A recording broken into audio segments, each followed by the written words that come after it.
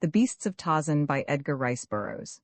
I kidnapped. The entire affair is shrouded in mystery, said Donat. I have it on the best of authority that neither the police nor the special agents of the general staff have the faintest conception of how it was accomplished.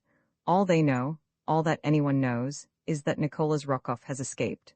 John Clayton, Lord Greystoke, he who had been Tarzan of the Apes, sat in silence in the apartments of his friend, Lieutenant Paul Donat, in Paris, gazing meditatively at the toe of his immaculate boot. His mind revolved many memories, recalled by the escape of his archenemy from the French military prison to which he had been sentenced for life upon the testimony of the ape-man. He thought of the lengths to which Rokoff had once gone to compass his death, and he realized that what the man had already done would doubtless be as nothing by comparison with what he would wish and plot to do now that he was again free. Tarzan had recently brought his wife and infant son to London to escape the discomforts and dangers of the rainy season upon their vast estate in Uziri, the land of the savage Waziri warriors whose broad African domains the ape-man had once ruled. He had run across the channel for a brief visit with his old friend, but the news of the Russians' escape had already cast a shadow upon his outing, so that though he had but just arrived, he was already contemplating an immediate return to London. "It is not that I fear for myself, Paul," he said at last. "Many times in the past have I thwarted Rokoff's designs upon my life, but now there are others to consider. Unless I misjudge the man, he would more quickly strike at me through my wife or son than directly at me, for he doubtless realizes that in no other way could he inflict greater anguish upon me. I must go back to them at once and remain with them until Rokoff is recaptured or dead." As these two talked in Paris, two other men were talking together in a little cottage upon the outskirts of London. Both were dark, sinister-looking men. One was bearded, but the other, whose face wore the pallor of long confinement within doors, had but a few days' growth of black beard upon his face. It was he who was speaking. "You must needs shave off that beard of yours, Alexis," he said to his companion. "With it he would recognize you on the instant. We must separate here in the hour, and when we meet again upon the deck of the Kincaid, let us hope that we shall have with us two honored guests who little anticipate the pleasant voyage we have planned for them. In 2 hours I should be upon my way to Dover with one of them, and by tomorrow night, if you follow my instructions carefully, you should arrive with the other, provided, of course, that he returns to London as quickly as I presume he will. There should be both profit and pleasure, as well as other good things to reward our efforts, my dear Alexis. Thanks to the stupidity of the French, they have gone to such lengths to conceal the fact of my escape for these many days, that I have had ample opportunity to work out every detail of our little adventure so carefully that there is little chance of the slightest hitch occurring to mar our prospects. And now goodbye, and good luck." 3 hours later a messenger mounted the steps to the apartment of Lieutenant Donat. "A telegram for Lord Greystoke," he said to the servant who answered his summons. "Is he here?" The man answered in the affirmative and, signing for the message, carried it within to Tarzan, who was already preparing to depart for London. Tarzan tore open the envelope, and as he read his face went white. "Read it, Paul," he said, handing the slip of paper to Donat. "It has come already." The Frenchman took the telegram, and read: "Jack stolen from the garden through complicity of new servant. Come at once. Jane." As Tarzan leaped from the roadster that had met him at the station and ran up the steps to his London town house, he was met at the door by a dry-eyed but almost frantic woman. Quickly, Jane Potter Clayton narrated all that she had been able to learn of the theft of the boy. The baby's nurse had been wheeling him in the sunshine on the walk before the house when a closed taxicab drew up at the corner of the street.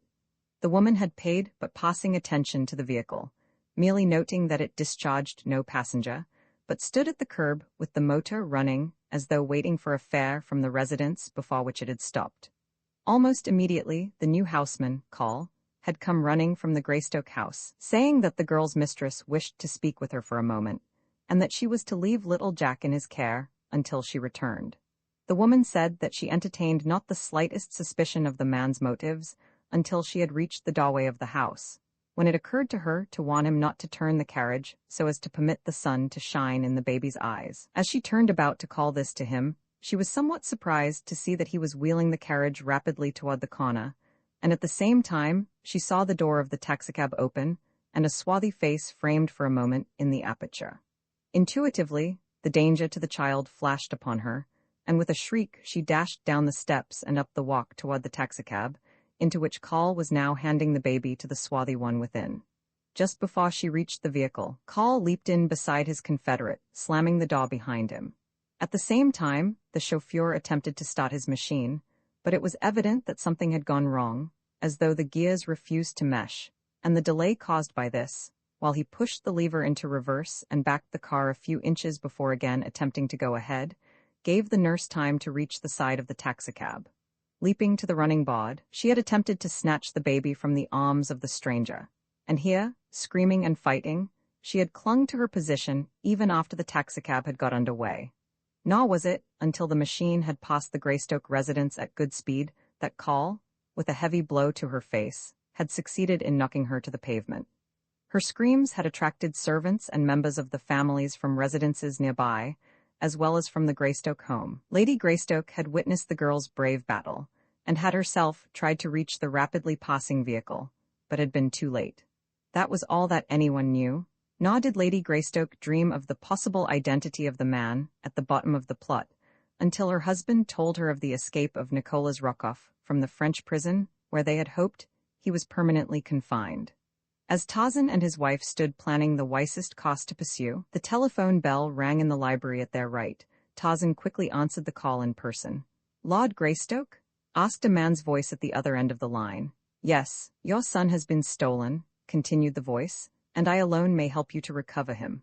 I am conversant with the plot of those who took him. In fact, I was a party to it, and was to share in the reward, but now they are trying to ditch me, and to be quits with them, I will aid you to recover him on condition that you will not prosecute me for my part in the crime. What do you say?"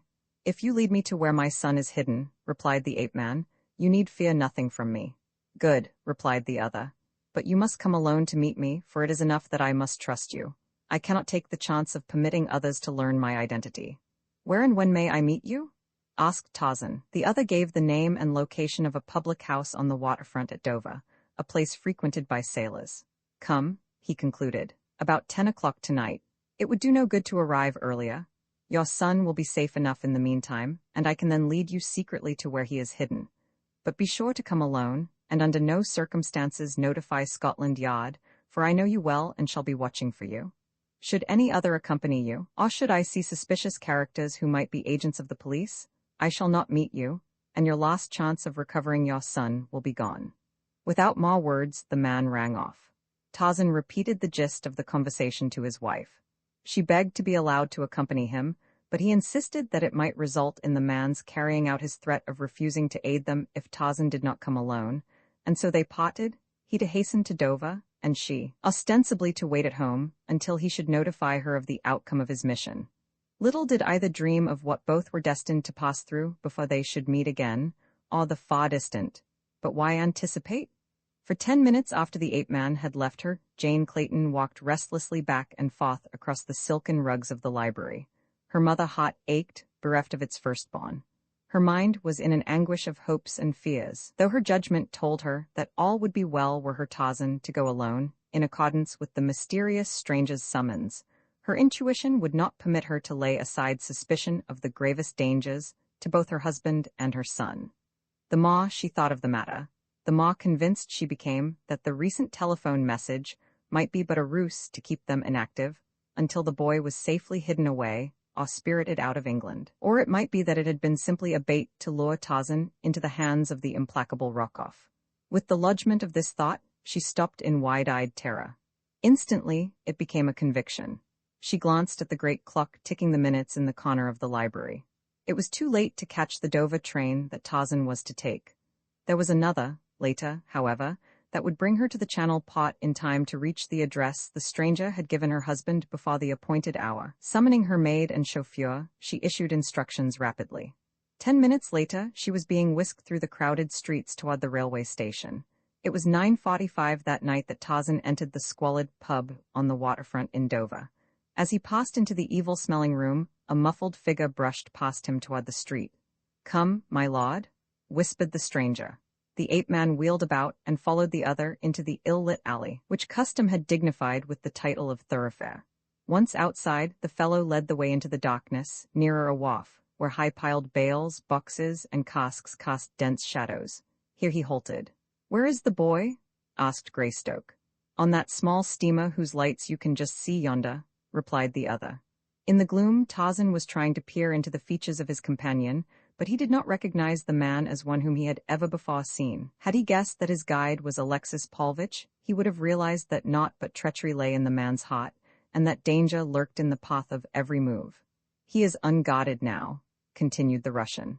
"Those who took him feel perfectly safe from detection, and with the exception of a couple of members of the crew, whom I have furnished with enough gin to silence them effectually for hours, there is none aboard the Kincaid. We can go aboard, get the child, and return without the slightest fear." Tarzan nodded. "Let's be about it then," he said. His guide led him to a small boat moored alongside the wharf. The two men entered, and Paulvitch pulled rapidly toward the steamer. The black smoke issuing from her funnel did not at the time make any suggestion to Tarzan's mind. All his thoughts were occupied with the hope that in a few moments he would again have his little son in his arms. At the steamer's side they found a monkey ladder dangling close above them, and up this the two men crept stealthily. Once on deck they hastened off to where the Russian pointed to a hatch. "The boy is hidden there," he said. "You had better go down after him, as there is less chance that he will cry in fright than should he find himself in the arms of a stranger. I will stand on guard here." So anxious was Tarzan to rescue the child that he gave not the slightest thought to the strangeness of all the conditions surrounding the Kincaid. That her deck was deserted, though she had steam up, and from the volume of smoke pouring from her funnel, was all ready to get under way, made no impression upon him. With the thought that in another instant he would fold that precious little bundle of humanity in his arms, the ape-man swung down into the darkness below. Scarcely had he released his hold upon the edge of the hatch than the heavy covering fell clattering above him. Instantly he knew that he was the victim of a plot, and that far from rescuing his son, he had himself fallen into the hands of his enemies. Though he immediately endeavored to reach the hatch and lift the cover, he was unable to do so. Striking a match, he explored his surroundings, finding that a little compartment had been partitioned off from the main hold, with the hatch above his head the only means of ingress or egress. It was evident that the room had been prepared for the very purpose of serving as a cell for himself. There was nothing in the compartment, and no other occupant. If the child was on board the Kincaid, he was confined elsewhere. For over 20 years, from infancy to manhood, the ape-man had roamed his savage jungle haunts without human companionship of any nature. He had learned at the most impressionable period of his life to take his pleasures and his sorrows as the beasts take theirs. So it was that he neither raved nor stormed against fate, but instead waited patiently for what might next befall him, though not by any means without an eye to doing the utmost to succor himself. To this end he examined his prison carefully, tested the heavy planking that formed its walls, and measured the distance of the hatch above him. And while he was thus occupied, there came suddenly to him the vibration of machinery and the throbbing of the propeller. The ship was moving. Where to and to what fate was it carrying him? And even as these thoughts passed through his mind, there came to his ears above the din of the engines that which caused him to go cold with apprehension. Clear and shrill from the deck above him rang the scream of a frightened woman. The Swede, as the warriors, clustered thick about Tarzan and Sheeta, realized that it was a flesh-and-blood panther that had interrupted their dance of death. They took heart a trifle, for in the face of all those circling spears, even the mighty Sheeta would be doomed. Rokov was urging the chief to have his spearmen launch their missiles, and the black was upon the instant of issuing the command, when his eyes strayed beyond Tarzan, following the gaze of the ape-man. With a yell of terror, the chief turned and fled toward the village gate, and as his people looked to see the cause of his fright, they too took to their heels. For there, lumbering down upon them, their huge forms exaggerated by the play of moonlight and campfire, came the hideous apes of Akut. The instant the natives turned to flee, the ape-man's savage cry rang out above the shrieks of the blacks, and in answer to it Sheeta and the apes leaped growling after the fugitives. Some of the warriors turned to battle with their enraged antagonists, but before the fiendish ferocity of the fierce beasts, they went down to bloody death. Others were dragged down in their flight, and it was not until the village was empty and the last of the blacks had disappeared into the bush that Tarzan was able to recall his savage pack to his side. Then it was that he discovered to his chagrin that he could not make one of them, not even the comparatively intelligent Akut, understand that he wished to be freed from the bonds that held him to the stake. In time, of course, the idea would filter through their thick skulls, but in the meanwhile many things might happen. The blacks might return in force to regain their village. The whites might readily pick them all off with their rifles from the surrounding trees. He might even starve to death before the dull-witted apes realized that he wished them to gnaw through his bonds. As for Sheeta, the great cat understood even less than the apes. But yet Tarzan could not but marvel at the remarkable characteristics this beast had evidenced. That it felt real affection for him, there seemed little doubt, for now that the blacks were disposed of, it walked slowly back and forth about the stake, rubbing its sides against the ape-man's legs and purring like a contented tabby. That it had gone of its own volition to bring the balance of the pack to his rescue, Tarzan could not doubt. His Sheeta was indeed a jewel among beasts. Mugambi's absence worried the ape-man not a little. He attempted to learn from Akut what had become of the black, fearing that the beasts, freed from the restraint of Tarzan's presence, might have fallen upon the man and devoured him. But to all his questions the great ape but pointed back in the direction from which they had come out of the jungle. The night passed with Tarzan still fast bound to the stake, and shortly after dawn, his fears were realized in the discovery of naked black figures moving stealthily just within the edge of the jungle about the village. The blacks were returning. With daylight, their courage would be equal to the demands of a charge upon the handful of beasts that had routed them from their rightful abodes. The result of the encounter seemed foregone if the savages could curb their superstitious terror, for against their overwhelming numbers, their long spears and poisoned arrows, the panther and the apes could not be expected to survive a really determined attack. That the blacks were preparing for a charge became apparent a few moments later, when they commenced to show themselves in force upon the edge of the clearing, dancing and jumping about, as they waved their spears and shouted taunts and fierce walkeries toward the village. These maneuvers Tarzan knew would continue until the blacks had worked themselves into a state of hysterical courage sufficient to sustain them for a short charge toward the village. And even though he doubted that they would reach it at the first attempt, he believed that at the second or the third they would swarm through the gateway, when the outcome could not be aught than the extermination of Tarzan's bold, but unarmed and undisciplined, defenders. Even as he had guessed, the first charge carried the howling warriors but a short distance into the open, a shrill, weird challenge from the ape-man being all that was necessary to send them scurrying back to the bush. For half an hour they pranced and yelled their courage to the sticking point, and again essayed a charge. This time they came quite to the village gate, but when Sheeta and the hideous apes leaped among them, they turned screaming in terror, and again fled to the jungle. Again was the dancing and shouting repeated. This time Tarzan felt no doubt they would enter the village, and complete the work that a handful of determined white men would have carried to a successful conclusion at the first attempt. To have rescue come so close only to be thwarted, because he could not make his poor, savage friends understand precisely what he wanted of them, was most irritating, but he could not find it in his heart to place blame upon them. They had done their best, and now he was sure they would doubtless remain to die with him in a fruitless effort to defend him. The blacks were already preparing for the charge. A few individuals had advanced a short distance toward the village and were exhorting the others to follow them. In a moment, the whole savage horde would be racing across the clearing. Tarzan thought only of the little child somewhere in this cruel, relentless wilderness. His heart ached for the son that he might no longer seek to save. That and the realization of Jane's suffering were all that weighed upon his brave spirit in these that he thought his last moments of life. Succor, all that he could hope for, had come to him in the instant of his extremity, and failed. There was nothing further for which to hope. The blacks were halfway across the clearing when Tarzan's attention was attracted by the actions of one of the apes. The beast was glaring toward one of the huts. Tarzan followed his gaze. To his infinite relief and delight, he saw the stalwart form of Mugambi racing toward him. The huge black was panting heavily, as though from strenuous physical exertion and nervous excitement. He rushed to Tarzan's side, and as the first of the savages reached the village gate, the native's knife severed the last of the cords that bound Tarzan to the stake. In the street lay the corpses of the savages that had fallen before the pack the night before. From one of these Tarzan seized a spear and knob stick, and with Mugambi at his side and the snarling pack about him, he met the natives as they pawed through the gate. Fierce and terrible was the battle that ensued, but at last the savages were routed, more by terror, perhaps, at sight of a black man, and a white fighting in company with a panther and the huge, fierce apes of Akut, than because of their inability to overcome the relatively small force that opposed them. One prisoner fell into the hands of Tarzan.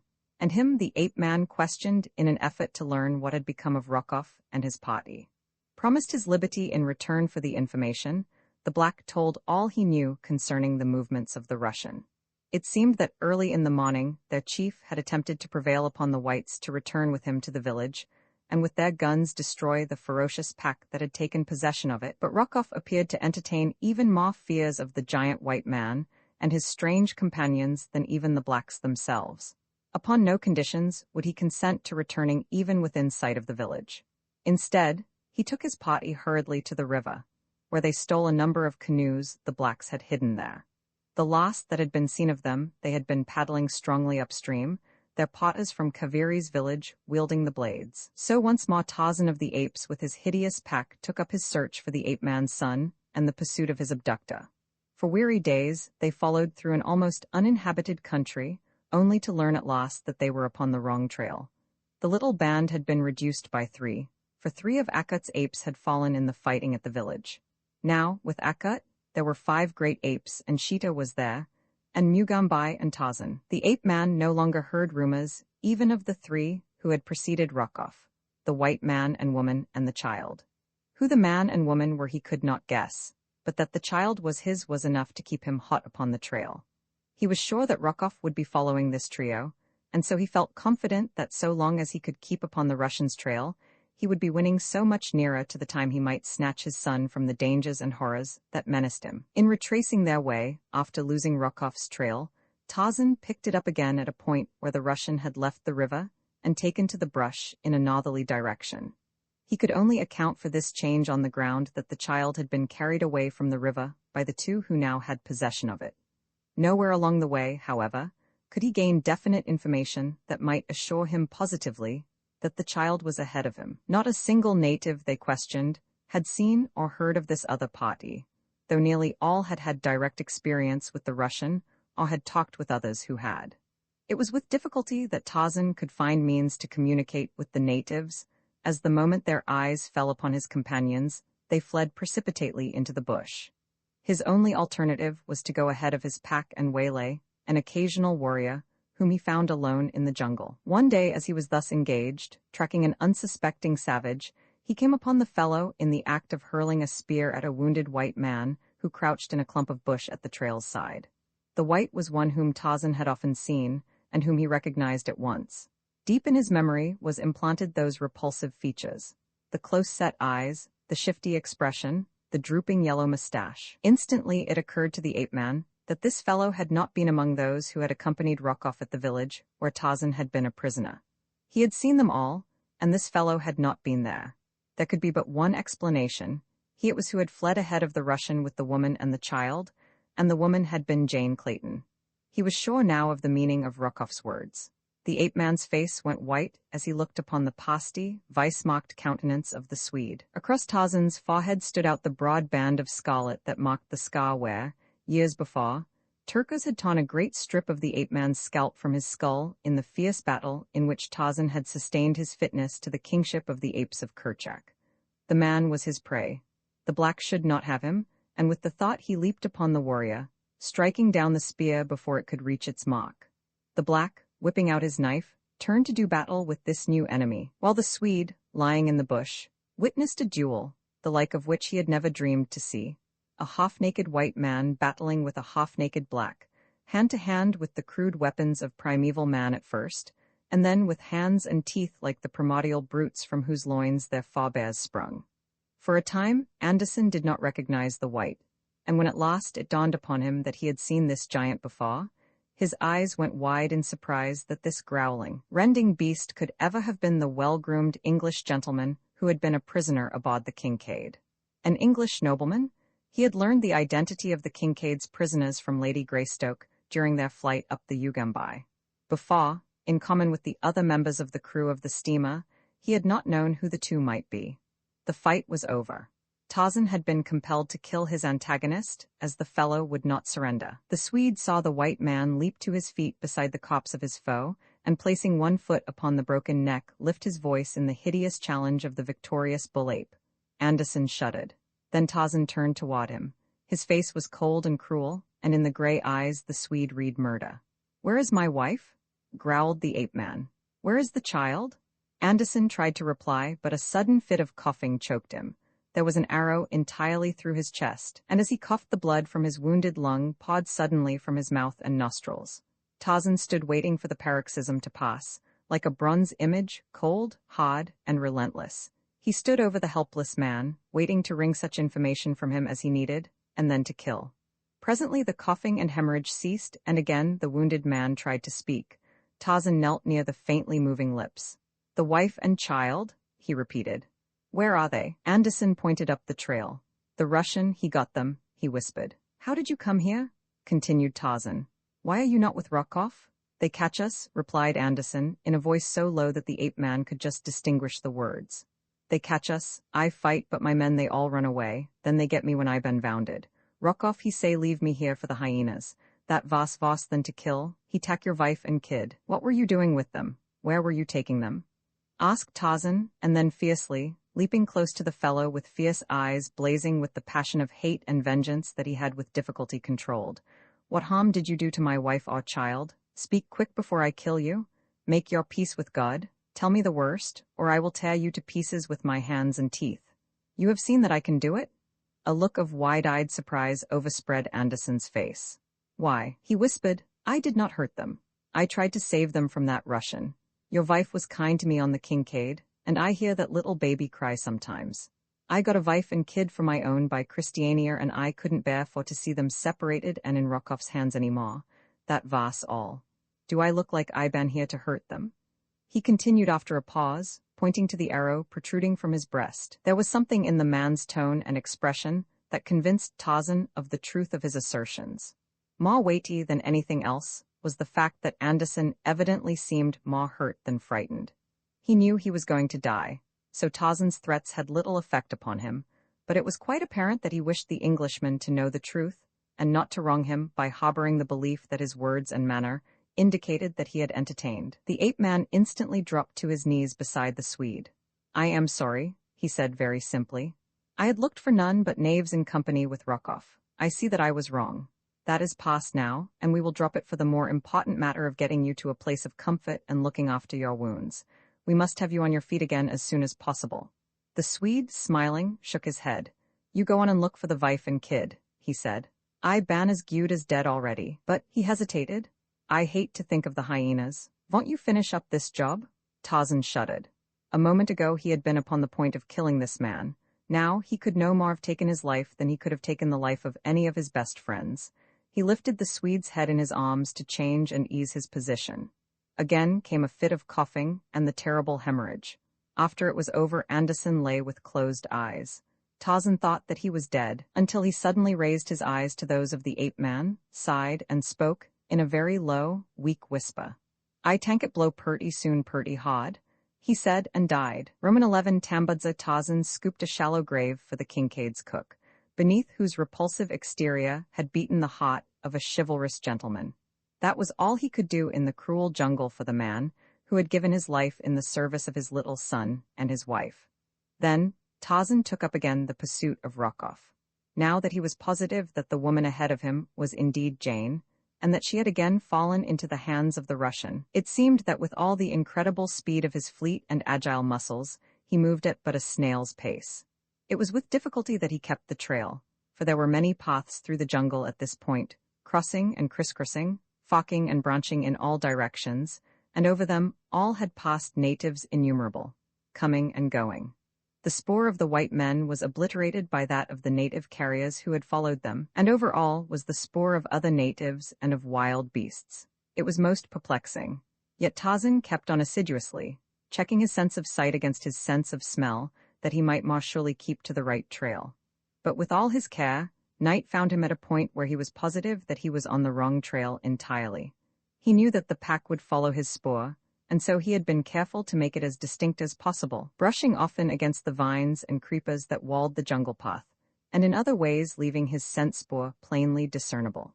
As darkness settled, a heavy rain set in, and there was nothing for the baffled ape-man to do but wait in the partial shelter of a huge tree until morning, but the coming of dawn brought no cessation of the torrential downpour. For a week the sun was obscured by heavy clouds, while violent rain and windstorms obliterated the last remnants of the spoor Tarzan constantly, though vainly sought. During all this time, he saw no signs of natives, nor of his own pack, the members of which he feared had lost his trail during the terrific storm. As the country was strange to him, he had been unable to judge his course accurately, since he had had neither sun by day nor moon, nor stars by night to guide him. When the sun at last broke through the clouds in the forenoon of the seventh day, it looked down upon an almost frantic ape-man. For the first time in his life, Tarzan of the Apes had been lost in the jungle. That the experience should have befallen him at such a time seemed cruel beyond expression.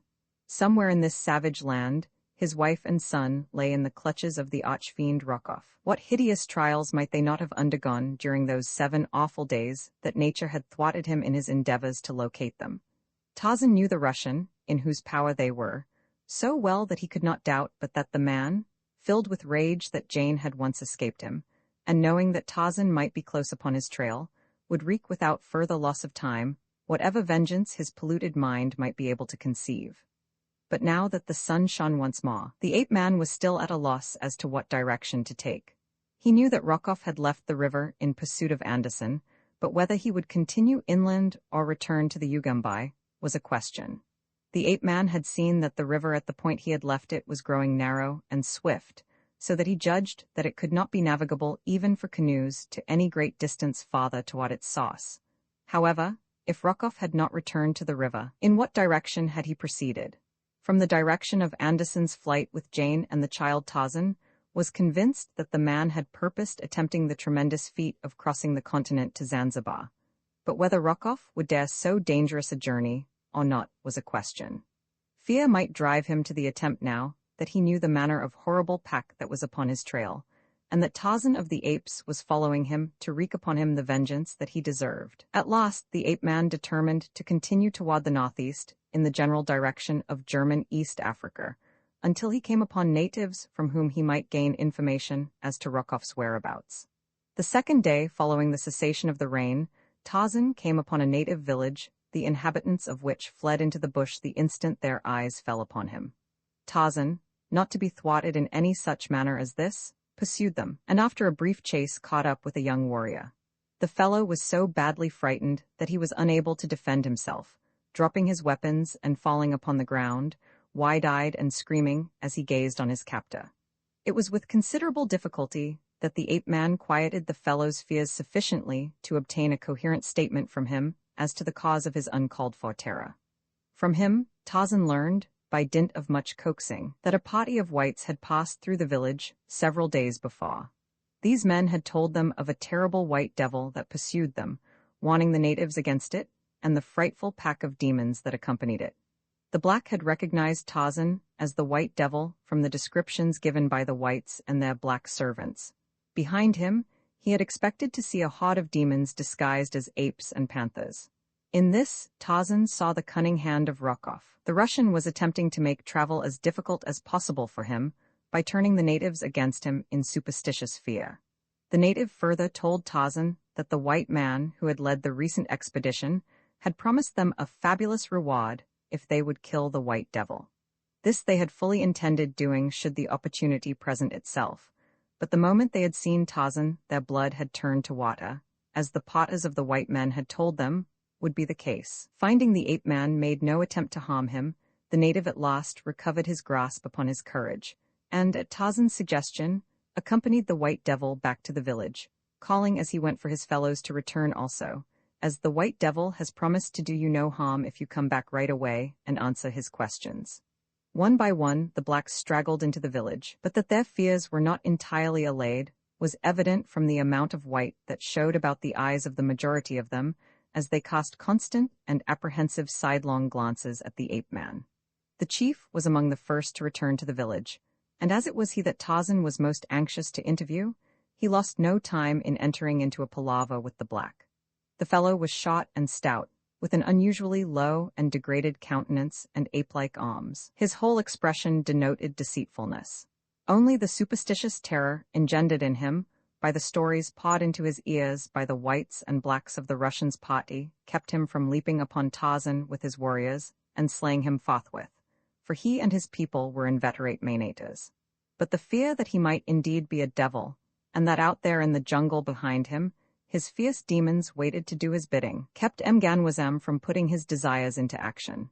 Tarzan questioned the fellow closely, and by comparing his statements with those of the young warrior, he had first talked with he learned that Rokov and his safari were in terror-stricken retreat in the direction of the far east coast. Many of the Russians' potters had already deserted him. In that very village he had hanged 5 for theft and attempted desertion.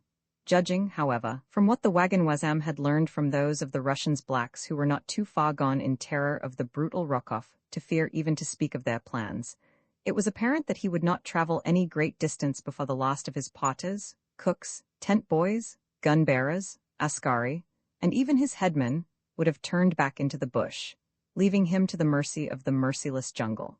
Mganwazam denied that there had been any white woman or child with the party of whites, but even as he spoke, Tarzan was convinced that he lied. Several times the ape-man approached the subject from different angles, but never was he successful in surprising the wily cannibal into a direct contradiction of his original statement that there had been no women or children with the party. Tarzan demanded food of the chief, and after considerable haggling on the part of the monarch, succeeded in obtaining a meal. He then tried to draw out others of the tribe, especially the young man whom he had captured in the bush, but Mganwazam's presence sealed their lips.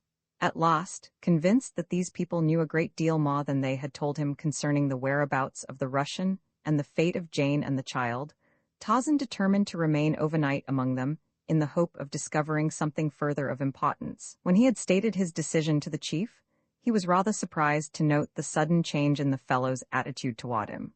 From apparent dislike and suspicion, Mganwazam became a most eager and solicitous host. Nothing would do but that the ape-man should occupy the best hut in the village, from which Mganwazam's oldest wife was forthwith summarily ejected, while the chief took up his temporary abode in the hut of one of his younger consorts. Had Tarzan chanced to recall the fact that a princely reward had been offered the blacks if they should succeed in killing him, he might have more quickly interpreted Mganwazam's sudden change in front. To have the white giant sleeping peacefully in one of his own huts would greatly facilitate the matter of earning the reward, and so the chief was urgent in his suggestions that Tarzan, doubtless being very much fatigued after his travels, should retire early to the comforts of the anything but inviting palace. As much as the ape-man detested the thought of sleeping within a native hut, he had determined to do so this night, on the chance that he might be able to induce one of the younger men to sit and chat with him before the fire that burned in the center of the smoke-filled dwelling, and from him draw the truths he sought. So Tarzan accepted the invitation of old Mganwazam, insisting, however, that he much preferred sharing a hut with some of the younger men rather than driving the chief's old wife out in the cold. The toothless old hag grinned her appreciation of this suggestion, and as the plan still better suited the chief's scheme, in that it would permit him to surround Tarzan with a gang of picked assassins, he readily assented, so that presently Tarzan had been installed in a hut close to the village gate. As there was to be a dance that night in honor of a band of recently returned hunters, Tarzan was left alone in the hut, the young men, as Mganwazam explained, having to take part in the festivities.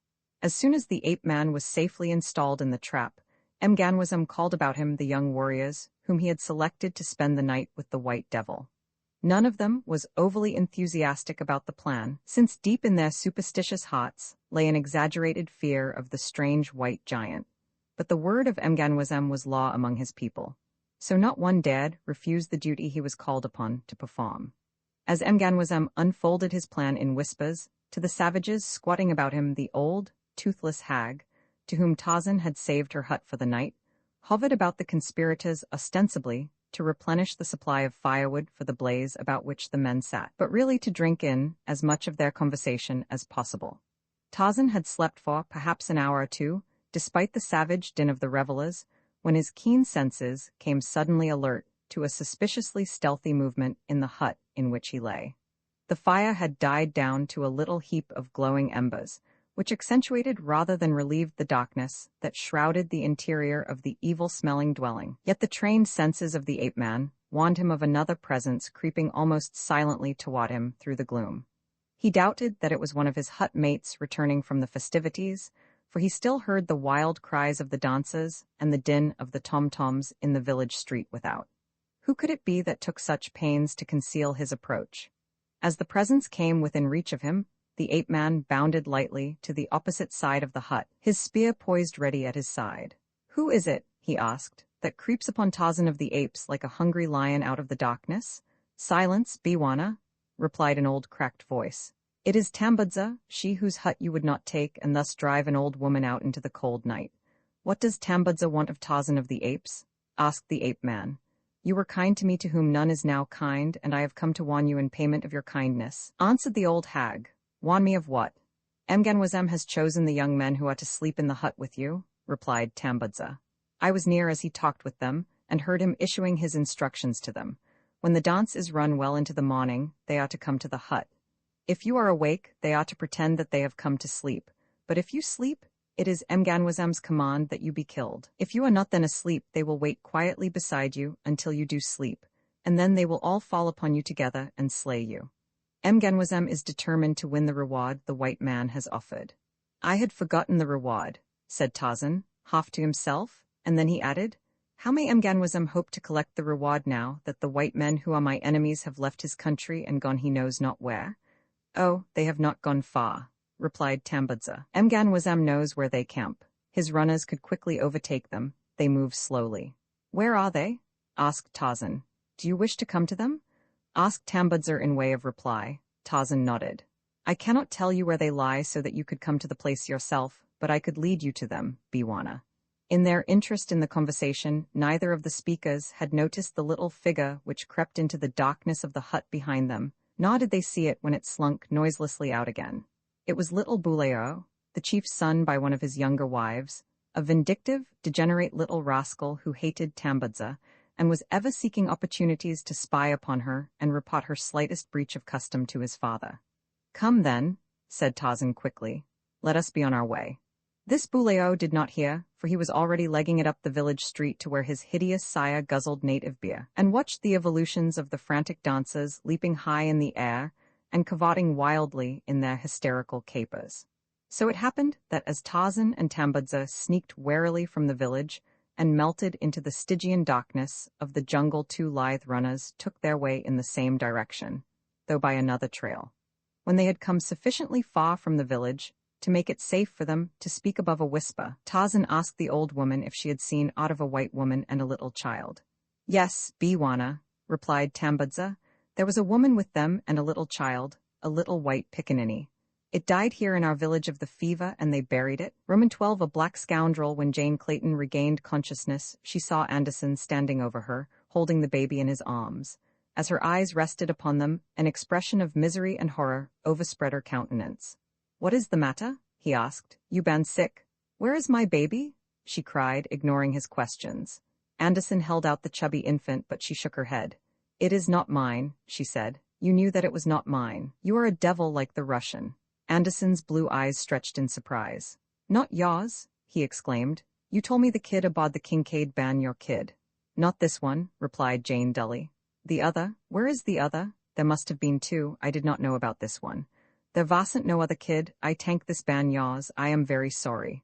Anderson fidgeted about, standing first on one foot and then upon the other. It was perfectly evident to Jane that he was honest in his protestations of ignorance of the true identity of the child. Presently the baby commenced to crow and bounce up and down in the Swede's arms, at the same time leaning forward with little hands outreaching toward the young woman. She could not withstand the appeal, and with a low cry, she sprang to her feet and gathered the baby to her breast. For a few minutes she wept silently, her face buried in the baby's soiled little dress. The first shock of disappointment that the tiny thing had not been her beloved Jack was giving way to a great hope that after all some miracle had occurred to snatch her baby from Rokoff's hands at the last instant before the Kincaid sailed from England. Then, too, there was the mute appeal of this wee waif alone and unloved in the midst of the horrors of the savage jungle. It was this thought more than any other that had sent her mother's heart out to the innocent babe, while still she suffered from disappointment that she had been deceived in its identity. "Have you no idea whose child this is?" she asked Anderson. The man shook his head. "Not now," he said. "If he ain't ban your kid, I don't know whose kid he do ban. Rokoff said it was yours. I tank he tank so too." What do we do with it now? I can't go back to the Kincaid. Rockoff would have me shot, but you can go back. I take you to the sea, and then some of these black men they take you to the ship, eh? No, no, cried Jane. Not for the world. I would rather die than fall into the hands of that man again. No, let us go on and take this poor little creature with us. If God is willing, we shall be saved in one way or another. So they again took up their flight through the wilderness, taking with them a half-dozen of the Masulas to carry provisions and the tents that Anderson had smuggled aboard the small boat in preparation for the attempted escape. The days and nights of torture that the young woman suffered were so merged into one long, unbroken nightmare of hideousness that she soon lost all track of time. Whether they had been wandering for days or years, she could not tell. The one bright spot in that eternity of fear and suffering was the little child whose tiny hands had long since fastened their softly groping fingers firmly about her heart. In a way, the little thing took the place and filled the aching void that the theft of her own baby had left. It could never be the same, of course, but yet, day by day, she found her mother-love, enveloping the waif more closely, until she sometimes sat with closed eyes, lost in the sweet imagining that the little bundle of humanity at her breast was truly her own. For some time, their progress inland was extremely slow. Word came to them from time to time through natives passing from the coast on hunting excursions that Rockoff had not yet guessed the direction of their flight. This, and the desire to make the journey as light as possible for the gently bred woman, kept Anderson to a slow advance of short and easy marches with many rests. The Swede insisted upon carrying the child while they traveled, and in countless other ways did what he could to help Jane Clayton conserve her strength. He had been terribly chagrined on discovering the mistake he had made in the identity of the baby, but once the young woman became convinced that his motives were truly chivalrous, she would not permit him longer to upbraid himself for the error that he could not by any means have avoided. At the close of each day's march, Anderson saw to the erection of a comfortable shelter for Jane and the child. Her tent was always pitched in the most favorable location. The thorn boma around it was the strongest and most impregnable that the Masula could construct. Her food was the best that their limited stores and the rifle of the Swede could provide, but the thing that touched her heart the closest was the gentle consideration and courtesy which the man always accorded her. That such nobility of character could lie beneath so repulsive an exterior never ceased to be a source of wonder and amazement to her, until it lost the innate chivalry of the man, and his unfailing kindliness and sympathy transformed his appearance in so far as Jane was concerned, until she saw only the sweetness of his character mirrored in his countenance. They had commenced to make a little better progress when word reached them that Rockoff was but a few marches behind them, and that he had at last discovered the direction of their flight. It was then that Anderson took to the river, purchasing a canoe from a chief whose village lay a short distance from the Ugambai upon the bank of a tributary. Thereafter, the little party of fugitives fled up the broad Ugambai, and so rapid had their flight become that they no longer received word of their pursuers. At the end of canoe navigation upon the river, they abandoned their canoe and took to the jungle. Here progress became at once arduous, slow, and dangerous. The second day after leaving the Ugambai, the baby fell ill with fever. Anderson knew what the outcome must be, but he had not the heart to tell Jane Clayton the truth, for he had seen that the young woman had come to love the child almost as passionately as though it had been her own flesh and blood. As the baby's condition precluded farther advance, Anderson withdrew a little from the main trail he had been following and built a camp in a natural clearing on the bank of a little river. Here Jane devoted her every moment to caring for the tiny sufferer, and as though her sorrow and anxiety were not all that she could bear, a further blow came with the sudden announcement of one of the Masula Potters who had been foraging in the jungle adjacent that Rockoff and his party were camped quite close to them, and were evidently upon their trail to this little nook which all had thought so excellent a hiding place. This information could mean but one thing, and that they must break camp and fly onward regardless of the baby's condition. Jane Clayton knew the traits of the Russian well enough to be positive that he would separate her from the child the moment that he recaptured them, and she knew that separation would mean the immediate death of the baby. As they stumbled forward through the tangled vegetation, along an old and almost overgrown game trail, the Masula Pottas deserted them one by one. The men had been staunch enough in their devotion and loyalty as long as they were in no danger of being overtaken by the Russian and his party.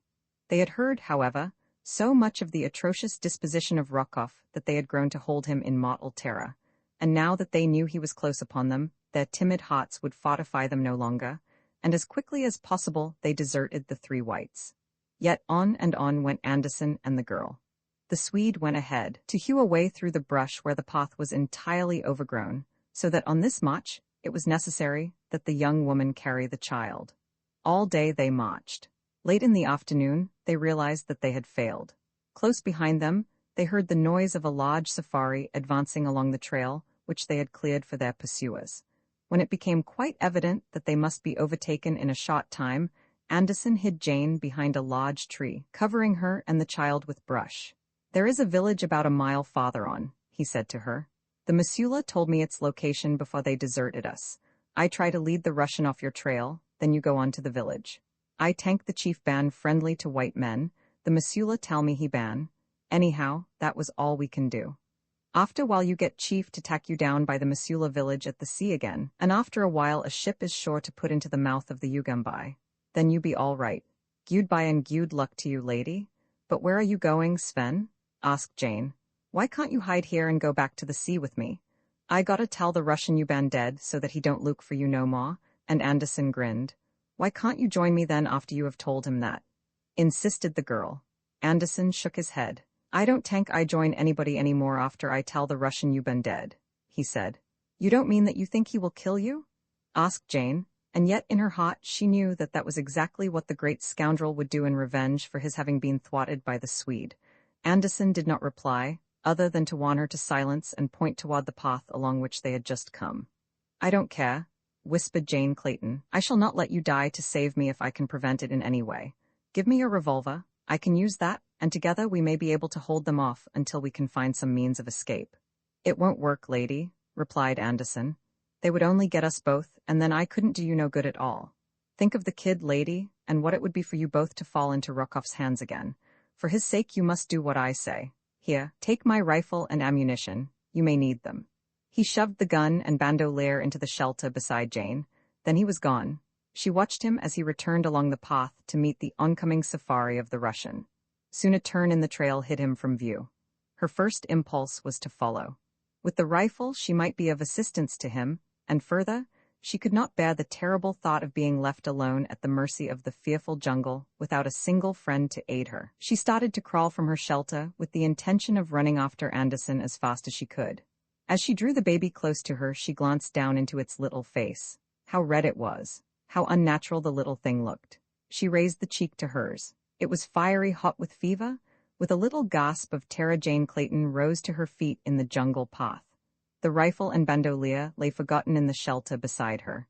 Anderson was forgotten, and Rokov, and her great peril. All that rioted through her fear-mad brain was the fearful fact that this little, helpless child was stricken with the terrible jungle fever, and that she was helpless to do aught to allay its sufferings that were sure to come during ensuing intervals of partial consciousness. Her one thought was to find someone who could help her, some woman who had had children of her own, and with the thought came recollection of the friendly village of which Anderson had spoken. If she could but reach it, in time. There was no time to be lost. Like a startled antelope, she turned and fled up the trail in the direction Anderson had indicated. From far behind came the sudden shouting of men, the sound of shots, and then silence. She knew that Anderson had met the Russian. A half-hour later she stumbled, exhausted, into a little thatched village. Instantly she was surrounded by men, women, and children.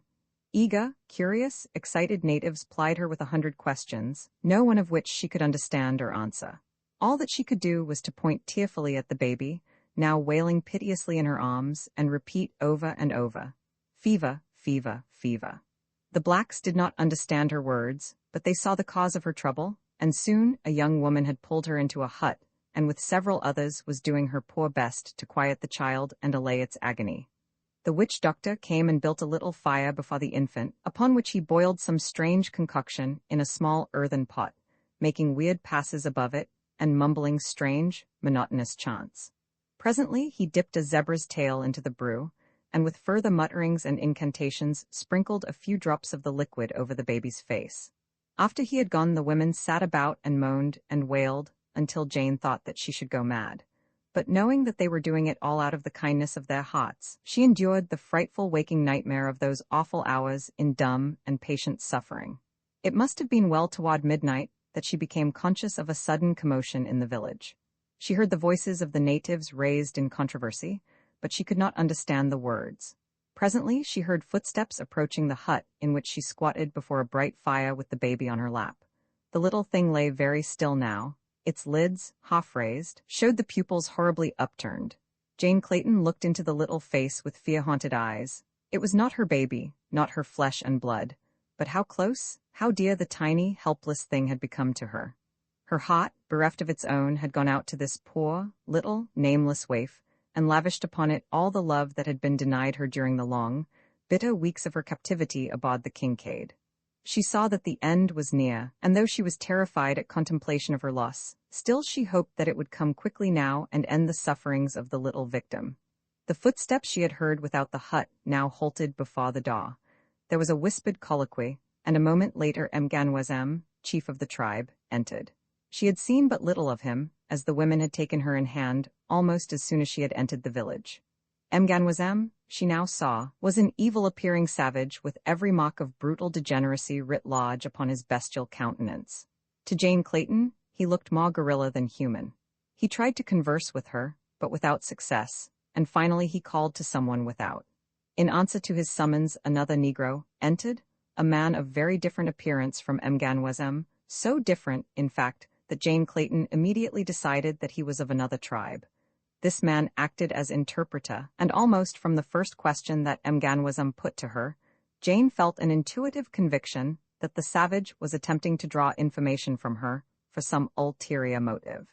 She thought it strange that the fellow should so suddenly have become interested in her plans, and especially in her intended destination when her journey had been interrupted at his village. Seeing no reason for withholding the information, she told him the truth, but when he asked if she expected to meet her husband at the end of the trip, she shook her head negatively. Then he told her the purpose of his visit, talking through the interpreter. "I have just learned," he said, "from some men who live by the side of the great water, that your husband followed you up the Ugambai for several marches, when he was at last set upon by natives and killed. Therefore I have told you this, that you might not waste your time in a long journey if you expected to meet your husband at the end of it, but instead could turn and retrace your steps to the coast." Jane thanked Mganwazam for his kindness, though her heart was numb with suffering at this new blow.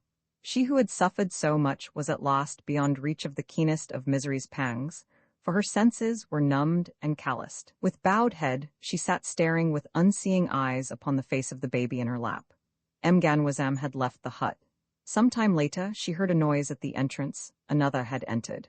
One of the women sitting opposite her threw a faggot upon the dying embers of the fire between them. With a sudden flare, it burst into renewed flame, lighting up the hut's interior as though by magic. The flame disclosed to Jane Clayton's horrified gaze that the baby was quite dead. How long it had been so she could not guess. A choking lump rose to her throat, her head drooped in silent misery upon the little bundle that she had caught suddenly to her breast. For a moment the silence of the hut was unbroken. Then the native woman broke into a hideous wail. A man coughed close before Jane Clayton and spoke her name. With a start, she raised her eyes to look into the sardonic countenance of Nicholas Rockoff. Roman 13 escaped for a moment. Rockoff stood sneering down upon Jane Clayton, then his eyes fell to the little bundle in her lap. Jane had drawn one corner of the blanket over the child's face, so that to one who did not know the truth it seemed but to be sleeping. "You have gone to a great deal of unnecessary trouble," said Rockoff, "to bring the child to this village. If you had attended to your own affairs, I should have brought it here myself. You would have been spared the dangers and fatigue of the journey. But I suppose I must thank you for relieving me of the inconvenience of having to care for a young infant on the march.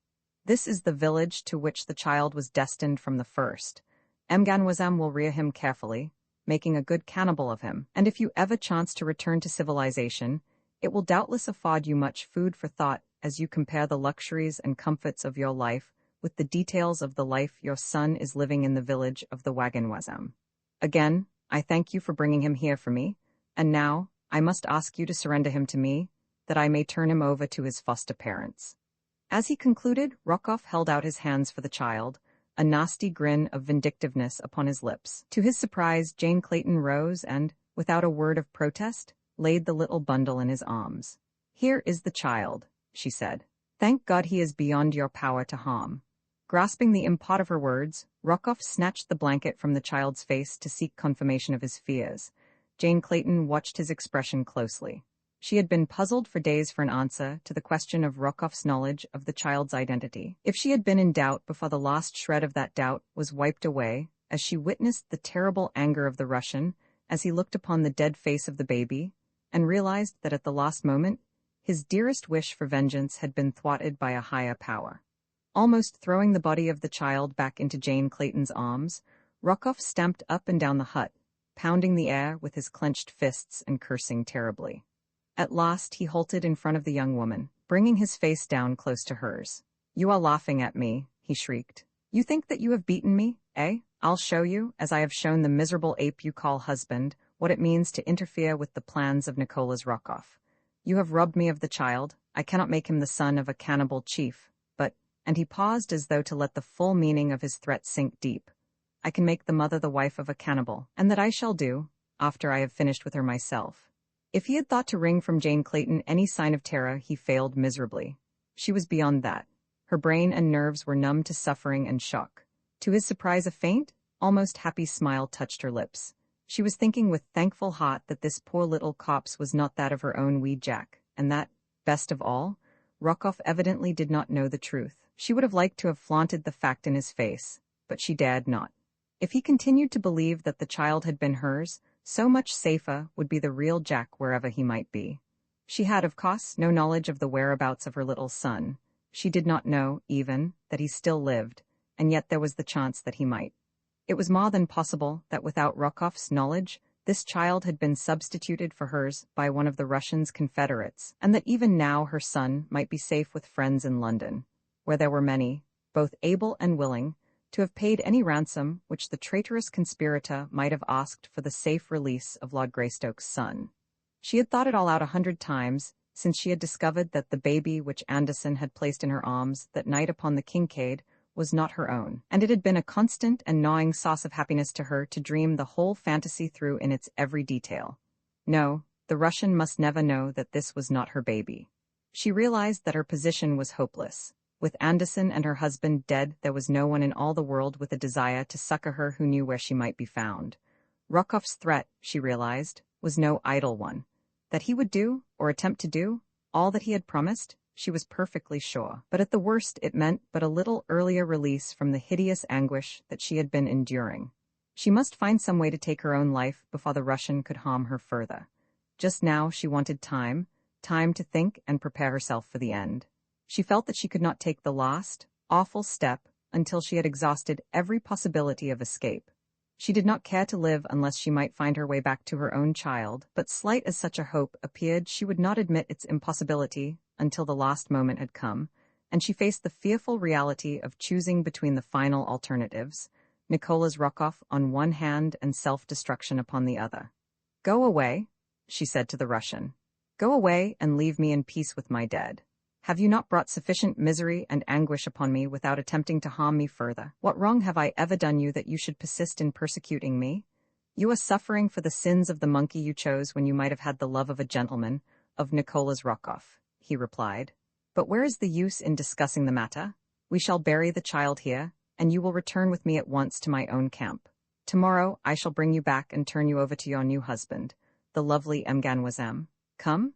He reached out for the child. Jane, who was on her feet now, turned away from him.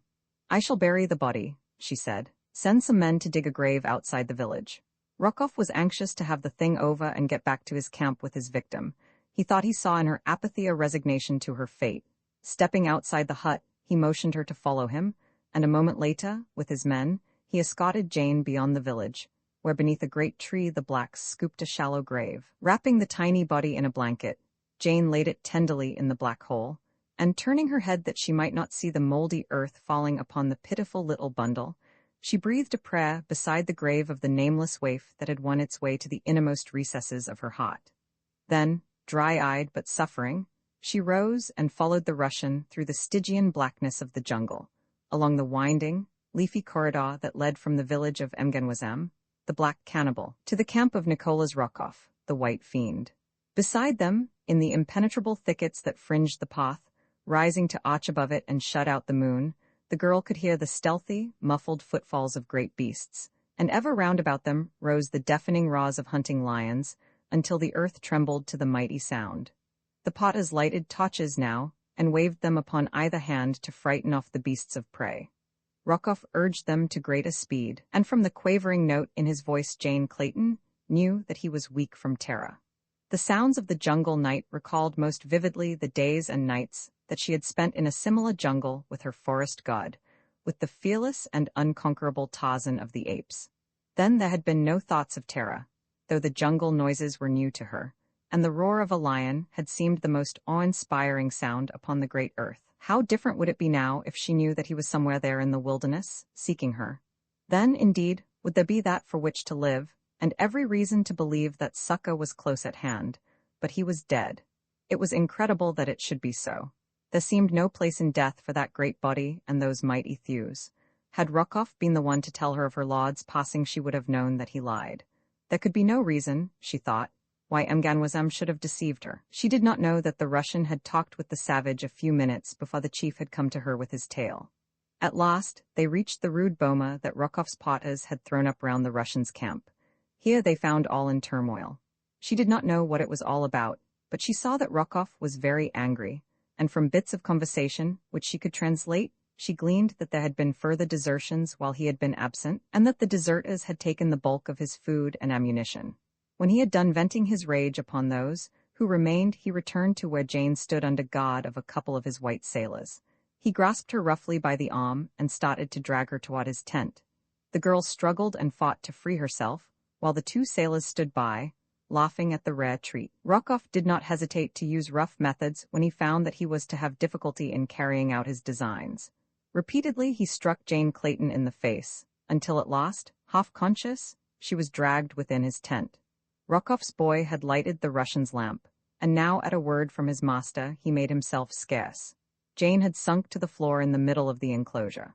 Slowly, her numbed senses were returning to her, and she was commencing to think very fast indeed. Quickly her eyes ran round the interior of the tent, taking in every detail of its equipment and contents. Now the Russian was lifting her to her feet and attempting to drag her to the camp cot that stood at one side of the tent. At his belt hung a heavy revolver. Jane Clayton's eyes riveted themselves upon it.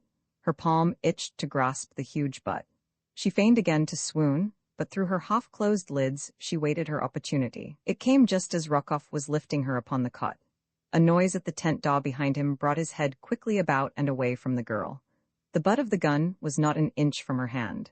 With a single, lightning-like move, she snatched the weapon from its holster, and at the same instant Rokov turned back toward her, realizing his peril. She did not dare fire for fear the shot would bring his people about him, and with Rokov dead, she would fall into hands no better than his, and to a fate probably even worse than he alone could have imagined. The memory of the two brutes who stood and laughed as Rokov struck her was still vivid. As the rage and fear-filled countenance of the Slav turned toward her, Jane Clayton raised the heavy revolver high above the pasty face, and with all her strength dealt the man a terrific blow between the eyes. Without a sound, he sank, limp and unconscious, to the ground. A moment later, the girl stood beside him, for a moment at least free from the menace of his lust. Outside the tent she again heard the noise that had distracted Rokov's attention. What it was she did not know, but, fearing the return of the servant and the discovery of her deed, she stepped quickly to the camp table upon which burned the oil lamp and extinguished the smudgy, evil-smelling flame. In the total darkness of the interior, she paused for a moment to collect her wits and plan for the next step in her venture for freedom. About her was a camp of enemies. Beyond these foes, a black wilderness of savage jungle peopled by hideous beasts of prey, and still more hideous human beasts. There was little or no chance that she could survive even a few days of the constant dangers that would confront her there, but the knowledge that she had already passed through so many perils unscathed, and that somewhere out in the faraway world, a little child was doubtless at that very moment crying for her, filled her with determination to make the effort to accomplish the seemingly impossible and cross that awful land of horror in search of the sea and the remote chance of succor she might find there. Rokoff's tent stood almost exactly in the center of the boma. Surrounding it were the tents and shelters of his white companions and the natives of his safari. To pass through these and find egress through the boma seemed a task too fraught with insurmountable obstacles to warrant even the slightest consideration, and yet there was no other way. To remain in the tent until she should be discovered would be to set at naught all that she had risked to gain her freedom, and so, with stealthy step and every sense alert, she approached the back of the tent to set out upon the first stage of her adventure. Groping along the rear of the canvas wall, she found that there was no opening there. Quickly she returned to the side of the unconscious Russian. In his belt, her groping fingers came upon the hilt of a long hunting knife, and with this she cut a hole in the back wall of the tent. Silently she stepped without. To her immense relief, she saw that the camp was apparently asleep. In the dim and flickering light of the dying fires, she saw but a single sentry, and he was dozing upon his haunches at the opposite side of the enclosure. Keeping the tent between him and herself, she crossed between the small shelters of the native potters to the boma wall beyond. Outside, in the darkness of the tangled jungle, she could hear the roaring of lions, the laughing of hyenas, and the countless, nameless noises of the midnight jungle. For a moment she hesitated, trembling. The thought of the prowling beasts out there in the darkness was appalling. Then, with a sudden brave toss of her head, she attacked the thorny boma wall with her delicate hands. Torn and bleeding though they were, she worked on breathlessly until she had made an opening through which she could worm her body, and at last she stood outside the enclosure. Behind her lay a fate worse than death at the hands of human beings. Before her lay an almost certain fate, but it was only death, sudden, merciful, and honorable death. Without a tremor and without regret she darted away from the camp, and a moment later the mysterious jungle had closed about her. Roman 14 alone in the jungle Tambudza, leading Tarzan of the apes toward the camp of the Russian, moved very slowly along the winding jungle path, for she was old and her legs stiff with rheumatism. So it was that the runners dispatched by Mganwazam to warn Rokoff that the white giant was in his village, and that he would be slain that night reached the Russians' camp before Tarzan and his ancient guide had covered half the distance. The guides found the white man's camp in a turmoil. Rokoff had that morning been discovered stunned and bleeding within his tent. When he had recovered his senses and realized that Jane Clayton had escaped, his rage was boundless. Rushing about the camp with his rifle, he had sought to shoot down the native sentries who had allowed the young woman to elude their vigilance, but several of the other whites, realizing that they were already in a precarious position, owing to the numerous desertions that Rokoff's cruelty had brought about, seized and disarmed him. Then came the messengers from Mganwazam, but scarce had they told their story and Rokoff was preparing to depart with them for their village when other runners, panting from the exertions of their swift flight through the jungle, rushed breathless into the firelight, crying that the great white giant had escaped from Mganwazam and was already on his way to wreak vengeance against his enemies. Instantly confusion reigned within the encircling boma. The blacks belonging to Rokoff's safari were terror-stricken at the thought of the proximity of the white giant who hunted through the jungle with a fierce pack of apes and panthers at his heels. Before the whites realized what had happened, the superstitious fears of the natives had sent them scurrying into the bush, their own carriers as well as the messengers from Mganwazam. But even in their haste, they had not neglected to take with them every article of value upon which they could lay their hands. Thus Rokoff and the 7 white sailors found themselves deserted and robbed in the midst of a wilderness. The Russian, following his usual custom, berated his companions, laying all the blame upon their shoulders for the events which had led up to the almost hopeless condition in which they now found themselves. But the sailors were in no mood to brook his insults and his cursing. In the midst of this tirade, one of them drew a revolver and fired point-blank at the Russian. The fellow's aim was poor, but his act so terrified Rokoff that he turned and fled for his tent.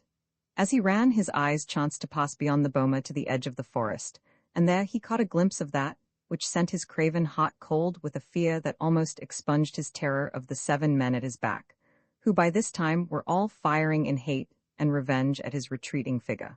What he saw was the giant figure of an almost naked white man emerging from the bush. Darting into his tent, the Russian did not halt in his flight, but kept right on through the rear wall, taking advantage of the long slit that Jane Clayton had made the night before.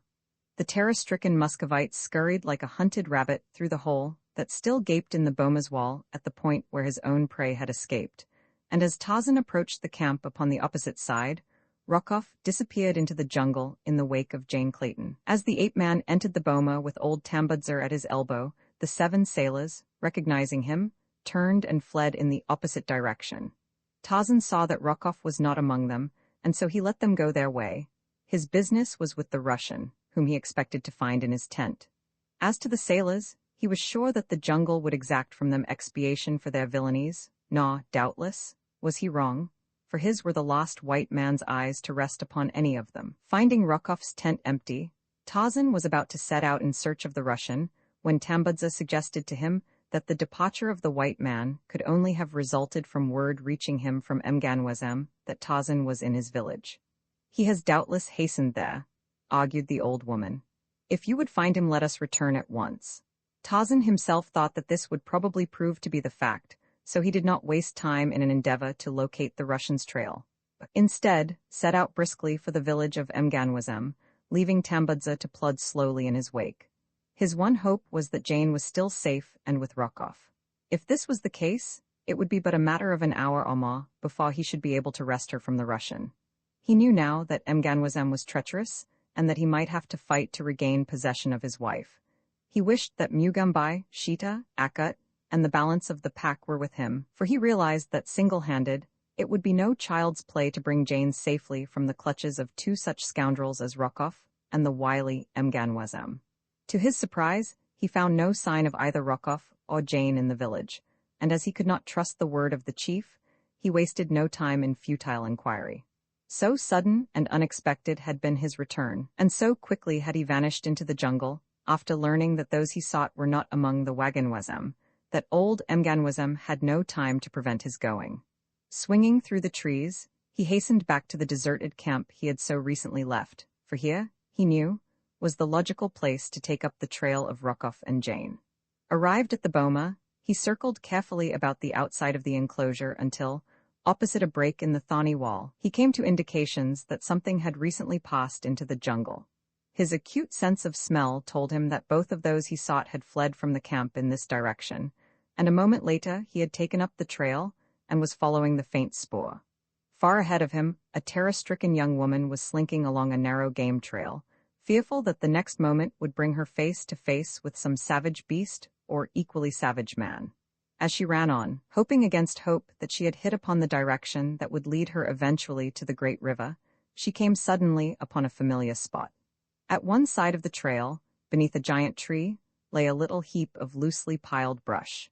To her dying day, that little spot of jungle would be indelibly impressed upon her memory. It was where Anderson had hidden her, where he had given up his life in the vain effort to save her from Rockoff. At sight of it, she recalled the rifle and ammunition that the man had thrust upon her at the last moment. Until now, she had forgotten them entirely. Still clutched in her hand was the revolver she had snatched from Rockoff's belt, but that could contain at most not over 6 cartridges. Not enough to furnish her with food and protection, both on the long journey to the sea. With bated breath, she groped beneath the little mound, scarce daring to hope that the treasure remained where she had left it, but to her infinite relief and joy, her hand came at once upon the barrel of the heavy weapon, and then upon the bandolier of cartridges. As she threw the latter about her shoulder, and felt the weight of the big game gun in her hand, a sudden sense of security suffused her. It was with new hope, and a feeling almost of assured success that she again set forward upon her journey.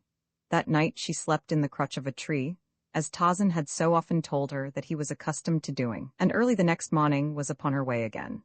Late in the afternoon, as she was about to cross a little clearing, she was startled at the sight of a huge ape coming from the jungle upon the opposite side. The wind was blowing directly across the clearing between them, and Jane lost no time in putting herself downwind from the huge creature.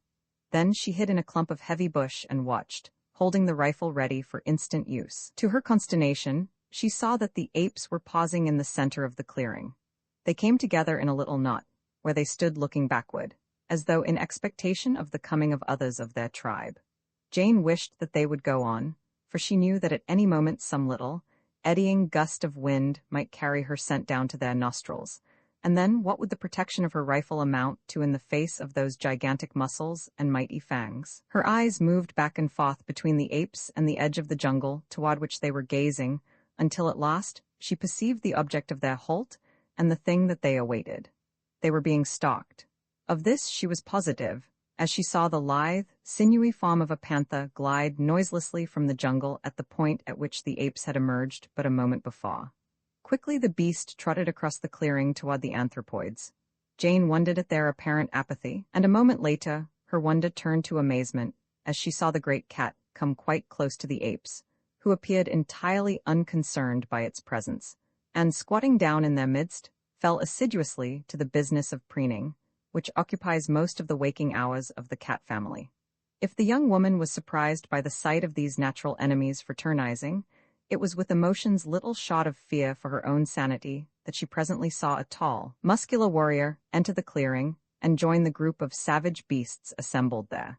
At first sight of the man, she had been positive that he would be torn to pieces, and she had half risen from her shelter, raising her rifle to her shoulder to do what she could to avert the man's terrible fate. Now she saw that he seemed actually conversing with the beasts, issuing orders to them. Presently the entire company filed on across the clearing and disappeared in the jungle upon the opposite side. With a gasp of mingled incredulity and relief, Jane Clayton staggered to her feet and fled on away from the terrible horde that had just passed her, while a half-mile behind her another individual, following the same trail as she, lay frozen with terror behind an anthill as the hideous band passed quite close to him. This one was Rockoff, but he had recognized the members of the awful aggregation as allies of Tarzan of the Apes. No sooner, therefore, had the beasts passed him than he rose and raced through the jungle as fast as he could go, in order that he might put as much distance as possible between himself and these frightful beasts. So it happened that as Jane Clayton came to the bank of the river, down which she hoped to float to the ocean and eventual rescue, Nicola's Rockoff was but a short distance in her rear. Upon the bank the girl saw a great dugout drawn halfway from the water and tied securely to a nearby tree. This, she felt, would solve the question of transportation to the sea could she but launch the huge, unwieldy craft. Unfastening the rope that had moored it to the tree, Jane pushed frantically upon the bow of the heavy canoe, but for all the results that were apparent, she might as well have been attempting to shove the earth out of its orbit. She was about winded when it occurred to her to try working the dugout into the stream by loading the stern with ballast, and then rocking the bow back and forth along the bank, until the craft eventually worked itself into the river. There were no stones or rocks available, but along the shore she found quantities of driftwood deposited by the river at a slightly higher stage. These she gathered and piled far in the stern of the boat, until at last, to her immense relief, she saw the bow rise gently from the mud of the bank, and the stern drift slowly with the current, until it again lodged a few feet farther downstream.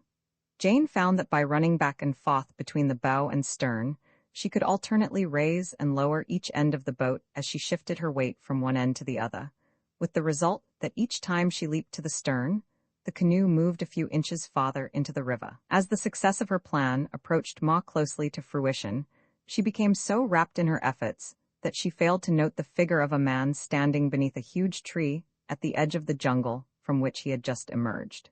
He watched her and her labors with a cruel and malicious grin upon his swarthy countenance. The boat at last became so nearly free of the retarding mud and of the bank that Jane felt positive that she could pull it off into deeper water with one of the paddles which lay in the bottom of the rude craft. With this end in view, she seized upon one of these implements and had just plunged it into the river bottom close to the shore when her eyes happened to rise to the edge of the jungle. As her gaze fell upon the figure of the man, a little cry of terror rose to her lips. It was Rockoff. He was running toward her now, and shouting to her to wait, or he would shoot, though as he was entirely unarmed, it was difficult to discover just how he intended making good his threat. Jane Clayton knew nothing of the various misfortunes that had befallen the Russian since she had escaped from his tent, so she believed that his followers must be close at hand. However, she had no intention of falling again into the man's clutches. She would rather die at once than that should happen to her. Another minute and the boat would be free. Once in the current of the river, she would be beyond Rockoff's power to stop her, for there was no other boat upon the shore, and no man, and certainly not the cowardly Rockoff, would dare to attempt to swim the crocodile-infested water in an effort to overtake her. Rockoff, on his part, was bent more upon escape than aught else. He would gladly have foregone any designs he might have had upon Jane Clayton, would she but permit him to share this means of escape that she had discovered. He would promise anything if she would let him come aboard the dugout, but he did not think that it was necessary to do so. He saw that he could easily reach the bow of the boat before it cleared the shaw, and then it would not be necessary to make promises of any sort. Not that Rockoff would have felt the slightest compunction in ignoring any promises he might have made the girl, but he disliked the idea of having to sue for favor with one who had so recently assaulted and escaped him. Already, he was gloating over the days and nights of revenge that would be his while the heavy dugout drifted its slow way to the ocean. Jane Clayton, working furiously to shove the boat beyond his reach, suddenly realized that she was to be successful, for with a little lurch the dugout swung quickly into the current, just as the Russian reached out to place his hand upon its bow. His fingers did not miss their goal by a half-dozen inches. The girl almost collapsed with the reaction from the terrific mental, physical, and nervous strain under which she had been laboring for the past few minutes. But, thank heaven, at last she was safe. Even as she breathed a silent prayer of thanksgiving, she saw a sudden expression of triumph lighten the features of the cursing Russian, and at the same instant he dropped suddenly to the ground, grasping firmly upon something which wriggled through the mud toward the water. Jane Clayton crouched, wide-eyed and horror-stricken, in the bottom of the boat as she realized that at the last instant success had been turned to failure, and that she was indeed again in the power of the malignant Rockoff. For the thing that the man had seen and grasped was the end of the trailing rope with which the dugout had been moored to the tree. Roman 15 down the Ugambai halfway between the Ugambai and the village of the Waganwazam, Tarzan came upon the pack, moving slowly along his old spoor. Mugambai could scarce believe that the trail of the Russian and the mate of his savage master had passed so close to that of the pack. It seemed incredible that two human beings should have come so close to them without having been detected by some of the marvelously keen and alert beasts. But Tarzan pointed out the spoor of the two he trailed, and at certain points the black could see that the man and the woman must have been in hiding as the pack passed them, watching every move of the ferocious creatures. It had been apparent to Tarzan from the first that Jane and Rockoff were not traveling together. The spoor showed distinctly that the young woman had been a considerable distance ahead of the Russian at first. Though the farther the ape-man continued along the trail, the more obvious it became that the man was rapidly overhauling his quarry. At first there had been the spoor of wild beasts over the footprints of Jane Clayton, while upon the top of all Rockoff's spoor showed that he had passed over the trail after the animals had left their records upon the ground. But later, there were fewer and fewer animal imprints occurring between those of Jane's and the Russian's feet, until as he approached the river, the ape-man became aware that Rockoff could not have been more than a few hundred yards behind the girl. He felt they must be close ahead of him now, and with a little thrill of expectation, he leaped rapidly forward ahead of the pack. Swinging swiftly through the trees, he came out upon the riverbank at the very point at which Rockoff had overhauled Jane, as she endeavored to launch the cumbersome dugout. In the mud along the bank, the ape-man saw the footprints of the two he sought, but there was neither boat nor people there when he arrived, nor, at first glance, any sign of their whereabouts. It was plain that they had shoved off a native canoe and embarked upon the bosom of the stream, and as the ape-man's eye ran swiftly down the course of the river beneath the shadows of the overarching trees he saw in the distance, just as it rounded a bend that shut it off from his view, a drifting dugout in the stern of which was the figure of a man. Just as the pack came in sight of the river, they saw their agile leader racing down the river's bank, leaping from hummock to hummock of the swampy ground that spread between them and a little promontory which rose just where the river curved inward from their sight. To follow him, it was necessary for the heavy, cumbersome apes to make a wide detour, and Sheeta, too, who hated water. Mugambai followed after them as rapidly as he could in the wake of the great white master. A half-hour of rapid traveling across the swampy neck of land and over the rising promontory brought Tarzan, by a shortcut, to the inward bend of the winding river, and there before him upon the bosom of the stream he saw the dugout, and in its stern Nikola's Rockoff. Jane was not with the Russian. At sight of his enemy, the broad scar upon the ape-man's brow burned scarlet, and there rose to his lips the hideous, bestial challenge of the bull-ape.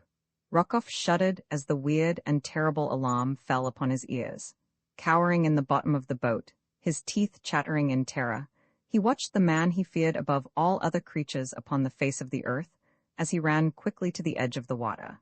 Even though the Russian knew that he was safe from his enemy, The very sight of him threw him into a frenzy of trembling cowardice, which became frantic hysteria as he saw the white giant dive fearlessly into the forbidding waters of the tropical river. With steady, powerful strokes, the ape-man forged out into the stream toward the drifting dugout. Now Rokov seized one of the paddles lying in the bottom of the craft, and, with terror-wide eyes still glued upon the living death that pursued him, struck out madly in an effort to augment the speed of the unwieldy canoe. And from the opposite bank, a sinister ripple, unseen by either man, moved steadily toward the half-naked swimmer. Tarzan had reached the stern of the craft at last. One hand upstretched grasped the gunwale. Rokov sat frozen with fear, unable to move a hand or foot, his eyes riveted upon the face of his nemesis. Then a sudden commotion in the water behind the swimmer caught his attention. He saw the ripple, and he knew what caused it. At the same instant, Tarzan felt mighty jaws close upon his right leg. He tried to struggle free and raise himself over the side of the boat.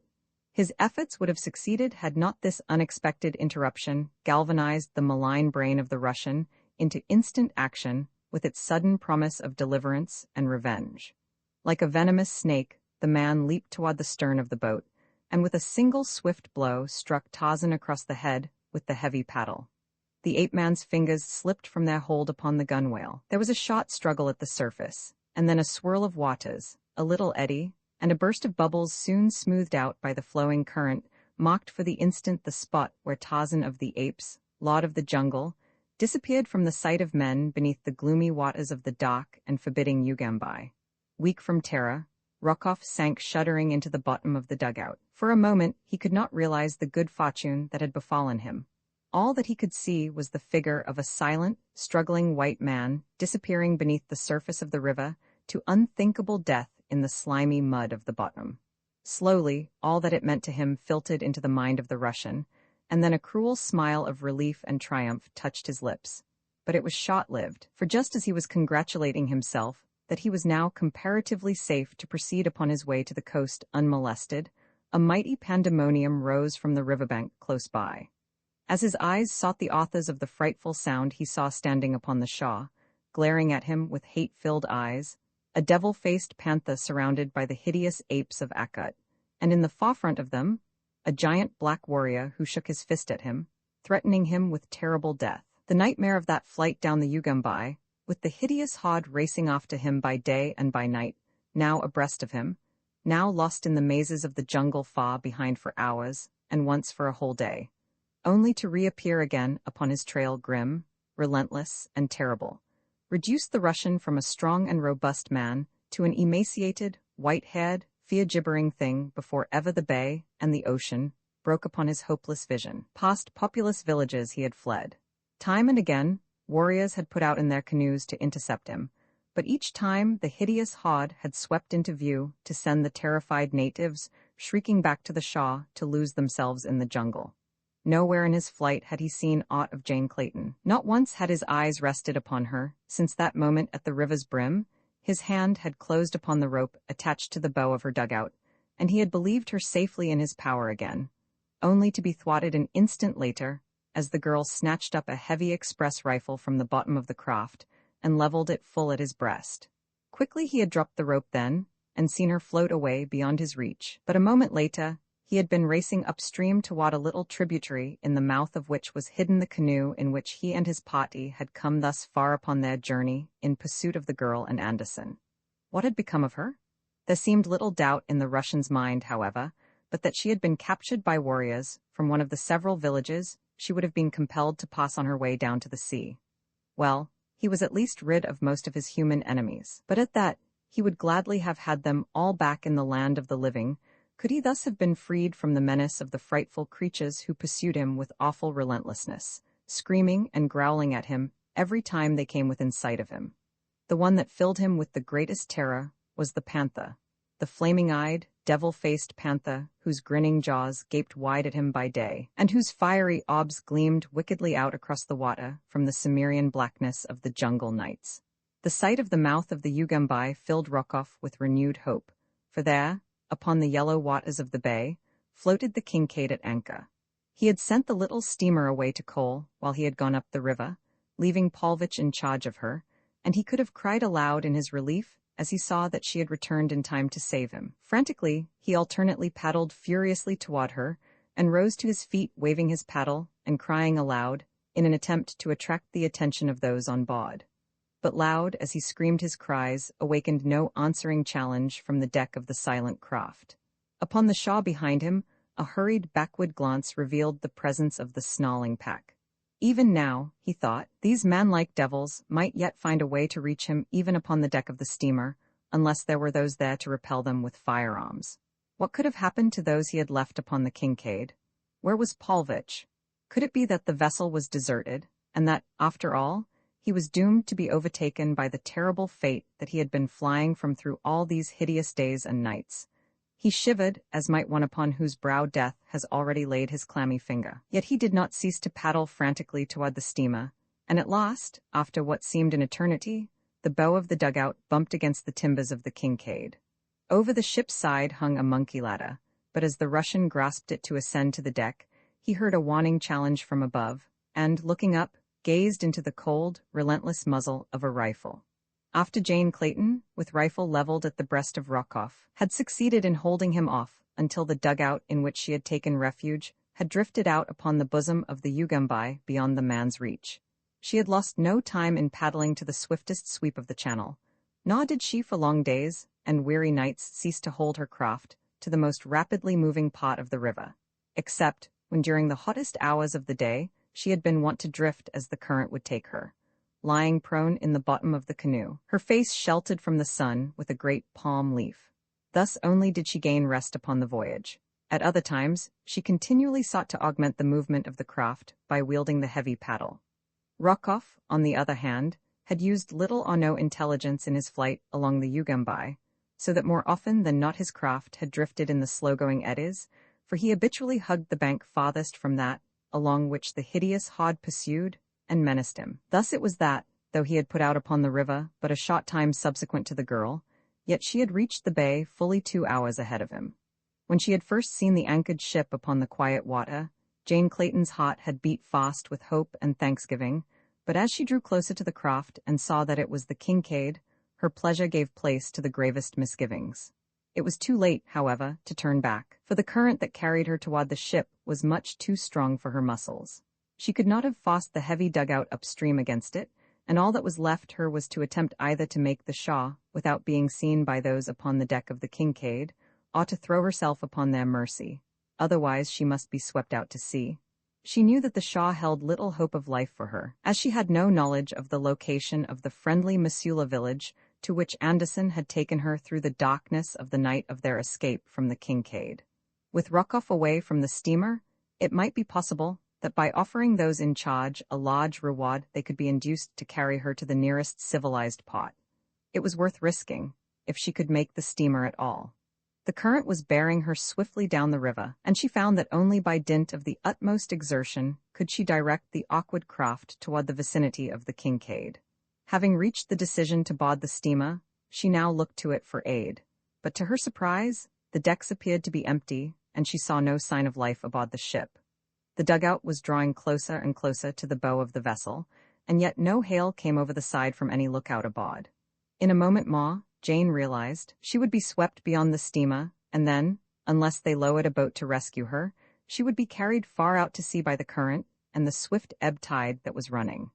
The young woman called loudly for assistance, but there was no reply other than the shrill scream of some savage beast upon the jungle-shrouded shore. Frantically, Jane wielded the paddle in an effort to carry her craft close alongside the steamer. For a moment it seemed that she should miss her goal by but a few feet, but at the last moment the canoe swung close beneath the steamer's bow, and Jane barely managed to grasp the anchor chain. Heroically, she clung to the heavy iron links, almost dragged from the canoe by the strain of the current upon her craft. Beyond her, she saw a monkey ladder dangling over the steamer's side. To release her hold upon the chain, and chance clambering to the ladder as her canoe was swept beneath, it seemed beyond the pale of possibility, yet to remain clinging to the anchor chain appeared equally as futile. Finally, her glance chanced to fall upon the rope in the bow of the dugout, and making one end of this fast to the chain, she succeeded in drifting the canoe slowly down until it lay directly beneath the ladder. A moment later, her rifle slung about her shoulders, she had clambered safely to the deserted deck. Her first task was to explore the ship, and this she did, her rifle ready for instant use should she meet with any human menace aboard the Kincaid. She was not long in discovering the cause of the apparently deserted condition of the steamer, for in the forecastle she found the sailors, who had evidently been left to guard the ship, deep in drunken slumber. With a shudder of disgust, she clambered above, and to the best of her ability closed and made fast the hatch above the heads of the sleeping guard. Next she sought the galley and food, and, having appeased her hunger, she took her place on deck, determined that none should board the Kincaid without first having agreed to her demands. For an hour or so nothing appeared upon the surface of the river to cause her alarm, but then, about a bend upstream, she saw a canoe appear in which sat a single figure. It had not proceeded far in her direction before she recognized the occupant as Rokov, and when the fellow attempted to board he found a rifle staring him in the face. When the Russian discovered who it was that repelled his advance, he became furious, cursing and threatening in a most horrible manner. But finding that these tactics failed to frighten or move the girl, he at last fell to pleading and promising. Jane had but a single reply for his every proposition, and that was that nothing would ever persuade her to permit Rokov upon the same vessel with her, that she would put her threats into action, and shoot him should he persist in his endeavor to board the ship, he was convinced. So, as there was no other alternative, the great coward dropped back into his dugout and, at imminent risk of being swept to sea, finally succeeded in making the Shaw far down the bay, and upon the opposite side from that on which the horde of beasts stood snarling and roaring. Jane Clayton knew that the fellow could not alone, and unaided, bring his heavy craft back upstream to the Kincaid, and so she had no further fear of an attack by him. The hideous crew upon the Shaw she thought she recognized as the same that had passed her in the jungle far up the Ugambai several days before, for it seemed quite beyond reason that there should be more than one such a strangely assorted pack.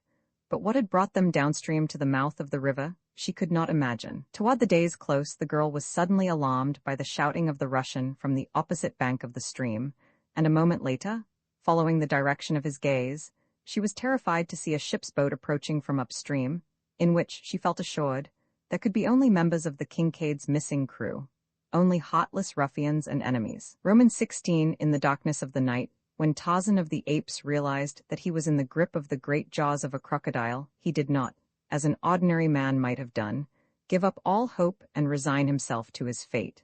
Instead, he filled his lungs with air before the huge reptile dragged him beneath the surface, and then, with all the might of his great muscles, fought bitterly for freedom. But out of his native element, the ape-man was too greatly handicapped to do more than excite the monster to greater speed as it dragged its prey swiftly through the water.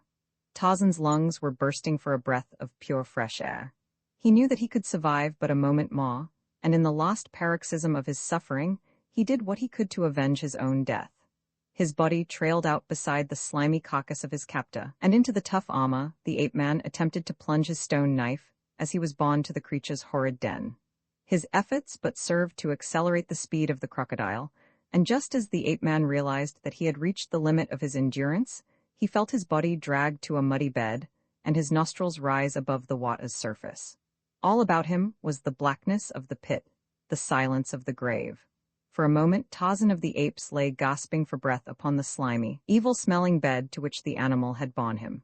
Close at his side he could feel the cold, hard plates of the creature's coat rising and falling as though with spasmodic efforts to breathe. For several minutes the two lay thus, and then a sudden convulsion of the giant carcass at the man's side, a tremor, and a stiffening brought Tarzan to his knees beside the crocodile.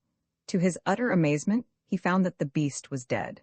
The slim knife had found a vulnerable spot in the scaly armor. Staggering to his feet, the ape-man groped about the reeking, oozy den. He found that he was imprisoned in a subterranean chamber amply large enough to have accommodated a dozen or more of the huge animals, such as the one that had dragged him thither. He realized that he was in the creature's hidden nest far under the bank of the stream, and that doubtless the only means of ingress or egress lay through the submerged opening through which the crocodile had brought him. His first thought, of course, was of escape, but that he could make his way to the surface of the river, beyond and then to the Shaw seemed highly improbable. There might be turns and windings in the neck of the passage, or, most to be feared, he might meet another of the slimy inhabitants of the retreat upon his journey outward.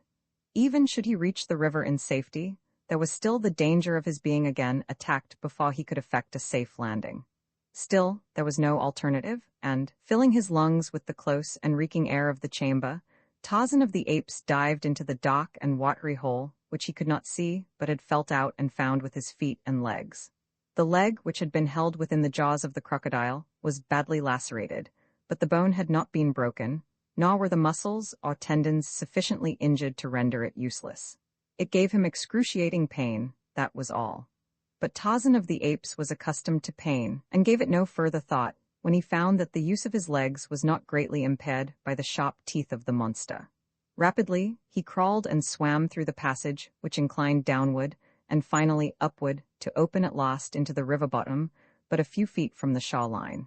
As the ape-man reached the surface, he saw the heads of two great crocodiles, but a short distance from him. They were making rapidly in his direction, and with a superhuman effort, the man struck out for the overhanging branches of a nearby tree.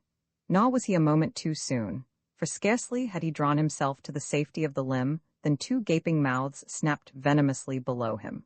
For a few minutes, Tarzan rested in the tree that had proved the means of his salvation.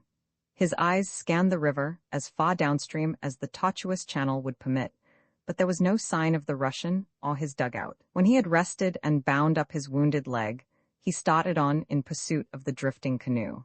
He found himself upon the opposite of the river to that at which he had entered the stream, but as his quarry was upon the bosom of the water, it made little difference to the ape-man upon which side he took up the pursuit. To his intense chagrin, he soon found that his leg was more badly injured than he had thought, and that its condition seriously impeded his progress. It was only with the greatest difficulty that he could proceed faster than a walk upon the ground, and in the trees he discovered that it not only impeded his progress, but rendered traveling distinctly dangerous. From the old negress, Tambudza, Tarzan had gathered a suggestion that now filled his mind with doubts and misgivings. When the old woman had told him of the child's death, she had also added that the white woman, though grief-stricken, had confided to her that the baby was not hers. Tarzan could see no reason for believing that Jane could have found it advisable to deny her identity or that of the child. The only explanation that he could put upon the matter was that, after all, the white woman who had accompanied his son and the Swede into the jungle fastness of the interior had not been Jane at all. The more he gave thought to the problem, the more firmly convinced he became that his son was dead and his wife still safe in London, and in ignorance of the terrible fate that had overtaken her firstborn. After all, then, his interpretation of Rokoff's sinister taunt had been erroneous, and he had been bearing the burden of a double apprehension needlessly. At least so thought the ape-man. From this belief he garnered some slight surcease from the numbing grief that the death of his little son had thrust upon him. And such a death! Even the savage beast that was the real Tarzan, inured to the sufferings and horrors of the grim jungle, shuddered as he contemplated the hideous fate that had overtaken the innocent child. As he made his way painfully towards the coast, he let his mind dwell so constantly upon the frightful crimes which the Russian had perpetrated against his loved ones that the great scar upon his forehead stood out almost continuously in the vivid scarlet that mocked the man's most relentless and bestial moods of rage. At times he startled even himself, and sent the lesser creatures of the wild jungle scampering to their hiding places, as involuntary roars and growls rumbled from his throat. Could he but lay his hand upon the Russian. Twice upon the way to the coast bellicose natives ran threateningly from their villages to bar his further progress. But when the awful cry of the bull-ape thundered upon their affrighted ears, and the great white giant charged bellowing upon them, they had turned and fled into the bush, nor ventured thence until he had safely passed.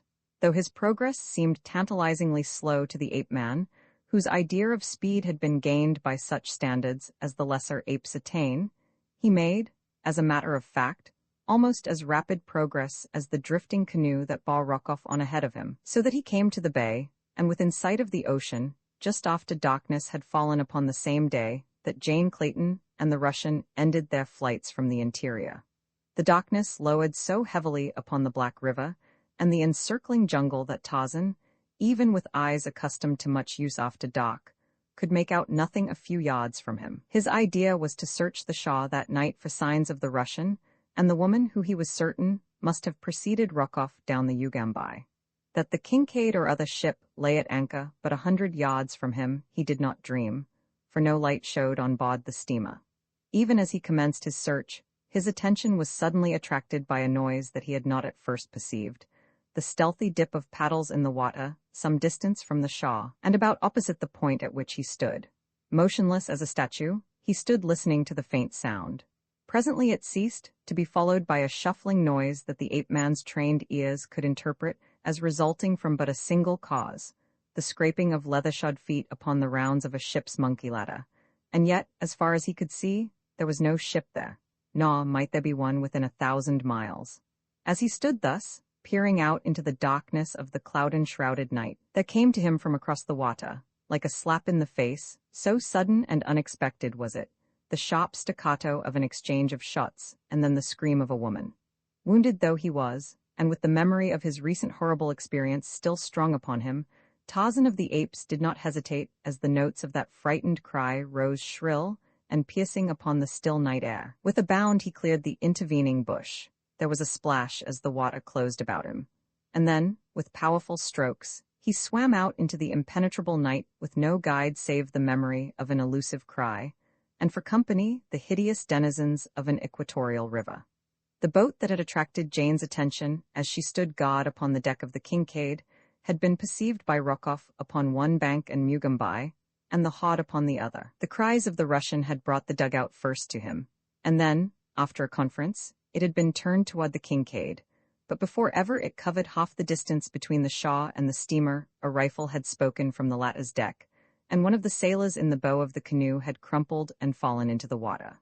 After that they went more slowly, and presently, when Jane's rifle had found another member of the party, the canoe withdrew to the Shaw, where it lay as long as daylight lasted. The savage, snarling pack upon the opposite Shaw had been directed in their pursuit by the black warrior, Mugambai, chief of the Wagambai. Only he knew which might be foe and which friend of their lost master. Could they have reached either the canoe or the Kincaid, they would have made short work of any whom they found there. But the gulf of black water intervening shut them off from farther advance, as effectually as though it had been the broad ocean that separated them from their prey. Mugambai knew something of the occurrences which had led up to the landing of Tarzan upon Jungle Island and the pursuit of the whites up the Ugambai. He knew that his savage master sought his wife and child who had been stolen by the wicked white man, whom they had followed far into the interior, and now back to the sea. He believed also that this same man had killed the great white giant, whom he had come to respect and love, as he had never loved the greatest chiefs of his own people.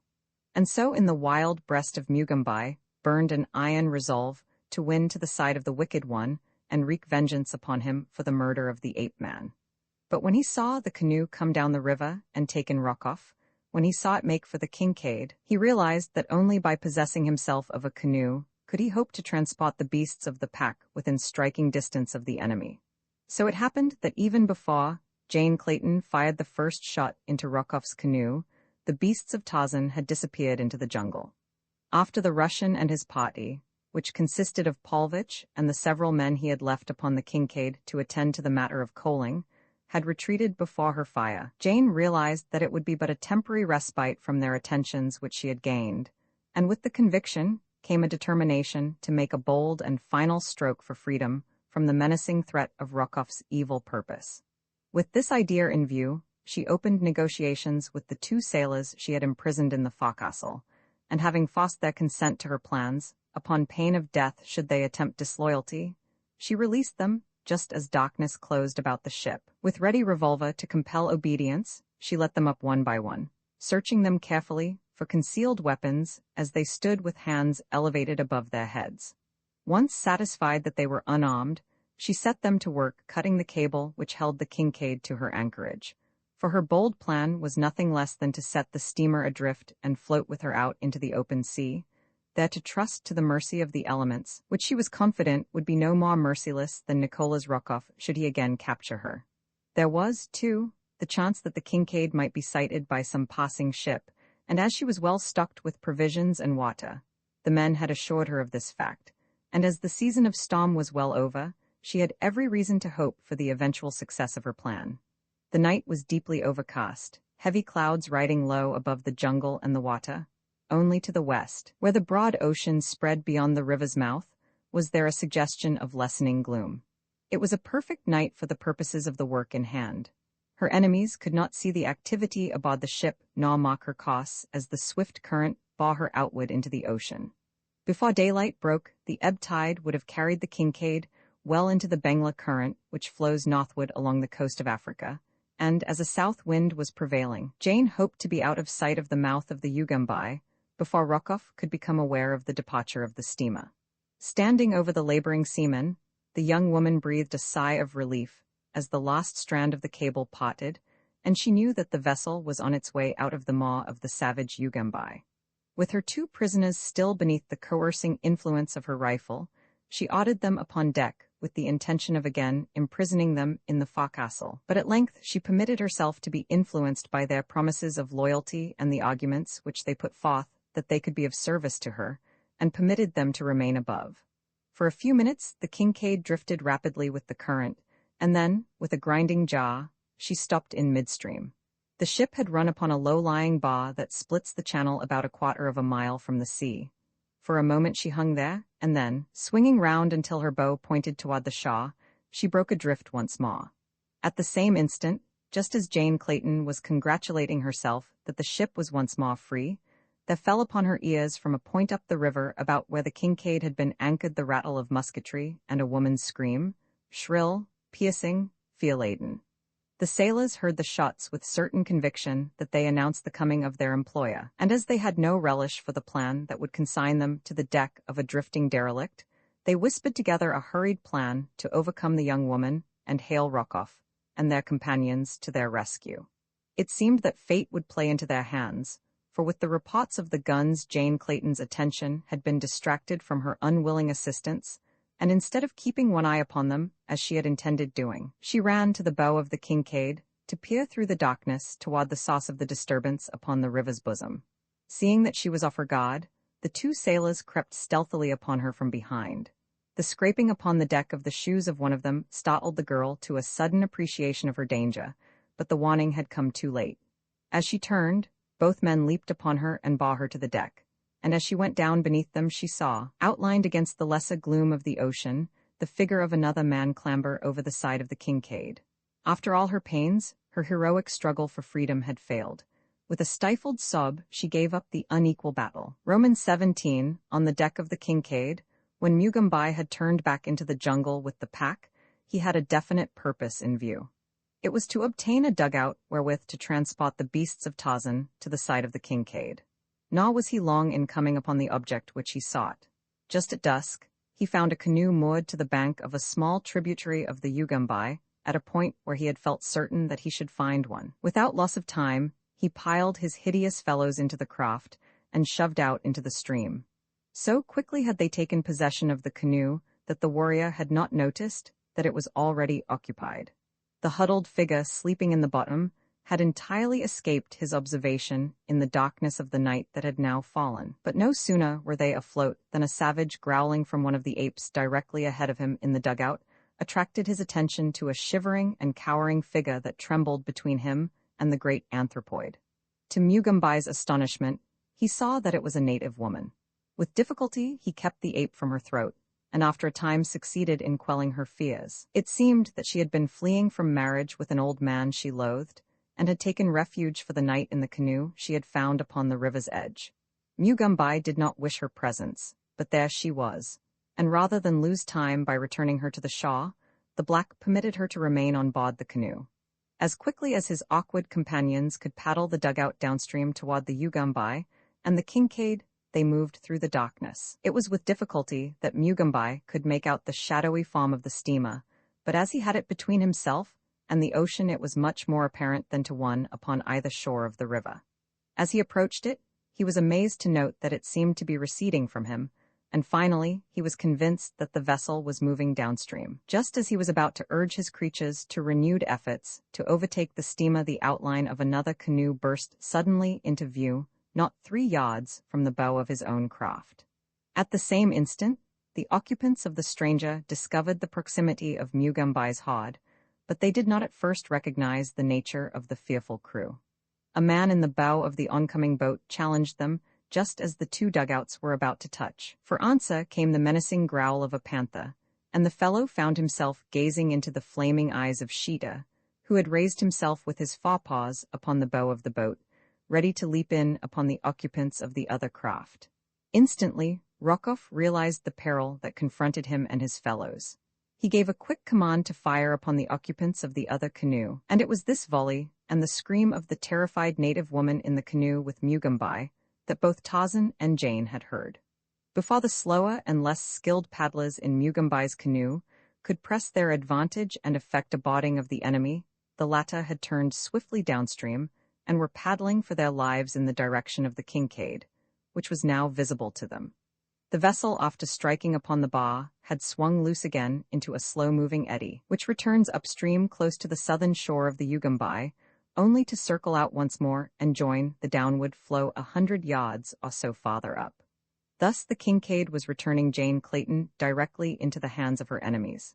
It so happened that as Tarzan sprang into the river, the vessel was not visible to him, and as he swam out into the night, he had no idea that a ship drifted so close at hand. He was guided by the sounds which he could hear coming from the two canoes. As he swam, he had vivid recollections of the last occasion upon which he had swum in the waters of the Ugambai, and with them, a sudden shudder shook the frame of the giant. But though he twice felt something brush his legs from the slimy depths below him, nothing seized him, and of a sudden, he quite forgot about crocodiles in the astonishment of seeing a dark mass loom suddenly before him where he had still expected to find the open river. So close was it that a few strokes brought him up to the thing, when to his amazement, his outstretched hand came in contact with a ship's side. As the agile ape-man clambered over the vessel's rail, there came to his sensitive ears the sound of a struggle at the opposite side of the deck. Noiselessly he sped across the intervening space.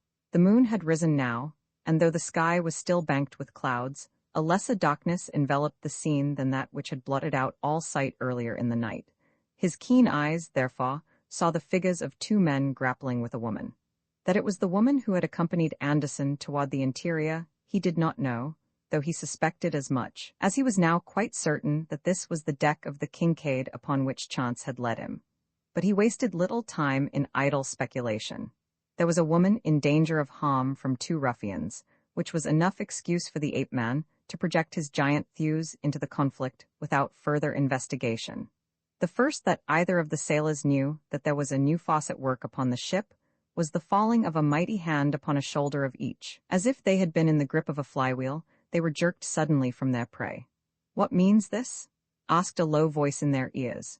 They were given no time to reply, however, for at the sound of that voice the young woman had sprung to her feet and with a little cry of joy leaped toward their assailant.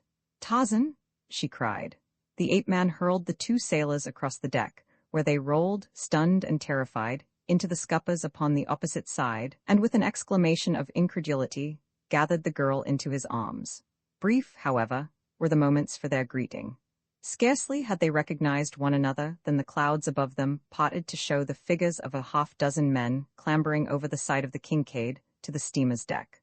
Foremost among them was the Russian. As the brilliant rays of the equatorial moon lighted the deck, and he realized that the man before him was Lord Greystoke, he screamed hysterical commands to his followers to fire upon the two.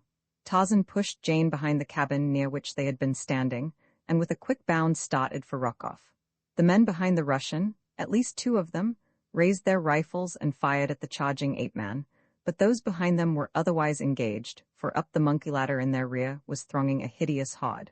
First came 5 snarling apes, huge, man-like beasts, with bared fangs and slavering jaws, and after them a giant black warrior, his long spear gleaming in the moonlight. Behind him again scrambled another creature, and of all the horrid horde, it was this they most feared, Sheeta, the panther, with gleaming jaws agape and fiery eyes blazing at them in the mightiness of his hate and of his bloodlust.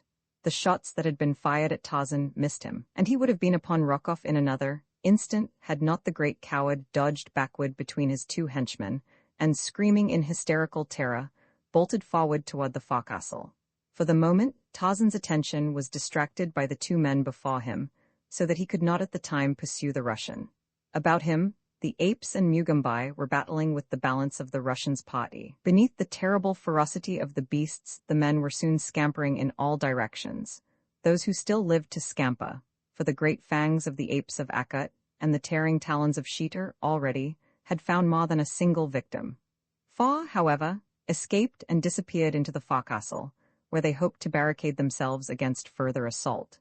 Here they found Rokov, and, enraged at his desertion of them in their moment of peril, no less than at the uniformly brutal treatment it had been his wont to accord them, they gloated upon the opportunity, now offered them, to revenge themselves in part upon their hated employer. Despite his prayers and groveling pleas, therefore, they hurled him bodily out upon the deck, delivering him to the mercy of the fearful things from which they had themselves just escaped. Tarzan saw the man emerge from the forecastle, saw and recognized his enemy, but another saw him even as soon. It was Sheeta, and with grinning jaws, the mighty beast slunk silently toward the terror-stricken man. When Rokov saw what it was that stalked him, his shrieks for help filled the air, as with trembling knees he stood, as one paralyzed, before the hideous death that was creeping upon him. Tarzan took a step toward the Russian, his brain burning with a raging fire of vengeance. At last he had the murder of his son at his mercy. His was the right to avenge. Once Jane had stayed his hand that time that he sought to take the law into his own power and mete to Rokov the death that he had so long merited. But this time none should stay him. His fingers clenched and unclenched spasmodically as he approached the trembling Russ, beast-like and ominous as a brood of prey. Presently he saw that Sheeta was about to forestall him, robbing him of the fruits of his great hate. He called sharply to the panther, and the words, as if they had broken a hideous spell that had held the Russian, galvanized him into sudden action. With a scream he turned and fled toward the bridge. After him pounced Sheeta the panther, unmindful of his master's warning voice. Tarzan was about to leap after the two when he felt a light touch upon his arm. Turning, he found Jane at his elbow. "Do not leave me," she whispered. "I am afraid." Tarzan glanced behind her. All about were the hideous apes of Akut. Some, even, were approaching the young woman with bared fangs and menacing guttural warnings. The ape-man warned them back. He had forgotten for the moment that these were but beasts, unable to differentiate his friends and his foes. Their savage natures were roused by their recent battle with the sailors, and now all flesh outside the pack was meat to them. Tarzan turned again toward the Russian, chagrined that he should have to forego the pleasure of personal revenge, unless the man should escape Sheeta. But as he looked he saw that there could be no hope of that. The fellow had retreated to the end of the bridge, where he now stood trembling and wide-eyed, facing the beast that moved slowly toward him. The panther crawled with belly to the planking, uttering uncanny mouthings. Rokov stood as though petrified, his eyes protruding from their sockets, his mouth agape, and the cold sweat of terror clammy upon his brow. Below him, upon the deck, he had seen the great anthropoids, and so had not dared to seek escape in that direction. In fact, even now one of the brutes was leaping to seize the bridge rail and draw himself up to the Russian's side. Before him was the panther, silent and crouched. Rokov could not move, his knees trembled, his voice broke in inarticulate shrieks. With a last piercing wail he sank to his knees, and then Sheeta sprang. Full upon the man's breast the tawny body hurtled, tumbling the Russian to his back. As the great fangs tore at the throat and chest, Jane Clayton turned away in horror, but not so Tarzan of the apes. A cold smile of satisfaction touched his lips. The scar upon his forehead that had burned scarlet faded to the normal hue of his tanned skin and disappeared. Rokov fought furiously but futilely against the growling, rending fate that had overtaken him. For all his countless crimes, he was punished in the brief moment of the hideous death that claimed him at the last. After his struggles ceased, Tarzan approached, at Jane's suggestion, to wrest the body from the panther and give what remained of it decent human burial. But the great cat rose snarling above its kill, threatening even the master it loved in its savage way, so that rather than kill his friend of the jungle, Tarzan was forced to relinquish his intentions. All that night Sheeta, the panther, crouched upon the grisly thing that had been Nikola's Rokov. The bridge of the Kincaid was slippery with blood. Beneath the brilliant tropic moon the great beast feasted until, when the sun rose the following morning, there remained of Tarzan's great enemy only gnawed and broken bones. Of the Russians' party, all were accounted for except Paulvitch. 4 were prisoners in the Kincaid's forecastle. The rest were dead. With these men Tarzan got up steam upon the vessel, and with the knowledge of the mate, who happened to be one of those surviving, he planned to set out in quest of Jungle Island. But as the morning dawned, there came with it a heavy gale from the west, which raised a sea into which the mate of the Kincaid dared not venture. All that day, the ship lay within the shelter of the mouth of the river. For though night witnessed a lessening of the wind, it was thought safer to wait for daylight before attempting the navigation of the winding channel to the sea. Upon the deck of the steamer, the pack wandered without let or hindrance by day, for they had soon learned through Tarzan and Mugambi that they must harm no one upon the Kincaid, but at night they were confined below. Tarzan's joy had been unbounded when he learned from his wife that the little child who had died in the village of Mgenwazem was not their son. Who the baby could have been, or what had become of their own, they could not imagine, and as both Rokov and Paulvitch were gone, there was no way of discovering. There was, however, a certain sense of relief in the knowledge that they might yet hope. Until positive proof of the baby's death reached them, there was always that to buoy them up. It seemed quite evident that their little Jack had not been brought aboard the Kincaid. Anderson would have known of it had such been the case, but he had assured Jane time and time again that the little one he had brought to her cabin the night he aided her to escape was the only one that had been aboard the Kincaid since she lay at Dover. Roman 18 Paulvitch plots revenge, as Jane and Tarzan stood upon the vessel's deck, recounting to one another the details of the various adventures through which each had passed since they had parted in their London home. There glared at them, from beneath scowling brows, a hidden watcher upon the shore. Through the man's brain passed plan after plan whereby he might thwart the escape of the Englishman and his wife, for so long as the vital spark remained within the vindictive brain of Alexander Paulvitch Nunn, who had aroused the enmity of the Russian, might be entirely safe. Plan after plan, he formed only to discard each either as impracticable or unworthy the vengeance his wrongs demanded. So warped by faulty reasoning was the criminal mind of Rokov's lieutenant that he could not grasp the real truth of that which lay between himself and the ape-man, and see that always the fault had been, not with the English lord, but with himself and his confederate. And at the rejection of each new scheme, Paulvitch arrived always at the same conclusion, that he could accomplish naught while half the breadth of the Ugambai separated him from the object of his hatred. But how was he to span the crocodile-infested waters? There was no canoe nearer than the Missoula village, and Paulvitch was none too sure that the Kincaid would still be at anchor in the river when he returned should he take the time to traverse the jungle to the distant village and return with a canoe. Yet there was no other way, and so, convinced that thus alone might he hope to reach his prey, Paulvitch, with a parting scowl at the two figures upon the Kincaid's deck, turned away from the river. Hastening through the dense jungle, his mind centered upon his one fetish, revenge, the Russian forgot even his terror of the savage world through which he moved. Baffled and beaten at every turn of fortune's wheel, reacted upon time after time by his own malign plotting, the principal victim of his own criminality, Paulvitch was yet so blind as to imagine that his greatest happiness lay in a continuation of the plottings and schemings which had ever brought him and Rokov to disaster, and the latter, finally, to a hideous death. As the Russian stumbled on through the jungle toward the Missoula village, there presently crystallized within his brain a plan which seemed more feasible than any that he had as yet considered.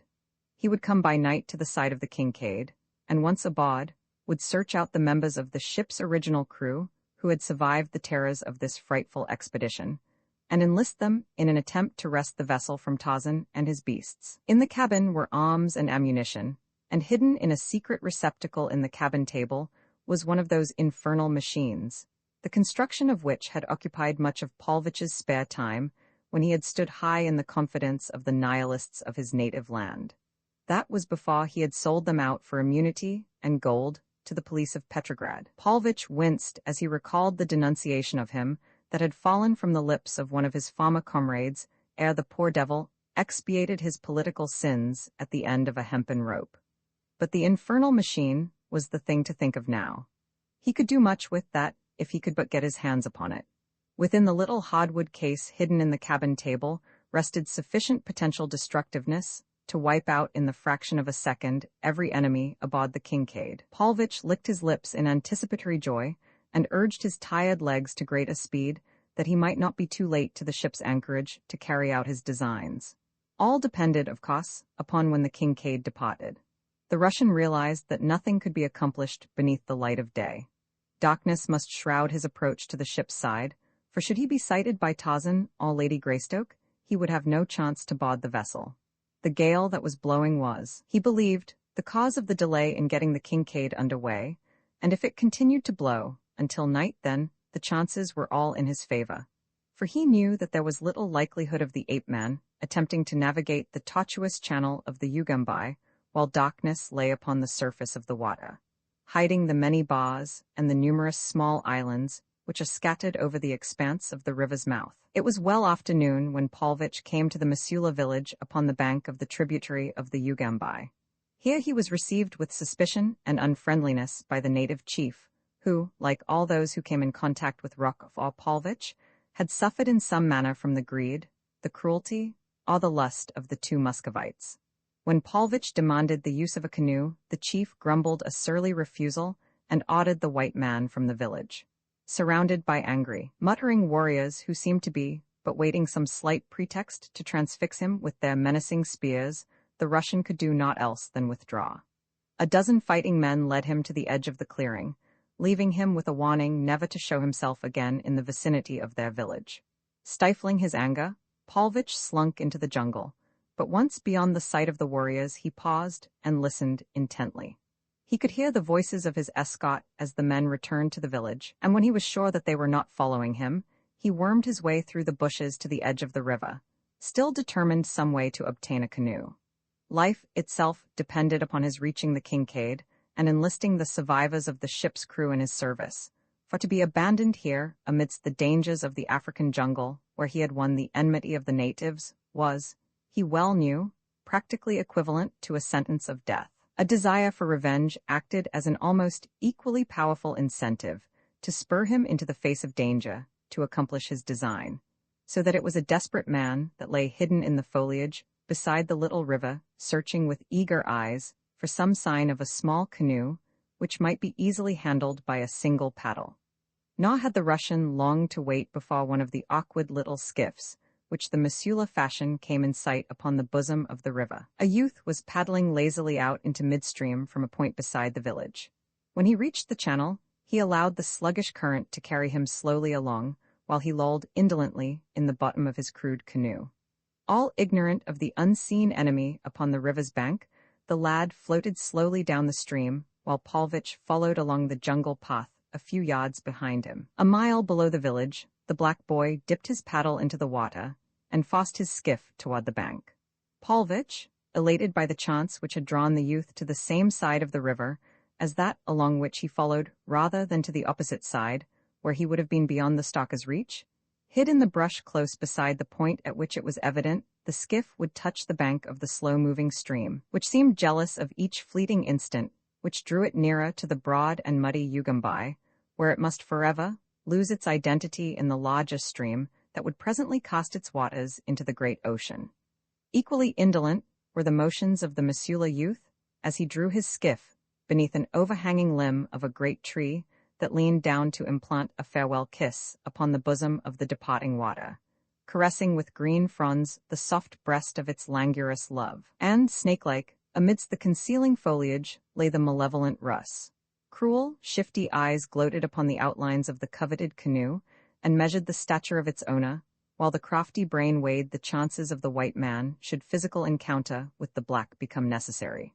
Only direct necessity could drive Alexander Paulvitch to personal conflict, but it was indeed dire necessity which goaded him on to action now. There was time, just time enough, to reach the Kincaid by nightfall. Would the black fool never quit his skiff? Paulvitch squirmed and fidgeted. The lad yawned and stretched. With exasperating deliberateness he examined the arrows in his quiver, tested his bow, and looked to the edge upon the hunting knife in his loincloth.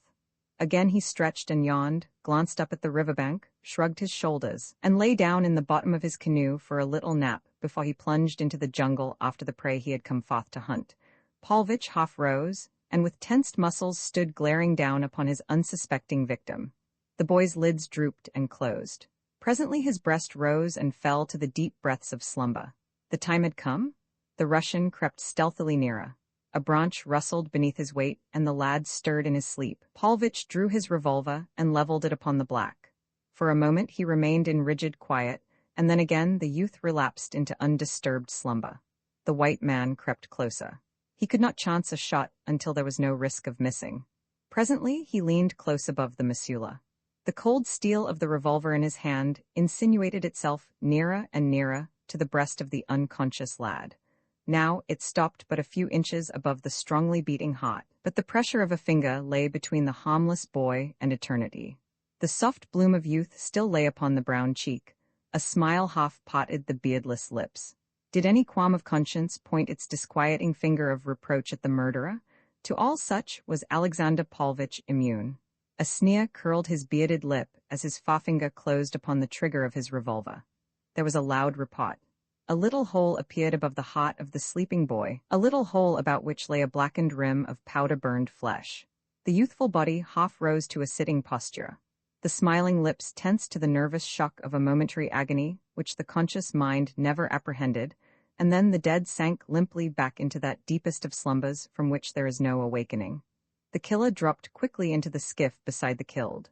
Ruthless hands seized the dead boy heartlessly and raised him to the low gunwale. A little shove, a splash, some widening ripples broken by the sudden surge of a dark, hidden body from the slimy depths, and the coveted canoe was in the sole possession of the white man, more savage than the youth whose life he had taken. Casting off the tie rope and seizing the paddle, Paulvitch bent feverishly to the task of driving the skiff downward toward the Ugambai at top speed. Night had fallen when the prow of the blood-stained craft shot out into the current of the larger stream. Constantly the Russian strained his eyes into the increasing darkness ahead in vain endeavor to pierce the black shadows which lay between him and the anchorage of the Kincaid. Was the ship still riding there upon the waters of the Ugambai, or had the ape-man at last persuaded himself of the safety of venturing forth into the abating storm? As Paulvitch forged ahead with the current, he asked himself these questions, and many more beside, not the least disquieting of which were those which related to his future should it chance that the Kincaid had already steamed away, leaving him to the merciless horrors of the savage wilderness. In the darkness, it seemed to the paddler that he was fairly flying over the water, and he had become convinced that the ship had left her moorings, and that he had already passed the spot at which she had lain earlier in the day, when there appeared before him, beyond a projecting point, which he had but just rounded, the flickering light from a ship's lantern. Alexander Paulvitch could scarce restrain an exclamation of triumph. The Kincaid had not departed. Life and vengeance were not to elude him after all. He stopped paddling the moment that he descried the gleaming beacon of hope ahead of him. Silently he drifted down the muddy waters of the Ugambai, occasionally dipping his paddle's blade gently into the current that he might guide his primitive craft to the vessel's side. As he approached more closely, the dark bulk of a ship loomed before him out of the blackness of the night. No sound came from the vessel's deck. Paulvitch drifted, unseen, close to the Kincaid's side. Only the momentary scraping of his canoe's nose against the ship's planking broke the silence of the night. Trembling with nervous excitement, the Russian remained motionless for several minutes, but there was no sound from the great bulk above him to indicate that his coming had been noted. Stealthily, he worked his craft forward until the stays of the bowsprit were directly above him. He could just reach them. To make his canoe fast, there was the work of but a minute or two, and then the man raised himself quietly aloft. A moment later, he dropped softly to the deck. Thoughts of the hideous pack which tenanted the ship induced cold tremors along the spine of the cowardly prowler, but life itself depended upon the success of his venture, and so he was enabled to steel himself to the frightful chances which lay before him. No sound or sign of watch appeared upon the ship's deck. Paulvitch crept stealthily toward the forecastle. All was silence. The hatch was raised, and as the man peered downward, he saw one of the Kincaid's crew reading by the light of the smoky lantern depending from the ceiling of the crew's quarters. Paulvitch knew the man well, a surly cutthroat upon whom he figured strongly in the carrying out of the plan which he had conceived. Gently, the Russ lowered himself through the aperture to the rounds of the ladder which led into the forecastle. He kept his eyes turned upon the reading man, ready to warn him to silence the moment that the fellow discovered him, but so deeply immersed was the sailor in the magazine that the Russian came, unobserved, to the forecastle floor. There he turned and whispered the reader's name. The man raised his eyes from the magazine, eyes that went wide for a moment as they fell upon the familiar countenance of Rokov's lieutenant, only to narrow instantly in a scowl of disapproval. "The devil?" he ejaculated. Where did you come from? We all thought you were done for and gone where you ought to have gone a long time ago. His lordship will be mighty pleased to see you." Paulvitch crossed to the sailor's side. A friendly smile lay on the Russian's lips, and his right hand was extended in greeting, as though the other might have been a dear and long-lost friend. The sailor ignored the proffered hand, nor did he return the other's smile. "I've come to help you," explained Paulvitch. "I'm going to help you get rid of the Englishman and his beasts. Then there will be no danger from the law when we get back to civilization. We can sneak in on them while they sleep. That is Greystoke, his wife, and that black scoundrel, Mugambi. Afterward it will be a simple matter to clean up the beasts. Where are they?" "They are below," replied the sailor. "But just let me tell you something, Paulvitch. You haven't got no more show to turn us men against the Englishman than nothing. We had all we wanted of you and that other beast. He's dead, and if I don't miss my guess a whole lot you'll be dead too before long. You two treated us like dogs, and if you think we got any love for you, you better forget it." "You mean to say that you're going to turn against me?" demanded Paulvitch. The other nodded, and then after a momentary pause, during which an idea seemed to have occurred to him, he spoke again. "Unless," he said, "you can make it worth my while to let you go before the Englishman finds you here. You wouldn't turn me away in the jungle, would you?" asked Paulvitch. "Why, I'd die there in a week." "You'd have a chance there," replied the sailor. "Here, you wouldn't have no chance. Why, if I woke up my mateys here, they'd probably cut your heart out of you before the Englishman got a chance at you at all. It's mighty lucky for you that I'm the one to be awake now and not none of the others." "You're crazy," cried Paulvitch. "Don't you know that the Englishman will have you all hanged when he gets you back where the law can get hold of you?" "No, he won't do nothing of the kind," replied the sailor. "He's told us as much, for he says that there wasn't nobody to blame but you and Rokov. The rest of us was just tools. See?"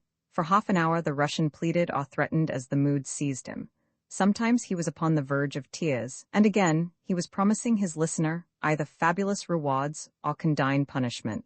But the other was obdurate. He made it plain to the Russian that there were but two plans open to him. Either he must consent to being turned over immediately to Lord Greystoke, or he must pay to the sailor, as a price for permission to quit the Kincaid unmolested, every cent of money and article of value upon his person and in his cabin. "And you'll have to make up your mind mighty quick," growled the man, "for I want to turn in. Come now, choose his lordship or the jungle." "You'll be sorry for this," grumbled the Russian. "Shut up," admonished the sailor. "If you get funny, I may change my mind and keep you here after all." Now Paulvitch had no intention of permitting himself to fall into the hands of Tarzan of the Apes if he could possibly avoid it, and while the terrors of the jungle appalled him they were, to his mind, infinitely preferable to the certain death which he knew he merited, and for which he might look at the hands of the ape-man. "Is anyone sleeping in my cabin?" he asked. The sailor shook his head. "No," he said. "Lord and Lady Greystoke have the captain's cabin. The mate is in his own, and there ain't no one in yours." "I'll go and get my valuables for you," said Paulvitch. "I'll go with you to see that you don't try any funny business," said the sailor, and he followed the Russian up the ladder to the deck. At the cabin entrance, the sailor halted to watch, permitting Paulvitch to go alone to his cabin. Here he gathered together his few belongings that were to buy him the uncertain safety of escape, and as he stood for a moment beside the little table on which he had piled them, he searched his brain for some feasible plan either to ensure his safety or to bring revenge upon his enemies. And presently, as he thought, there recurred to his memory the little black box which lay hidden in a secret receptacle beneath a false top upon the table where his hand rested. The Russian's face lighted to a sinister gleam of malevolent satisfaction as he stooped and felt beneath the table top. A moment later, he withdrew from its hiding place the thing he sought. He had lighted the lantern swinging from the beams overhead that he might see to collect his belongings, and now he held the black box well in the rays of the lamplight, while he fingered at the clasp that fastened its lid. The lifted cover revealed two compartments within the box. In one was a mechanism which resembled the works of a small clock. There also was a little battery of 2 dry cells. A wire ran from the clockwork to one of the poles of the battery, and from the other pole through the partition into the other compartment, a second wire returning directly to the clockwork. Whatever lay within the second compartment was not visible, for a cover lay over it and appeared to be sealed in place by asphaltum.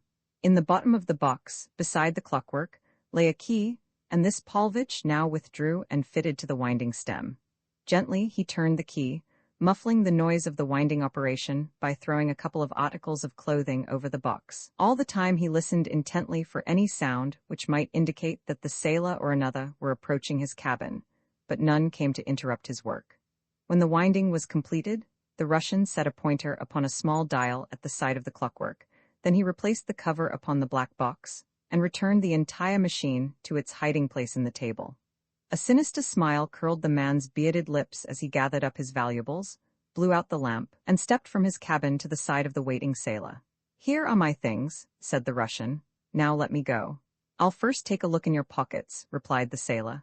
"You might have overlooked some trifling thing that won't be of no use to you in the jungle, but that'll come in mighty handy to a poor sailorman in London." "Ah, just as I feared," he ejaculated an instant later as he withdrew a roll of banknotes from Paulvich's inside coat pocket. The Russian scowled, muttering an imprecation, but nothing could be gained by argument, and so he did his best to reconcile himself to his loss in the knowledge that the sailor would never reach London to enjoy the fruits of his thievery. It was with difficulty that Paulvich restrained a consuming desire to taunt the man with a suggestion of the fate that would presently overtake him and the other members of the Kincaid's company. But fearing to arouse the fellow's suspicions, he crossed the deck and lowered himself in silence into his canoe.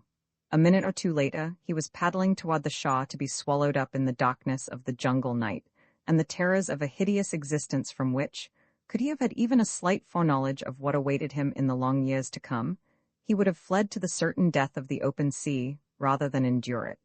The sailor, having made sure that Paulvich had departed, returned to the forecastle, where he hid away his booty and turned into his bunk, while in the cabin that had belonged to the Russian, there ticked on and on through the silences of the night the little mechanism in the small black box, which held for the unconscious sleepers upon the ill-starred Kincaid the coming vengeance of the thwarted Russian. Roman 19. The last of the Kincaid, shortly after the break of day. Tarzan was on deck, noting the condition of the weather. The wind had abated. The sky was cloudless. Every condition seemed ideal for the commencement of the return voyage to Jungle Island, where the beasts were to be left. And then, home? The ape-man aroused the mate and gave instructions that the Kincaid sail at the earliest possible moment. The remaining members of the crew, safe in Lord Greystoke's assurance that they would not be prosecuted for their share in the villainies of the two Russians, hastened with cheerful alacrity to their several duties. The beasts, liberated from the confinement of the hold, wandered about the deck, not a little to the discomfiture of the crew, in whose minds there remained a still vivid picture of the savagery of the beasts, in conflict with those who had gone to their deaths beneath the fangs and talons, which even now seemed itching for the soft flesh of further prey. Beneath the watchful eyes of Tarzan and Mugambai, however, Sheeter and the apes of Akut curbed their desires, so that the men worked about the deck amongst them in far greater security than they imagined. At last the Kincaid slipped down the Ugambai and ran out upon the shimmering waters of the Atlantic. Tarzan and Jane Clayton watched the verdure-clad shoreline receding in the ship's wake, and for once the ape-man left his native soil without one single pang of regret. No ship that sailed the seven seas could have borne him away from Africa to resume his search for his lost boy with half the speed that the Englishman would have desired, and the slow-moving Kincaid seemed scarce to move at all to the impatient mind of the bereaved father. Yet the vessel made progress even when she seemed to be standing still, and presently the low hills of Jungle Island became distinctly visible upon the western horizon ahead. In the cabin of Alexander Paulvich the thing within the black box ticked, ticked, ticked with apparently unending monotony.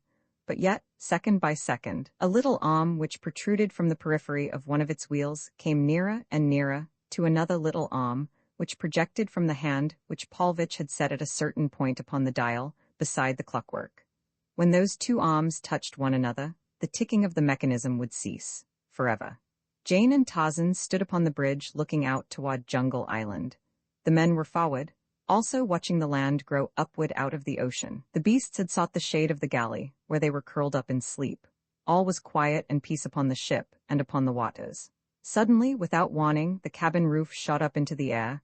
A cloud of dense smoke puffed far above the Kincaid. There was a terrific explosion which shook the vessel from stem to stern. Instantly pandemonium broke loose upon the deck.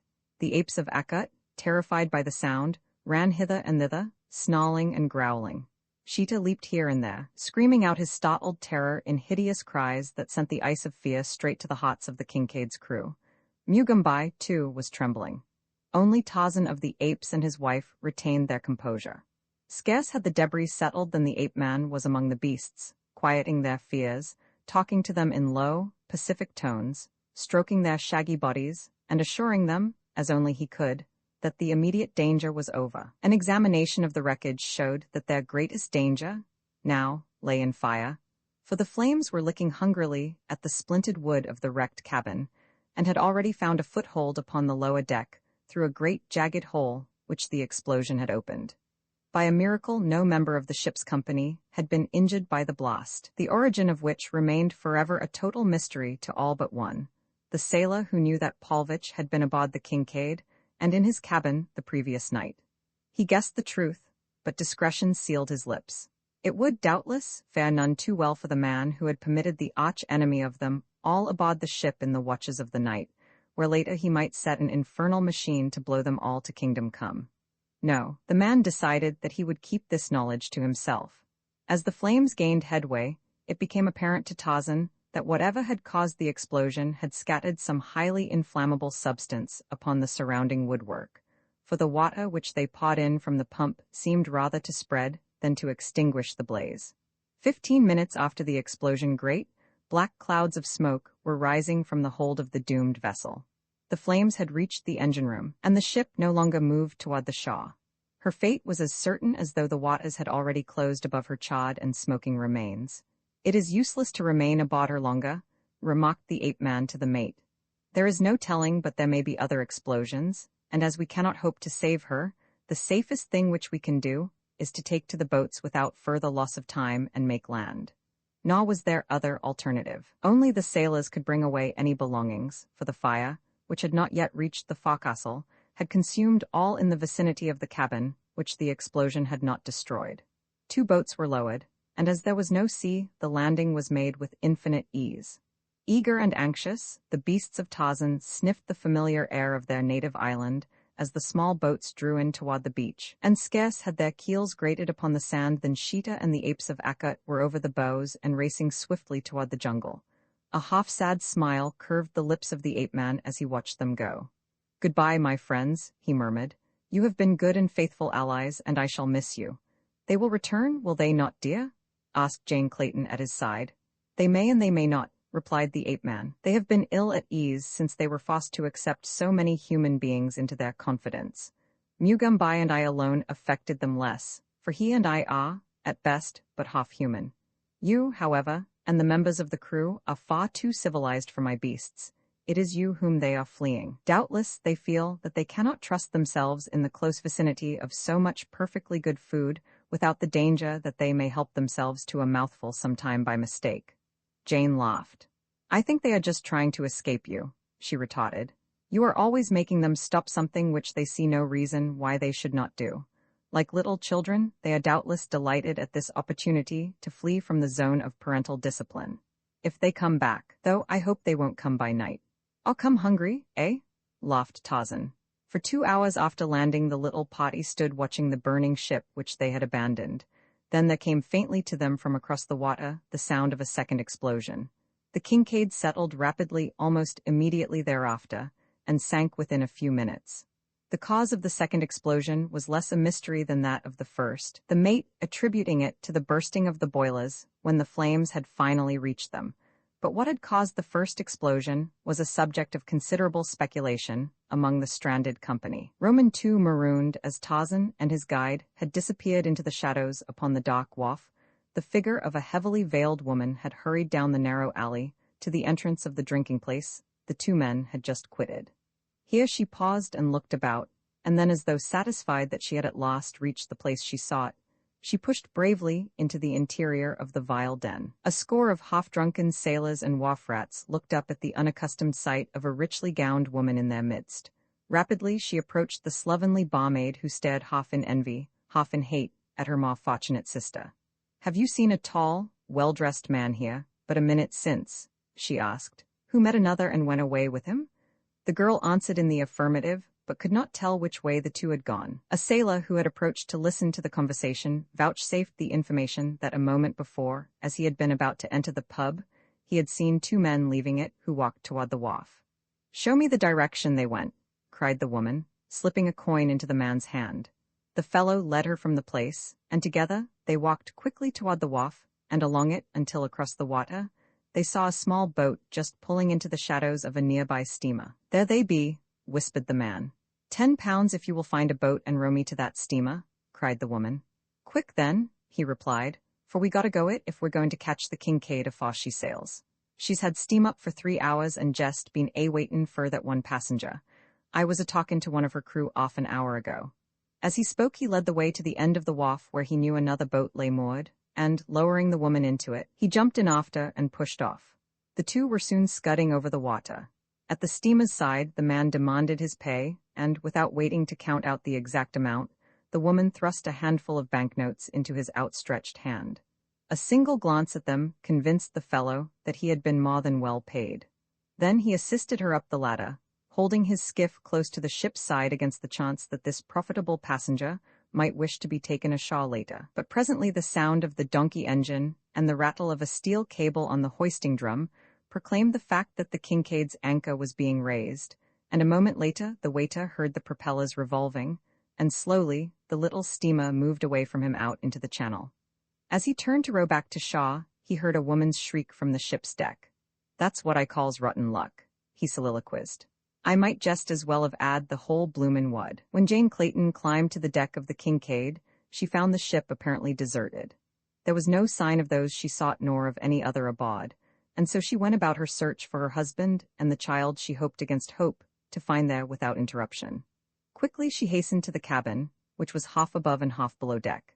As she hurried down the short companion ladder into the main cabin, on either side of which were the smaller rooms occupied by the officers, she failed to note the quick closing of one of the doors before her.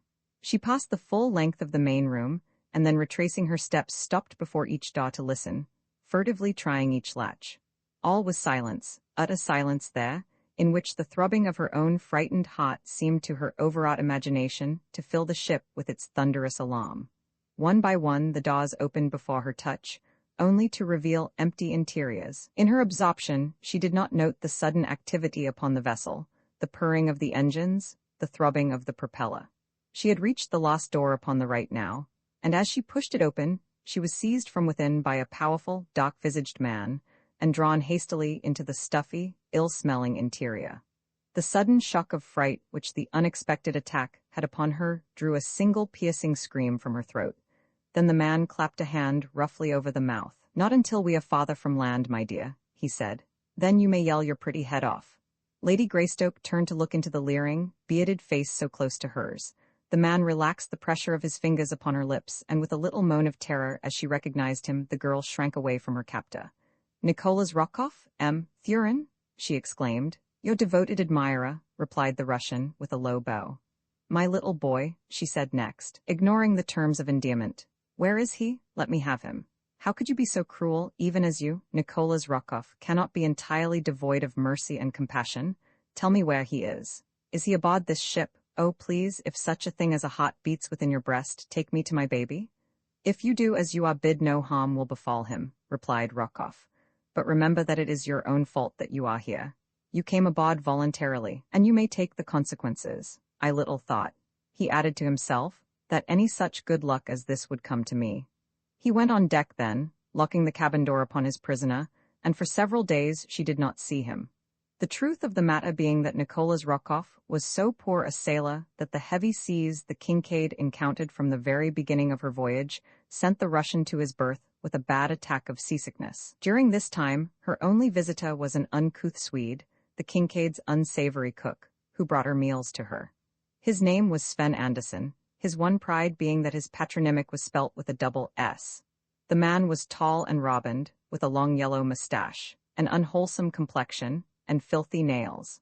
The very sight of him with one grimy thumb buried deep in the lukewarm stew that seemed, from the frequency of its repetition, to constitute the pride of his culinary art, was sufficient to take away the girl's appetite. His small, blue, close-set eyes never met her squarely. There was a shiftiness of his whole appearance that even found expression in the cat-like manner of his gait, and to it all a sinister suggestion was added by the long, slim knife that always rested at his waist, slipped through the greasy cod that supported his soiled apron. Ostensibly, it was but an implement of his calling, but the girl could never free herself of the conviction that it would require less provocation to witness it put to other and less harmless uses. His manner toward her was surly, yet she never failed to meet him with a pleasant smile and a word of thanks when he brought her food to her, though more often than not she hurled the bulk of it through the tiny cabin pot the moment that the door closed behind him. During the days of anguish that followed Jane Clayton's imprisonment, but two questions were uppermost in her mind: the whereabouts of her husband and her son. She fully believed that the baby was aboard the Kincaid, provided that he still lived, but whether Tarzan had been permitted to live after having been lured aboard the evil craft she could not guess. She knew, of course, the deep hatred that the Russian felt for the Englishman, and she could think of but one reason for having him brought aboard the ship: to dispatch him in comparative safety in revenge for his having thwarted Rokoff's pet schemes, and for having been at last the means of landing him in a French prison. Tarzan, on his part, lay in the darkness of his cell, ignorant of the fact that his wife was a prisoner in the cabin almost above his head. The same Swede that served Jane brought his meals to him, but though on several occasions Tarzan had tried to draw the man into conversation, he had been unsuccessful. He had hoped to learn through this fellow whether his little son was aboard the Kincaid, but to every question upon this or kindred subjects the fellow returned but one reply: "I tank it blow purty soon purty hard." So after several attempts, Tarzan gave it up. For weeks that seemed months to the two prisoners, the little steamer forged on they knew not where. Once the Kincaid stopped to coal, only immediately to take up the seemingly interminable voyage. Rokoff had visited Jane Clayton, but once since he had locked her in the tiny cabin. He had come gaunt and hollow-eyed from a long siege of seasickness. The object of his visit was to obtain from her personal check for a large sum in return for a guarantee of her personal safety and return to England. "When you set me down safely in any civilized port, together with my son and my husband," she replied, "I will pay you in gold twice the amount you ask. But until then you shall not have a cent, nor the promise of a cent under any other conditions. You will give me the check I ask," he replied with a snarl, "or neither you nor your child nor your husband will ever again set foot within any port, civilized or otherwise." "I would not trust you," she replied. "What guarantee have I that you would not take my money, and then do as you pleased with me and mine regardless of your promise?" "I think you will do as I bid," he said, turning to leave the cabin. "Remember that I have your son. If you chance to hear the agonized wail of a tortured child, it may console you to reflect that it is because of your stubbornness that the baby suffers, and that it is your baby." "You would not do it?" cried the girl. "You would not, could not be so fiendishly cruel." "It is not I that am cruel, but you," he returned, "for you permit a paltry sum of money to stand between your baby and immunity from suffering." The end of it was that Jane Clayton wrote out a check of large denomination and handed it to Nicholas Rokoff, who left her cabin with a grin of satisfaction upon his lips. The following day the hatch was removed from Tarzan's cell, and as he looked up he saw Paulvich's head framed in the square of light above him. "Come up," commanded the Russian, "but bear in mind that you will be shot if you make a single move to attack me or any other aboard the ship." The ape-man swung himself lightly to the deck. About him, but at a respectful distance, stood a half-dozen sailors armed with rifles and revolvers. Facing him was Paulvich. Tarzan looked about for Rokoff, who he felt sure must be aboard, but there was no sign of him. "Lord Greystoke," commenced the Russian, "by your continued and wanton interference with Rokoff and his plans you have at last brought yourself and your family to this unfortunate extremity. You have only yourself to thank. As you may imagine, it has cost Rokoff a large amount of money to finance this expedition, and as you are the sole cause of it, he naturally looks to you for reimbursement. Further, I may say that only by meeting Rokoff's just demands may you avert the most unpleasant consequences to your wife and child, and at the same time retain your own life and regain your liberty." "What is the amount?" asked Tarzan. "And what assurance have I that you will live up to your end of the agreement?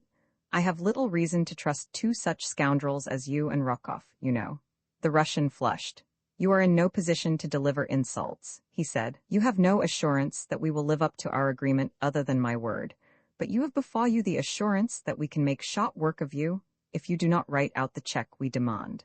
Unless you are a greater fool than I imagine, you should know that there is nothing that would give us greater pleasure than to order these men to fire. That we do not is because we have other plans for punishing you that would be entirely upset by your death. Answer one question, said Tarzan. Is my son on board this ship? No, replied Alexis Paulvitch. Your son is quite safe elsewhere. Nor will he be killed until you refuse to accede to our fair demands. If it becomes necessary to kill you, there will be no reason for not killing the child, since with you gone the one whom we wish to punish through the boy will be gone, and he will then be to us only a constant source of danger and embarrassment. You see, therefore, that you may only save the life of your son by saving your own, and you can only save your own by giving us the check we ask. Very well, replied Tarzan, for he knew that he could trust them to carry out any sinister threat that Paulvitch had made, and there was a bare chance that by conceding their demands he might save the boy. That they would permit him to live after he had appended his name to the check never occurred to him as being within the realms of probability, but he was determined to give them such a battle as they would never forget, and possibly to take Paulvitch with him into eternity. He was only sorry that it was not Rockoff. He took his pocket checkbook and fountain pen from his pocket. What is the amount? He asked. Paulvitch named an enormous sum. Tarzan could scarce restrain a smile. Their very cupidity was to prove the means of their undoing, in the matter of the ransom at least. Purposely he hesitated and haggled over the amount, but Paulvitch was obdurate. Finally, the ape-man wrote out his check for a larger sum than stood to his credit at the bank. As he turned to hand the worthless slip of paper to the Russian, his glance chanced to pass across the starboard bow of the Kincaid. To his surprise, he saw that the ship lay within a few hundred yards of land. Almost down to the water's edge ran a dense tropical jungle, and behind was higher land clothed in forest. Paulvitch noted the direction of his gaze. You ought to be set at liberty here, he said. Tarzan's plan for immediate physical revenge upon the Russian vanished. He thought the land before him the mainland of Africa, and he knew that should they liberate him here he could doubtless find his way to civilization with comparative ease. Paulvitch took the check. Remove your clothing, he said to the ape-man. Here you will not need it. Tarzan demurred. Paulvitch pointed to the armed sailors. Then the Englishman slowly divested himself of his clothing. A boat was lowered, and, still heavily guarded, the ape-man was rowed ashore. Half an hour later, the sailors had returned to the Kincaid, and the steamer was slowly getting under way. As Tarzan stood upon the narrow strip of beach watching the departure of the vessel, he saw a figure appear at the rail and call aloud to attract his attention. The ape-man had been about to read a note that one of the sailors had handed him as the small boat that bore him to the shore was on the point of returning to the steamer, but at the hail from the vessel's deck, he looked up. He saw a black-bearded man who laughed at him in derision as he held high above his head the figure of a little child. Tarzan half started, as though to rush through the surf and strike out for the already moving steamer, but realizing the futility of so rash an act he halted at the water's edge. Thus he stood, his gaze riveted upon the Kincaid, until it disappeared beyond a projecting promontory of the coast. From the jungle at his back fierce bloodshot eyes glared from beneath shaggy overhanging brows upon him.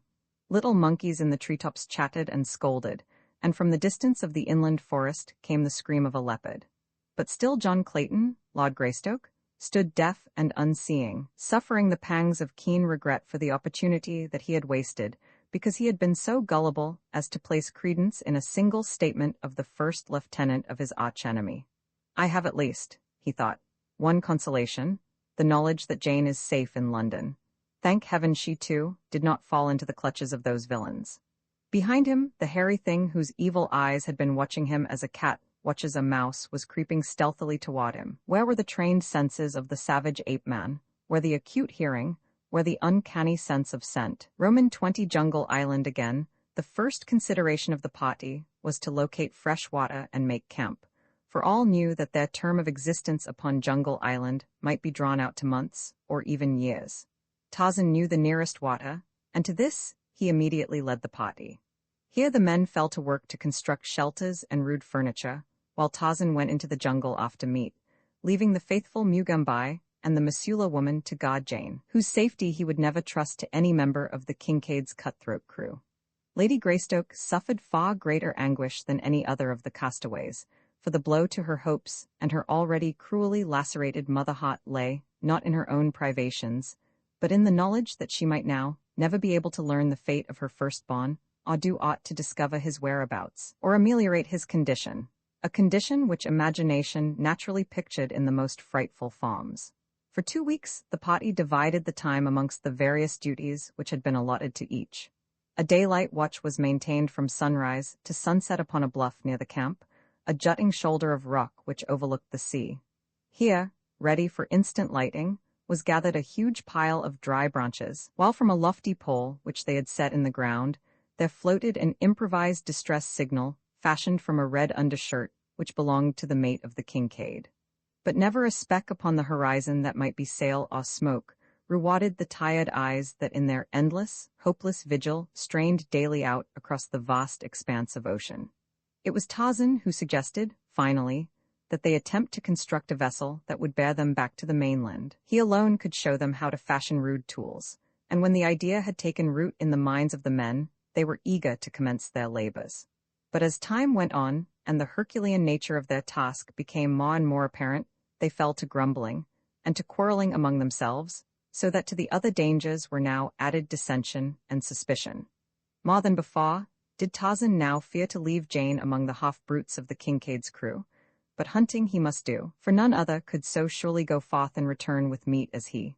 Sometimes Mugambi spelled him at the hunting, but the black spear and arrows were never so sure of results as the rope and knife of the ape-man. Finally, the men shirked their work, going off into the jungle by twos to explore and to hunt. All this time the camp had had no sight of Sheeta or Akut and the other great apes, though Tarzan had sometimes met them in the jungle as he hunted. And as matters tended from bad to worse in the camp of the castaways upon the east coast of Jungle Island, another camp came into being upon the north coast. Here, in a little cove, lay a small schooner, the Cowrie, whose decks had but a few days since run red with the blood of her officers and the loyal members of her crew, for the Cowrie had fallen upon bad days, when it had shipped such men as Gust and Mummela the Maori, and that arch-fiend Kai Shang of Fachin. There were others, too, 10 of them all told, the scum of the South Sea pots, but Gust and Mummela and Kai Shang were the brains and cunning of the company. It was they who had instigated the mutiny that they might seize and divide the catch of pearls which constituted the wealth of the Cowrie's cargo. It was Kai Shang who had murdered the captain as he lay asleep in his berth, and it had been Mummela the Maori who had led the attack upon the officer of the watch. Gust, after his own peculiar habit, had found means to delegate to the others the actual taking of life.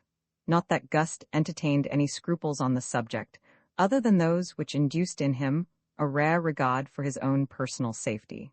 There is always a certain element of risk to the assassin, for victims of deadly assault are seldom prone to die quietly and considerately. There is always a certain element of risk to go so far as to dispute the issue with the murderer. It was this chance of dispute which Gust preferred to forego. But now that the work was done, the Swede aspired to the position of highest command among the mutineers. He had even gone so far as to appropriate and wear certain articles belonging to the murdered captain of the Cowrie, articles of apparel which bore upon them the badges and insignia of authority. Kai Shang was peeved. He had no love for authority, and certainly not the slightest intention of submitting to the domination of an ordinary Swede sailor. The seeds of discontent were, therefore, already planted in the camp of the mutineers of the Cowrie at the north edge of Jungle Island. But Kai Shang realized that he must act with circumspection, for Gust alone of the motley horde possessed sufficient knowledge of navigation to get them out of the South Atlantic and around the Cape into more congenial waters, where they might find a market for their ill-gotten wealth, and no questions asked. The day before they sighted Jungle Island and discovered the little landlocked harbor upon the bosom of which the Cowrie now rode quietly at anchor, the watch had discovered the smoke and funnels of a warship upon the southern horizon. The chance of being spoken to and investigated by a man-of-war appealed not at all to any of them, so they put into hiding for a few days, until the danger should have passed. And now Gust did not wish to venture out to sea again. There was no telling, he insisted, but that the ship they had seen was actually searching for them. Kai Shang pointed out that such could not be the case, since it was impossible for any human being other than themselves to have knowledge of what had transpired aboard the Cowrie. But Gust was not to be persuaded. In his wicked heart, he nursed a scheme whereby he might increase his share of the booty by something like 100%. He alone could sail the Cowrie, therefore the others could not leave Jungle Island without him, But what was there to prevent Gust, with just sufficient men to man the schooner, slipping away from Kai Shang, Momola the Maori, and some half of the crew when opportunity presented? It was for this opportunity that Gust waited. Some day there would come a moment when Kai Shang, Momola, and 3 or 4 of the others would be absent from camp, exploring or hunting. The Swede racked his brain for some plan whereby he might successfully lure from the sight of the anchored ship those whom he had determined to abandon. To this end, he organized hunting party after hunting party, but always the devil of perversity seemed to enter the soul of Kai Shang, so that wily Celestial would never hunt except in the company of Gust himself. One day, Kai Shang spoke secretly with Momola the Maori, pouring into the brown ear of his companion the suspicions which he harbored concerning the Swede. Momola was for going immediately and running a long knife through the heart of the traitor. It is true that Kai Shang had no other evidence than the natural cunning of his own knavish soul, but he imagined in the intentions of Gust what he himself would have been glad to accomplish had the means lain at hand. But he dared not let Momola slay the Swede, upon whom they depended to guide them to their destination. They decided, however, that it would do no harm to attempt to frighten Gust into acceding to their demands, and with this purpose in mind, the Maori sought out the self-constituted commander of the party. When he broached the subject of immediate departure, Gust again raised his former objection, that the warship might very probably be patrolling the sea directly in their southern path, waiting for them to make the attempt to reach other waters. Momola scoffed at the fears of his fellow, pointing out that as no one aboard any warship knew of their mutiny, there could be no reason why they should be suspected. "Ah," exclaimed Gust, "there is where you are wrong. There is where you are lucky that you have an educated man like me to tell you what to do. You are an ignorant savage, Momola, and so you know nothing of wireless." The Maori leaped to his feet and laid his hand upon the hilt of his knife. "I am no savage," he shouted. "I was only joking." The Swede hastened to explain. "We are old friends, Momola. We cannot afford to quarrel, at least not while old Kai Shang is plotting to steal all the pearls from us. If he could find a man to navigate the Cowrie, he would leave us in a minute. All his talk about getting away from here is just because he has some scheme in his head to get rid of us." "But the wireless?" asked Momola. "What has the wireless to do with our remaining here?" "Oh yes," replied Gust, scratching his head. He was wondering if the Maori were really so ignorant as to believe the preposterous lie he was about to unload upon him. "Oh yes, you see, every warship is equipped with what they call a wireless apparatus. It lets them talk to other ships hundreds of miles away, and it lets them listen to all that is said on these other ships. Now, you see, when you fellows were shooting up the Cowrie, you did a whole lot of loud talking, and there isn't any doubt but that warship was a lion off south of us listening to it all. Of course they might not have learned the name of the ship, but they heard enough to know that the crew of some ship was mutinying and killing her officers. So you see they'll be waiting to search every ship they sight for a long time to come, and they may not be far away now." When he had ceased speaking, the Swede strove to assume an air of composure, that his listener might not have his suspicions aroused as to the truth of the statements that had just been made. Momola sat for some time in silence, eyeing Gust. At last he rose. "You are a great liar," he said. "If you don't get us on our way by tomorrow, you'll never have another chance to lie, for I heard 2 of the men saying that they'd like to run a knife into you, and that if you kept them in this hole any longer they'd do it." "Go and ask Kai Shang if there is not a wireless," replied Gust. "He will tell you that there is such a thing and that vessels can talk to one another across hundreds of miles of water.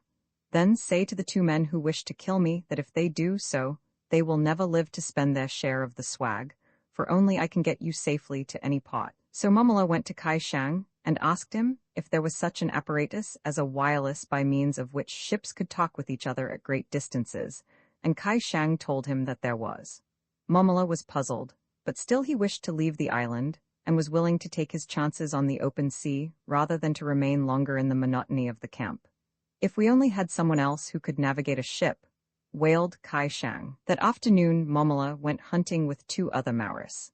They hunted toward the south, and had not gone far from camp when they were surprised by the sound of voices ahead of them in the jungle. They knew that none of their own men had preceded them, and as all were convinced that the island was uninhabited, they were inclined to flee in terror on the hypothesis that the place was haunted, possibly by the ghosts of the murdered officers and men of the Cowrie. But Momola was even more curious than he was superstitious, and so he quelled his natural desire to flee from the supernatural. Motioning his companions to follow his example, he dropped to his hands and knees, crawling forward stealthily and with quakings of heart through the jungle in the direction from which came the voices of the unseen speakers. Presently, at the edge of a little clearing, he halted, and there he breathed a deep sigh of relief, for plainly before him he saw two flesh-and-blood men sitting upon a fallen log and talking earnestly together. One was Schneider, mate of the Kincaid, and the other was a seaman named Schmidt. "I think we can do it, Schmidt," Schneider was saying. "A good canoe wouldn't be hard to build, and 3 of us could paddle it to the mainland in a day if the wind was right and the sea reasonably calm. There ain't no use waiting for the men to build a big enough boat to take the whole party, for they are saw now and sick of working like slaves all day long. It ain't none of our business anyway to save the Englishman. Let him look out for himself, says I." He paused for a moment, and then eyeing the other to note the effect of his next words, he continued, "But we might take the woman. It would be a shame to leave a nice-looking piece like she is in such a gut-forsaken hole as this here island." Schmidt looked up and grinned. "So that's how she's blowin', is it?" he asked. "Why didn't you say so in the first place? What's in it for me if I help you?" "She ought to pay us well to get her back to civilization," explained Schneider, "and I tell you what I'll do. I'll just whack up with the 2 men that helps me. I'll take half and they can divide the other half, you and whoever the other bloke is. I'm sick of this place, and the sooner I get out of it the better I'll like it. What do you say?" "Suits me," replied Schmidt. "I wouldn't know how to reach the mainland myself, and know that none o' the other fellows would. So's you're the only one that knows anything of navigation, you're the fellow I'll tie to." Momola, the Maori, pricked up his ears.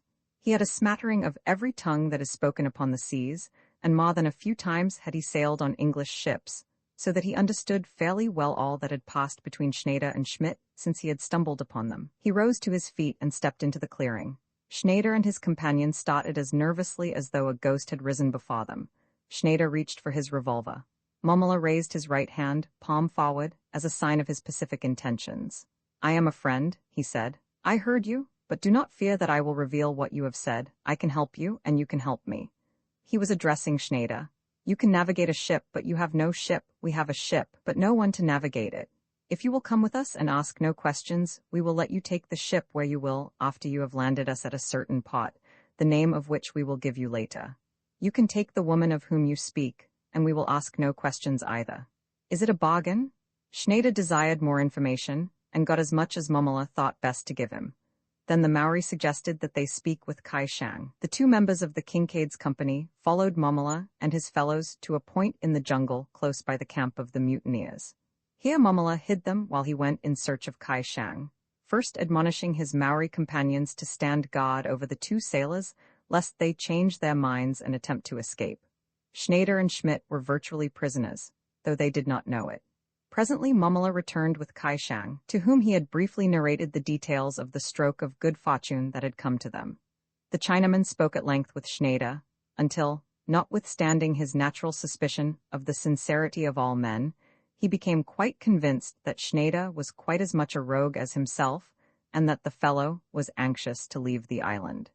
These 2 premises accepted, there could be little doubt that Schneider would prove trustworthy in so far as accepting the command of the Kauri was concerned. After that, Kai Shang knew that he could find means to coerce the man into submission to his further wishes. When Schneider and Schmidt left them and set out in the direction of their own camp, it was with feelings of far greater relief than they had experienced in many a day. Now, at last, they saw a feasible plan for leaving the island upon a seaworthy craft. There would be no more hard labor at shipbuilding, and no risking their lives upon a crudely built makeshift that would be quite as likely to go to the bottom as it would to reach the mainland. Also, they were to have assistance in capturing the woman, or rather women, for when Momola had learned that there was a black woman in the other camp, he had insisted that she be brought along as well as the white woman. As Kai Shang and Momola entered their camp, it was with a realization that they no longer needed Gust. They marched straight to the tent in which they might expect to find him at that hour of the day. For though it would have been more comfortable for the entire party to remain aboard the ship, they had mutually decided that it would be safer for all concerned were they to pitch their camp ashore. Each knew that in the heart of the others was sufficient treachery to make it unsafe for any member of the party to go ashore, leaving the others in possession of the Kauri. So not more than 2 or 3 men at a time were ever permitted aboard the vessel, unless all the balance of the company was there too. As the two crossed toward Gust's tent, the Maori felt the edge of his long knife with one grimy, calloused thumb. The Swede would have felt far from comfortable could he have seen this significant action, or read what was passing amid the convolutions of the brown man's cruel brain. Now, it happened that Gust was at that moment in the tent occupied by the cook, and this tent stood but a few feet from his own, so that he heard the approach of Kai Shang and Momala, though he did not, of course, dream that it had any special significance for him. Chance had it, though, that he glanced out of the doorway of the cook's tent at the very moment that Kai Shang and Momala approached the entrance to his, and he thought that he noted a stealthiness in their movements that comported poorly with amicable or friendly intentions. And then, just as they two slunk within the interior, Gust caught a glimpse of the long knife, which Momala, the Maori, was then carrying behind his back. The Swede's eyes opened wide, and a funny little sensation assailed the roots of his hairs. Also, he turned almost white beneath his tan. Quite precipitately, he left the cook's tent. He was not one who required a detailed exposition of intentions that were quite all too obvious. As surely as though he had heard them plotting, he knew that Kai Shang and Momala had come to take his life.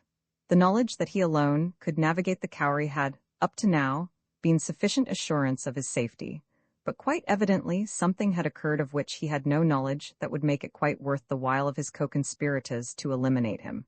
Without a pause, Gust darted across the beach and into the jungle. He was afraid of the jungle. Uncanny noises that were indeed frightful came forth from its recesses, the tangled mazes of the mysterious country back of the beach. But if Gust was afraid of the jungle, he was far more afraid of Kai Shang and Momala. The dangers of the jungle were more or less problematical, while the danger that menaced him at the hands of his companions was a perfectly well-known quantity, which might be expressed in terms of a few inches of cold steel, or the coil of a light rope. He had seen Kai Shang garrote a man at Paishar in a dark alleyway back of Lu Kotai's place. He feared the rope, therefore, more than he did the knife of the Maori, but he feared them both too much to remain within reach of either.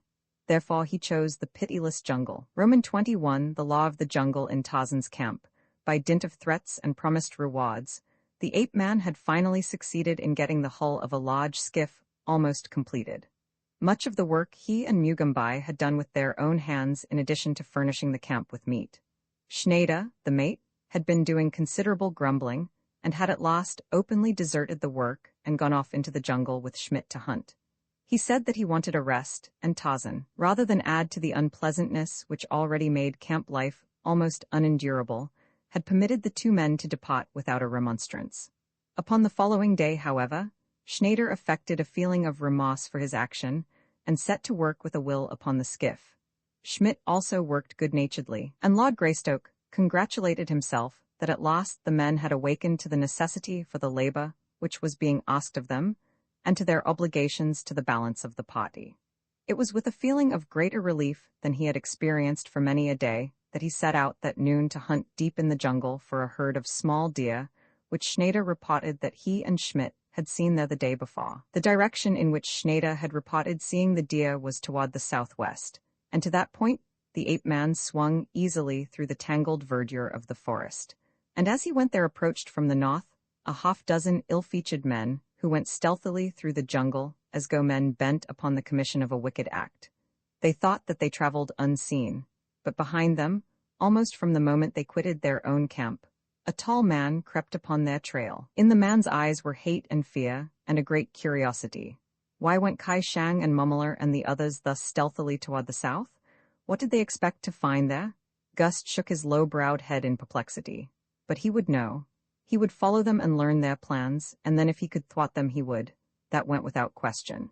At first he had thought that they searched for him, but finally his better judgment assured him that such could not be the case, since they had accomplished all they really desired by chasing him out of camp. Never would Kai Shang or Momala go to such pains to slay him or another, unless it would put money into their pockets, and as Gust had no money, it was evident that they were searching for someone else. Presently, the party he trailed came to a halt. Its members concealed themselves in the foliage bordering the game trail along which they had come. Gust, that he might the better observe, clambered into the branches of a tree to the rear of them, being careful that the leafy fronds hid him from the view of his erstwhile mates. He had not long to wait before he saw a strange white man approach carefully along the trail from the south. At sight of the newcomer, Momola and Kai Shang arose from their places of concealment and greeted him. Gust could not overhear what passed between them. Then the man returned in the direction from which he had come. He was Schneider. Nearing his camp, he circled to the opposite side of it and presently came running in breathlessly. Excitedly, he hastened to Mugambai. "Quick!" he cried. "Those apes of yours have caught Schmidt and will kill him if we do not hasten to his aid. You alone can call them off. Take Jones and Sullivan. You may need help, and get to him as quick as you can. Follow the game trail south for about a mile. I will remain here. I am too spent with running to go back with you." And the mate of the Kincaid threw himself upon the ground, panting as though he was almost done for. Mugambai hesitated. He had been left to guard the two women. He did not know what to do, and then Jane Clayton, who had heard Schneider's story, added her pleas to those of the mate. "Do not delay," she urged. "We shall be all right here. Mr. Schneider will remain with us. Go, Mugambai. The poor fellow must be saved."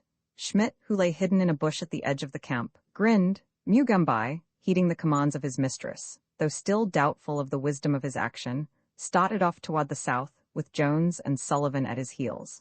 No sooner had he disappeared than Schmidt rose and darted north into the jungle, and a few minutes later, the face of Kai Shang of Fatchin appeared at the edge of the clearing. Schneider saw the Chinaman, and motioned to him that the coast was clear. Jane Clayton and the Missoula woman were sitting at the opening of the farmer's tent, their backs toward the approaching ruffians.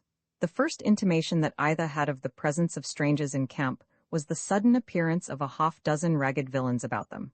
"Come," said Kai Shang, motioning that the two arise and follow him. Jane Clayton sprang to her feet and looked about for Schneider, only to see him standing behind the newcomers, a grin upon his face. At his side stood Schmidt. Instantly she saw that she had been made the victim of a plot. "What is the meaning of this?" she asked, addressing the mate. "It means that we have found a ship and that we can now escape from Jungle Island," replied the man. "Why did you send Mugambai and the others into the jungle?" she inquired. "They are not coming with us, only you and I and the Missoula woman." "Come?" repeated Kai Shang and seized Jane Clayton's wrist. One of the Maoris grasped the black woman by the arm, and when she would have screamed, struck her across the mouth. Mugambai raced through the jungle toward the south. Jones and Sullivan trailed far behind. For a mile, he continued upon his way to the relief of Schmidt, but no signs saw he of the missing man or of any of the apes of Akut. At last he halted and called aloud the summons which he and Tarzan had used to hail the great anthropoids. There was no response. Jones and Sullivan came up with the black warrior, as the latter stood voicing his weird call. For another half-mile the black searched, calling occasionally. Finally the truth flashed upon him, and then, like a frightened deer, he wheeled and dashed back toward camp. Arriving there, it was but a moment before full confirmation of his fears was impressed upon him. Lady Greystoke and the Missoula woman were gone. So, likewise, was Schneider. When Jones and Sullivan joined Mugambai, he would have killed them in his anger, thinking them parties to the plot. But they finally succeeded in partially convincing him that they had known nothing of it. As they stood speculating upon the probable whereabouts of the women and their abductor, and the purpose which Schneider had in mind in taking them from camp, Tarzan of the Apes swung from the branches of a tree and crossed the clearing toward them. His keen eyes detected at once that something was radically wrong, and when he had heard Mugambai's story, his jaws clicked angrily together as he knitted his brows in thought. What could the mate hope to accomplish by taking Jane Clayton from a camp upon a small island from which there was no escape from the vengeance of Tarzan? The ape-man could not believe the fellow such a fool, and then a slight realization of the truth dawned upon him. Schneider would not have committed such an act unless he had been reasonably sure that there was a way by which he could quit Jungle Island with his prisoners. But why had he taken the black woman as well? There must have been others, one of whom wanted the dusky female. "Come," said Tarzan, "there is but one thing to do now, and that is to follow the trail." As he finished speaking, a tall, ungainly figure emerged from the jungle north of the camp. He came straight toward the four men. He was an entire stranger to all of them, not one of whom had dreamed that another human being than those of their own camp dwelt upon the unfriendly shores of Jungle Island. It was Gust. He came directly to the point. "Your women were stolen," he said. "If you want ever to see them again, come quickly and follow me. If we do not hurry, the Cowrie will be standing out to sea by the time we reach her anchorage." "Who are you?" asked Tarzan. "What do you know of the theft of my wife and the black woman?" "I heard Kai Shang and Momola the Maori plot with 2 men of your camp. They had chased me from our camp and would have killed me, Now I will get even with them. Come. Gust led the 4 men of the Kincaid's camp at a rapid trot through the jungle toward the north. Would they come to the sea in time? But a few more minutes would answer the question. And when at last the little party did break through the last of the screening foliage, and the harbor and the ocean lay before them, they realized that fate had been most cruelly unkind, for the Cowrie was already under sail and moving slowly out of the mouth of the harbor into the open sea. What were they to do? Tarzan's broad chest rose and fell to the force of his pent emotions. The last blow seemed to have fallen, and if ever in all his life Tarzan of the Apes had had occasion to abandon hope, it was now that he saw the ship bearing his wife to some frightful fate moving gracefully over the rippling water, so very near, and yet so hideously far away. In silence, he stood watching the vessel. He saw it turn toward the east and finally disappear around a headland on its way he knew not whither. Then he dropped upon his haunches and buried his face in his hands. It was after dark that the 5 men returned to the camp on the east shore. The night was hot and sultry. No slightest breeze ruffled the foliage of the trees or rippled the mirror-like surface of the ocean. Only a gentle swell rolled softly in upon the beach. Never had Tarzan seen the great Atlantic so ominously at peace. He was standing at the edge of the beach gazing out to sea in the direction of the mainland, his mind filled with sorrow and hopelessness, when from the jungle close behind the camp came the uncanny wail of a panther. There was a familiar note in the weird cry, and almost mechanically, Tarzan turned his head and answered.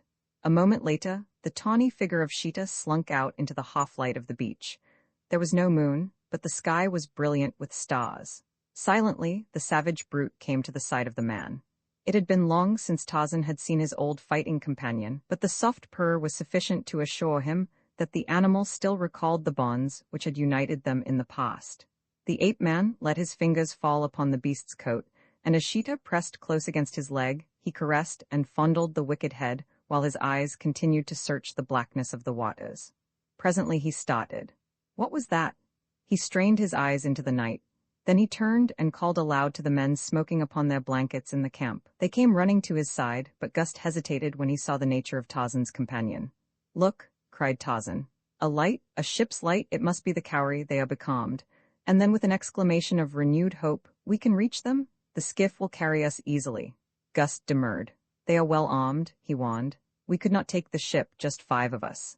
"There are 6 now," replied Tarzan, pointing to Sheeta, "and we can have more still in a half-hour. Sheeta is the equivalent of 20 men, and the few others I can bring will add full 100 to our fighting strength. You do not know them." The ape-man turned and raised his head toward the jungle, while there pealed from his lips, time after time, the fearsome cry of the bull-ape who would summon his fellows. Presently from the jungle came an answering cry, and then another and another. Gust shuddered. Among what sort of creatures had fate thrown him? Were not Kai Shang and Momala to be preferred to this great white giant, who stroked a panther, and called to the beasts of the jungle? In a few minutes, the apes of Akut came crashing through the underbrush and out upon the beach, while in the meantime, the 5 men had been struggling with the unwieldy bulk of the skiff's hull. By dint of Herculean efforts, they had managed to get it to the water's edge. The oars from the 2 small boats of the Kincaid, which had been washed away by an offshore wind the very night that the party had landed, had been in use to support the canvas of the sailcloth tents. These were hastily requisitioned, and by the time Akut and his followers came down to the water, all was ready for embarkation. Once again the hideous crew entered the service of their master, and without question took up their places in the skiff.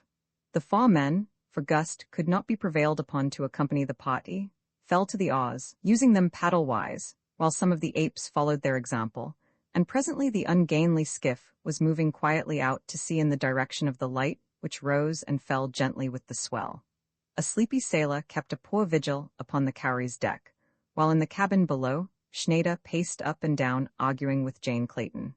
The woman had found a revolver in a table drawer in the room in which she had been locked, and now she kept the mate of the Kincaid at bay with the weapon. The Mesula woman kneeled behind her, while Schneider paced up and down before the door, threatening and pleading and promising, but all to no avail. Presently from the deck above came a shout of warning and a shot. For an instant Jane Clayton relaxed her vigilance and turned her eyes toward the cabin skylight. Simultaneously, Schneider was upon her. The first intimation the watch had that there was another craft within 1,000 miles of the Cowrie came when he saw the head and shoulders of a man poked over the ship's side. Instantly, the fellow sprang to his feet with a cry and leveled his revolver at the intruder. It was his cry and the subsequent report of the revolver which threw Jane Clayton off her guard. Upon deck, the quiet of fancied security soon gave place to the wildest pandemonium. The crew of the Cowrie rushed above armed with revolvers, cutlasses, and the long knives that many of them habitually wore, but the alarm had come too late. Already the beasts of Tarzan were upon the ship's deck, with Tarzan and the 2 men of the Kincaid's crew. In the face of the frightful beasts, the courage of the mutineers wavered and broke. Those with revolvers fired a few scattering shots and then raced for some place of supposed safety. Into the shrouds went some, but the apes of Akut were more at home there than they. Screaming with terror, the Maoris were dragged from their lofty perches. The beasts, uncontrolled by Tarzan who had gone in search of Jane, loosed the full fury of their savage natures upon the unhappy wretches who fell into their clutches. Sheeta, in the meanwhile, had felt his great fangs sink into but a single jugular. For a moment he mauled the copse, and then he spied Kai Shang darting down the companionway toward his cabin. With a shrill scream, Sheeta was after him, a scream which awoke an almost equally uncanny cry in the throat of the terror-stricken Chinaman. But Kai Shang reached his cabin a fraction of a second ahead of the panther, and leaping within, slammed the door. Just too late. Sheeta's great body hurtled against it before the catch engaged, and a moment later Kai Shang was gibbering and shrieking in the back of an upper berth. Lightly, Sheeta sprang after his victim, and presently the wicked days of Kai Shang of Fachin were ended, and Sheeta was gorging himself upon tough and stringy flesh. A moment scarcely had elapsed after Schneider leaped upon Jane Clayton and wrenched the revolver from her hand, when the door of the cabin opened and a tall and half-naked white man stood framed within the portal. Silently, he leaped across the cabin. Schneider felt sinewy fingers at his throat. He turned his head to see who had attacked him, and his eyes went wide when he saw the face of the ape-man close above his own. Grimly, the fingers tightened upon the mate's throat. He tried to scream, to plead, but no sound came forth. His eyes protruded as he struggled for freedom, for breath, for life. Jane Clayton seized her husband's hands and tried to drag them from the throat of the dying man, but Tarzan only shook his head. "Not again," he said quietly. "Before have I permitted scoundrels to live, only to suffer and to have you suffer for my mercy. This time we shall make sure of one scoundrel, sure that he will never again harm us or another," and with a sudden wrench he twisted the neck of the perfidious mate until there was a sharp crack, and the man's body lay limp and motionless in the ape-man's grasp. With a gesture of disgust, Tarzan tossed the corpse aside. Then he returned to the deck, followed by Jane and the Mesula woman. The battle there was over. Schmidt and Momala and 2 others alone remained alive of all the company of the Cowrie, for they had found sanctuary in the forecastle. The others had died, horribly, and as they deserved, beneath the fangs and talons of the beasts of Tarzan, and in the morning the sun rose on a grisly sight upon the deck of the unhappy Cowrie. But this time the blood which stained her white planking was the blood of the guilty and not of the innocent. Tarzan brought forth the men who had hidden in the forecastle, and without promises of immunity from punishment, forced them to help work the vessel. The only alternative was immediate death. A stiff breeze had risen with the sun, and with canvas spread the Cowrie set in toward Jungle Island, where a few hours later, Tarzan picked up Gust and bid farewell to Sheeta and the apes of Akut. For here he set the beasts ashore to pursue the wild and natural life they loved so well. Nor did they lose a moment's time in disappearing into the cool depths of their beloved jungle. That they knew that Tarzan was to leave them may be doubted, except possibly in the case of the more intelligent Akut, who alone of all the others remained upon the beach as the small boat drew away toward the schooner, carrying his savage lord and master from him. And as long as their eyes could span the distance, Jane and Tarzan, standing upon the deck, saw the lonely figure of the shaggy anthropoid motionless upon the surf-beaten sands of Jungle Island. It was 3 days later that the Cowrie fell in with H.M. sloop of Washawata, through whose wireless Lord Greystoke soon got in communication with London. Thus he learned that which filled his and his wife's heart with joy and thanksgiving. Little Jack was safe at Lord Greystoke's townhouse. It was not until they reached London that they learned the details of the remarkable chain of circumstances that had preserved the infant unharmed. It developed that Rokoff, fearing to take the child aboard the Kincaid by day, had hidden it in a low den where nameless infants were harbored, intending to carry it to the steamer after dark. His confederate and chief lieutenant, Paulvitch, true to the long years of teaching of his wily master, had at last succumbed to the treachery and greed that had always mocked his superior, and, lured by the thoughts of the immense ransom that he might win by returning the child unharmed, had divulged the secret of its parentage to the woman who maintained the foundling asylum.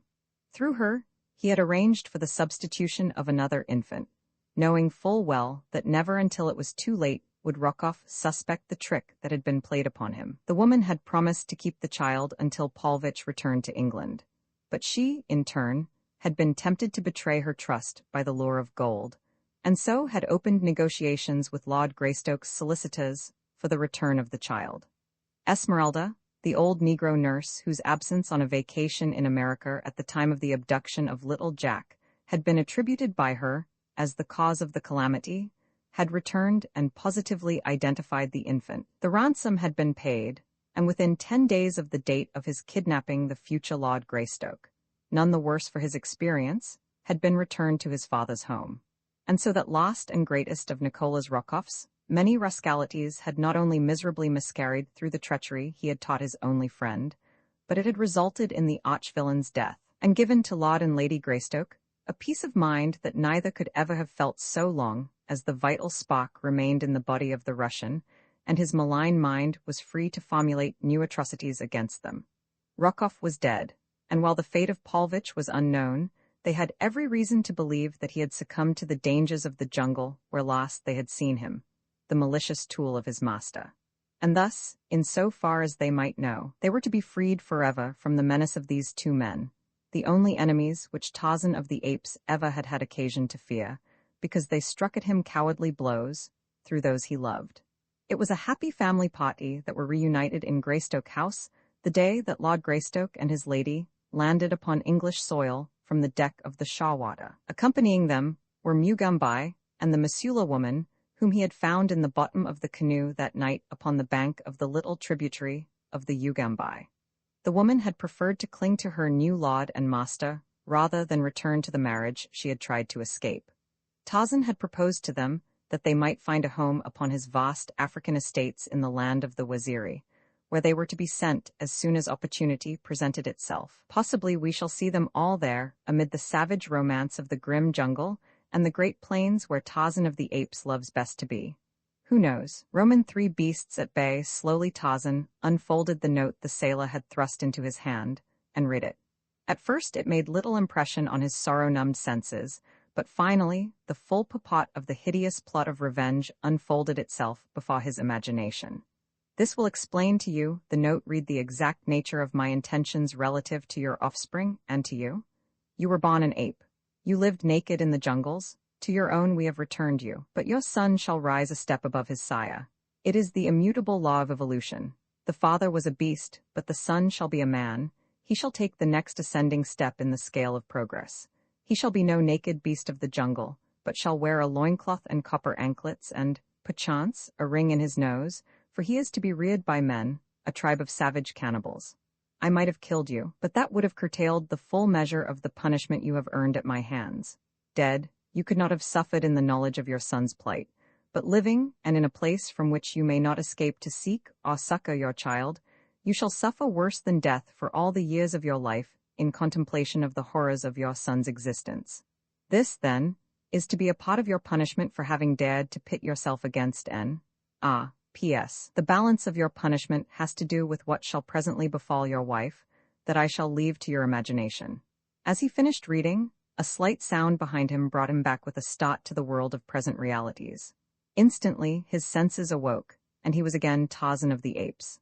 As he wheeled about, it was a beast at bay, vibrant with the instinct of self-preservation, that faced a huge bull-ape that was already charging down upon him. The 2 years that had elapsed since Tarzan had come out of the savage forest with his rescued mate had witnessed slight diminution of the mighty powers that had made him the invincible lord of the jungle.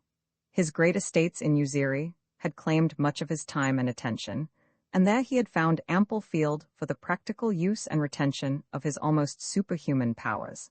But naked and unarmed to do battle with the shaggy, bull-necked beast that now confronted him was a test that the ape-man would scarce have welcomed at any period of his wild existence.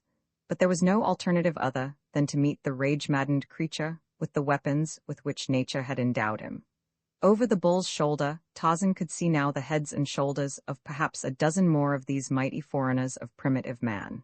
He knew, however, that there was little chance that they would attack him, since it is not within the reasoning powers of the anthropoid to be able to weigh or appreciate the value of concentrated action against an enemy. Otherwise, they would long since have become the dominant creatures of their haunts. So tremendous a power of destruction lies in their mighty thews and savage fangs. With a low snarl, the beast now hurled himself at Tarzan, but the ape-man had found, among other things in the haunts of civilized man, certain methods of scientific warfare that are unknown to the jungle folk. Whereas, a few years since, he would have met the brute rush with brute force, he now sidestepped his antagonist's headlong charge, and as the brute hurtled past him swung a mighty right to the pit of the ape's stomach. With a howl of mingled rage and anguish the great anthropoid bent double and sank to the ground, though almost instantly he was again struggling to his feet. Before he could regain them, however, his white-skinned foe had wheeled and pounced upon him, and in the act there dropped from the shoulders of the English lord the last shred of his superficial mantle of civilization. Once again, he was the jungle beast reveling in bloody conflict with his kind. Once again he was Tarzan, son of Kala the she-ape. His strong, white teeth sank into the hairy throat of his enemy as he sought the pulsing jugular. Powerful fingers held the mighty fangs from his own flesh, all clenched and beat with the power of a steam hammer upon the snarling, foam-flecked face of his adversary. In a circle about them, the balance of the tribe of apes stood watching and enjoying the struggle. They muttered low gutturals of approval as bits of white hide or hairy blood-stained skin were torn from one contestant or the other. But they were silent in amazement and expectation when they saw the mighty white ape wriggle upon the back of their king, and, with steel muscles tensed beneath the armpits of his antagonist, bear down mightily with his open palms upon the back of the thick bull neck, so that the king ape could but shriek in agony and flounder helplessly about upon the thick mat of jungle grass. As Tarzan had overcome the huge Turcos that time years before, when he had been about to set out upon his quest for human beings of his own kind and color, so now he overcame this other great ape with the same wrestling hold upon which he had stumbled by accident during that other combat. The little audience of fierce anthropoids heard the creaking of their king's neck mingling with his agonized shrieks and hideous roaring. Then there came a sudden crack, like the breaking of a stout limb before the fury of the wind. The bullet head crumpled forward upon its flaccid neck against the great hairy chest. The roaring and the shrieking ceased. The little pig eyes of the onlookers wandered from the still form of their leader to that of the white ape that was rising to its feet beside the vanquished, then back to their king, as though in wonder that he did not arise and slay this presumptuous stranger. They saw the newcomer place a foot upon the neck of the quiet figure at his feet, and, throwing back his head, give vent to the wild, uncanny challenge of the bull ape that has made a kill.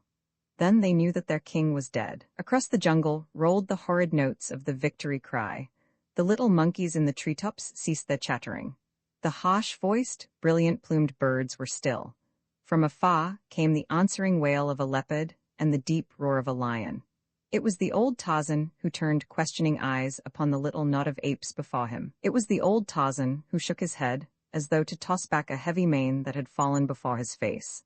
An old habit dating from the days that his great shock of thick, black hair had fallen about his shoulders, and often tumbled before his eyes when it had meant life or death to him to have his vision unobstructed. The ape-man knew that he might expect an immediate attack on the part of that particular surviving bull ape who felt himself best fitted to contend for the kingship of the tribe. Among his own apes he knew that it was not unusual for an entire stranger to enter a community, and after having dispatched the king, assume the leadership of the tribe himself, together with the fallen monarch's mates. On the other hand, if he made no attempt to follow them, they might move slowly away from him, later to fight among themselves for the supremacy. That he could be king of them, if he so chose, he was confident, but he was not sure he cared to assume the sometimes irksome duties of that position, for he could see no particular advantage to be gained thereby. One of the younger apes, a huge, splendidly muscled brute, was edging threateningly closer to the ape-man. Through his bad fighting fangs, there issued a low, sullen growl. Tarzan watched his every move, standing rigid as a statue. To have fallen back a step would have been to precipitate an immediate charge. To have rushed forward to meet the other might have had the same result, or it might have put the bellicose one to flight. It all depended upon the young bull's stock of courage. To stand perfectly still, waiting, was the middle course. In this event, the bull would, according to custom, approach quite close to the object of his attention, growling hideously and baring slavering fangs. Slowly he would circle about the other, as though with a chip upon his shoulder. And this he did, even as Tarzan had foreseen. It might be a bluff royal, or, on the other hand, so unstable is the mind of an ape, a passing impulse might hurl the hairy mass, tearing and rending, upon the man without an instant's warning. As the brute circled him, Tarzan turned slowly, keeping his eyes ever upon the eyes of his antagonist. He had appraised the young bull as one who had never quite felt equal to the task of overthrowing his former king, but who one day would have done so. Tarzan saw that the beast was of wondrous proportions, standing over 7 feet upon his short, bowed legs. His great, hairy arms reached almost to the ground even when he stood erect, and his fighting fangs, now quite close to Tarzan's face, were exceptionally long and sharp. Like the others of his tribe, he differed in several minor essentials from the apes of Tarzan's boyhood. At first the ape-man had experienced a thrill of hope at sight of the shaggy bodies of the anthropoids, a hope that by some strange freak of fate he had been again returned to his own tribe. But a closer inspection had convinced him that these were another species. As the threatening bull continued his stiff and jerky circling of the ape-man, much after the manner that you have noted among dogs when a strange canine comes among them, it occurred to Tarzan to discover if the language of his own tribe was identical with that of this other family, and so he addressed the brute in the language of the tribe of Kerchak. "Who are you?" he asked. "Who threatens Tarzan of the apes?" The hairy brute looked his surprise. "I am Akut," replied the other in the same simple, primal tongue which is so low in the scale of spoken languages that, as Tarzan had surmised, it was identical with that of the tribe in which the first 20 years of his life had been spent. "I am Akut," said the ape. "Moloch is dead, I am king. Go away or I shall kill you." "You saw how easily I killed Moloch," replied Tarzan. "So I could kill you if I cared to be king. But Tarzan of the apes would not be king of the tribe of Akut. All he wishes is to live in peace in this country. Let us be friends. Tarzan of the apes can help you, and you can help Tarzan of the apes." "You cannot kill Akut," replied the other. "None is so great as Akut. Had you not killed Moloch, Akut would have done so, for Akut was ready to be king." For answer, the ape-man hurled himself upon the great brute, who during the conversation had slightly relaxed his vigilance. In the twinkling of an eye, the man had seized the wrist of the great ape, and before the other could grapple with him, had whirled him about and leaped upon his broad back. Down they went together, but so well had Tarzan's plan worked out that before ever they touched the ground he had gained the same hold upon Akut that had broken Moloch's neck. Slowly he brought the pressure to bear, and then, as in days gone by he had given Kerchak the chance to surrender and live, so now he gave to Akut, in whom he saw a possible ally of great strength and resource, the option of living in amity with him or dying, as he had just seen his savage and heretofore invincible king die. "Ka-goda," whispered Tarzan to the ape beneath him. It was the same question that he had whispered to Kerchak, and in the language of the apes it means, broadly, "Do you surrender?" Akut thought of the creaking sound he had heard just before Moloch's thick neck had snapped, and he shuddered. He hated to give up the kingship, though, so again he struggled to free himself, but a sudden torturing pressure upon his vertebra brought an agonized "Ka-goda" from his lips. Tarzan relaxed his grip a trifle. "You may still be king, Akut," he said. "Tarzan told you that he did not wish to be king. If any question your right, Tarzan of the apes will help you in your battles." The ape-man rose, and Akut came slowly to his feet. Shaking his bullet head and growling angrily, he waddled toward his tribe, looking first at one and then at another of the larger bulls who might be expected to challenge his leadership. But none did so. Instead, they drew away as he approached, and presently the whole pack moved off into the jungle, and Tarzan was left alone once more upon the beach. The ape-man was sore from the wounds that Moloch had inflicted upon him, but he was inured to physical suffering, and endured it with the calm and fortitude of the wild beasts that had taught him to lead the jungle life after the manner of all those that are born to it. His first need, he realized, was for weapons of offense and defense, for his encounter with the apes and the distant notes of the savage voices of Numa the lion, and Sheeta, the panther, warned him that his was to be no life of indolent ease and security. It was but a return to the old existence of constant bloodshed and danger, to the hunting and the being hunted. Grim beasts would stalk him, as they had stalked him in the past, and never would there be a moment, by savage day or by cruel night, that he might not have instant need of such crude weapons as he could fashion from the materials at hand. Upon the shore, he found an outcropping of brittle, igneous rock. By dint of much labor, he managed to chip off a narrow sliver some 12 inches long by a quarter of an inch thick. One edge was quite thin for a few inches near the tip. It was the rudiment of a knife. With it he went into the jungle, searching until he found a fallen tree of a certain species of hardwood with which he was familiar. From this, he cut a small straight branch, which he pointed at one end. Then he scooped a small, round hole in the surface of the prostrate trunk.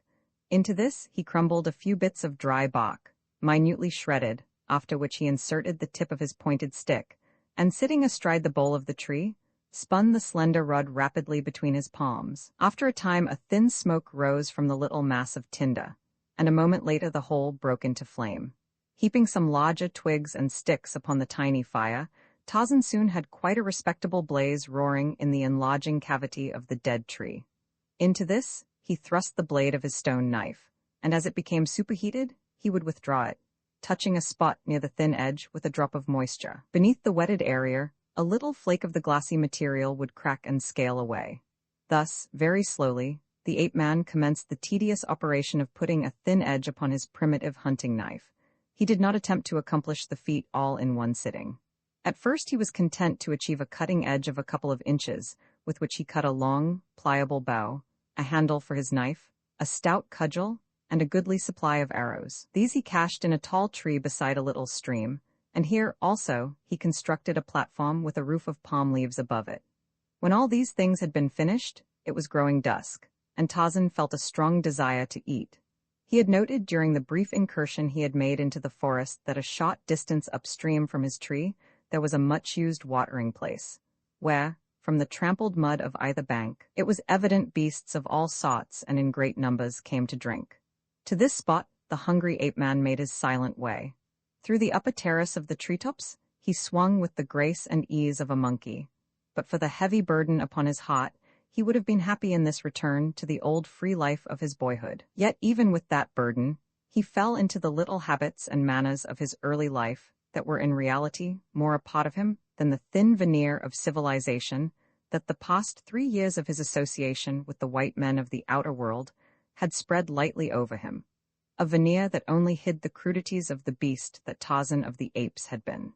Could his fellow peers of the House of Lords have seen him then, they would have held up their noble hands in holy horror. Silently he crouched in the lower branches of a great forest giant that overhung the trail, his keen eyes and sensitive ears strained into the distant jungle, from which he knew his dinner would presently emerge. Nor had he long to wait.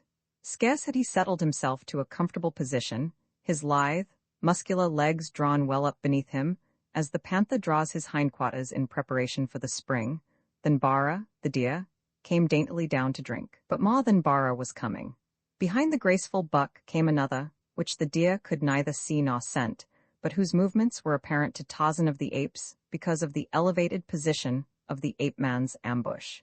He knew not yet exactly the nature of the thing that moved so stealthily through the jungle a few hundred yards behind the deer, but he was convinced that it was some great beast of prey stalking Bara for the selfsame purpose as that which prompted him to await the fleet animal. Numa, perhaps, or Sheeta, the panther.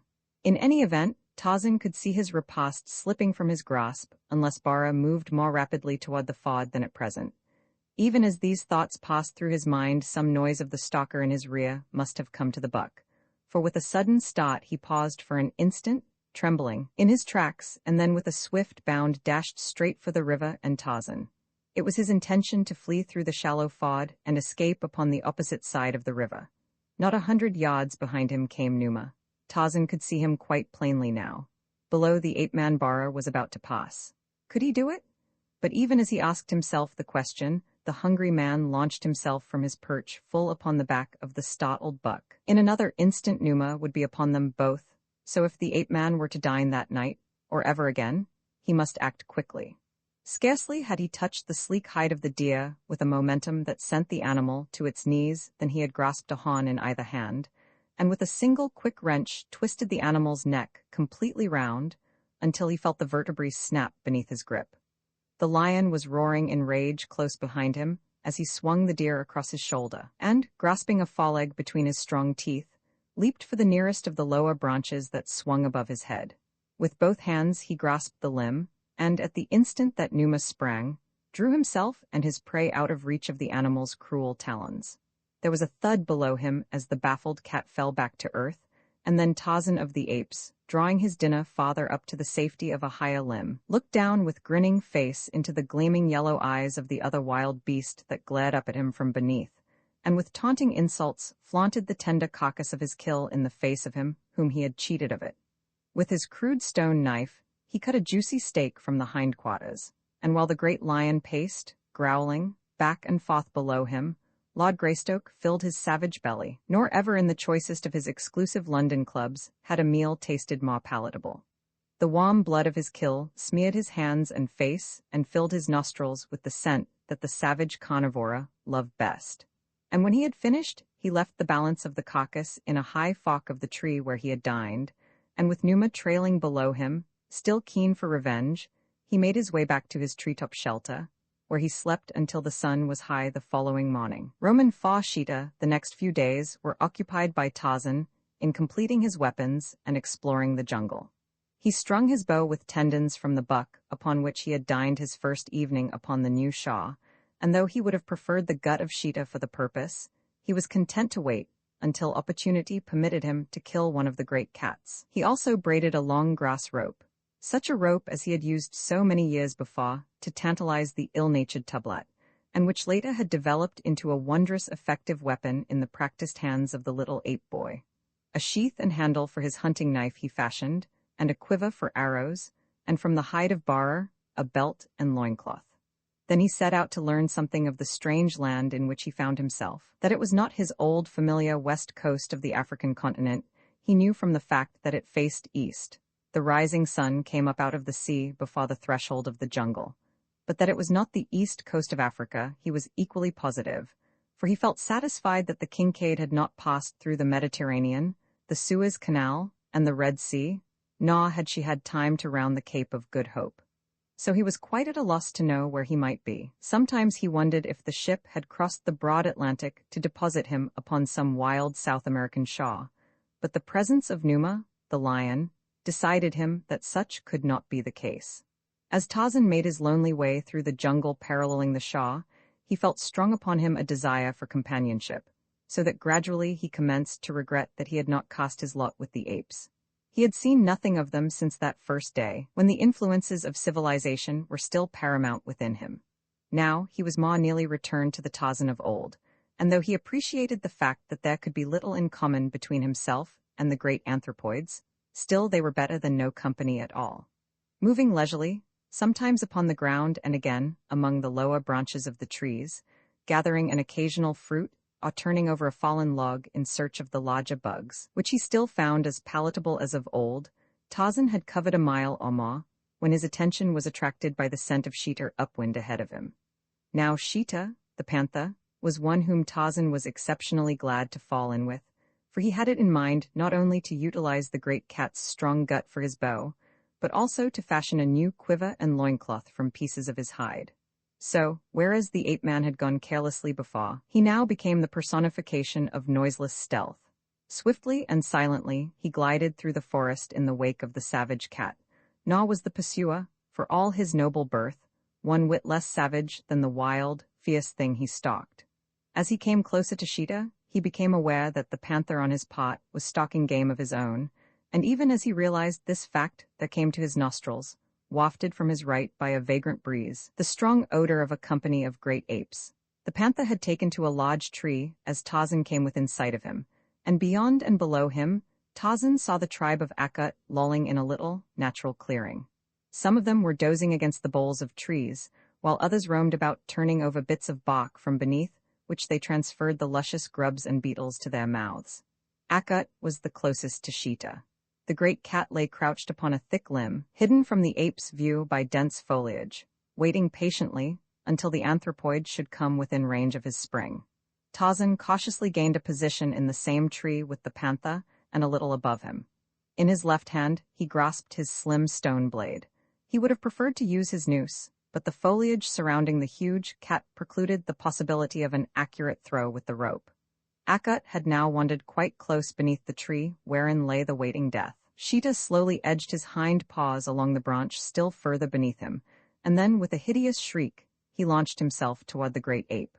The barest fraction of a second before his spring, another beast of prey above him leaped, its weird and savage cry mingling with his. As the startled Akut looked up, he saw the panther almost above him, and already upon the panther's back the white ape that had bested him that day near the great water. The teeth of the ape-man were buried in the back of Sheeta's neck, and his right arm was round the fierce throat, while the left hand, grasping a slender piece of stone, rose and fell in mighty blows upon the panther's side behind the left shoulder. Akut had just time to leap to one side to avoid being pinioned beneath these battling monsters of the jungle. With a crash, they came to earth at his feet. Sheeta was screaming, snarling, and roaring horribly, but the white ape clung tenaciously, and in silence to the thrashing body of his quarry. Steadily and remorselessly, the stone knife was driven home through the glossy hide. Time and again it drank deep, until with a final agonized lunge and shriek, the great feline rolled over upon its side, and, save for the spasmodic jerking of its muscles, lay quiet and still in death. Then the ape-man raised his head, as he stood over the carcass of his kill, and once again through the jungle rang his wild and savage victory challenge. Akut and the apes of Akut stood looking in startled wonder at the dead body of Sheeta and the lithe, straight figure of the man who had slain him. Tarzan was the first to speak. He had saved Akut's life for a purpose, and, knowing the limitations of the ape intellect, he also knew that he must make this purpose plain to the anthropoid if it were to serve him in the way he hoped. "I am Tarzan of the apes," he said, "mighty hunter, mighty fighter. By the great water I spared Akut's life when I might have taken it and become king of the tribe of Akut. Now I have saved Akut from death beneath the rending fangs of Sheeta. When Akut, or the tribe of Akut, is in danger, let them call to Tarzan thus." And the ape-man raised the hideous cry with which the tribe of Kerchak had been wont to summon its absent members in times of peril. And, he continued, when they hear Tarzan call to them, let them remember what he has done for Akut and come to him with great speed. Shall it be as Tarzan says? "Huh?" assented Akut, and from the members of his tribe there rose a unanimous "huh." Then, presently, they went to feeding again as though nothing had happened, and with them fed John Clayton, Lord Greystoke. He noticed, however, that Akut kept always close to him, and was often looking at him with a strange wonder in his little bloodshot eyes, and once he did a thing that Tarzan, during all his long years among the apes, had never before seen an ape do. He found a particularly tender morsel, and handed it to Tarzan. As the tribe hunted, the glistening body of the ape-man mingled with the brown, shaggy hides of his companions.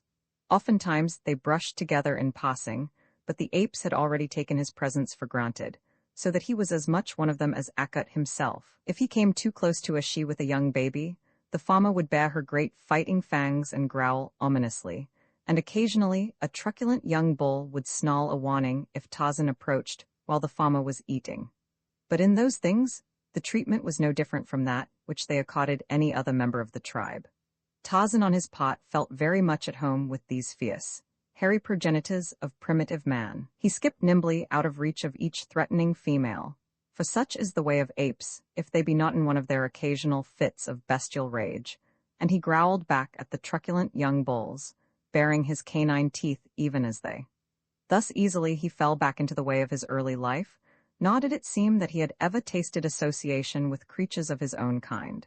For the better part of a week, he roamed the jungle with his new friends, partly because of a desire for companionship, and partially through a well-laid plan to impress himself indelibly upon their memories, which at best are none too long. For Tarzan from past experience knew that it might serve him in good stead to have a tribe of these powerful and terrible beasts at his call.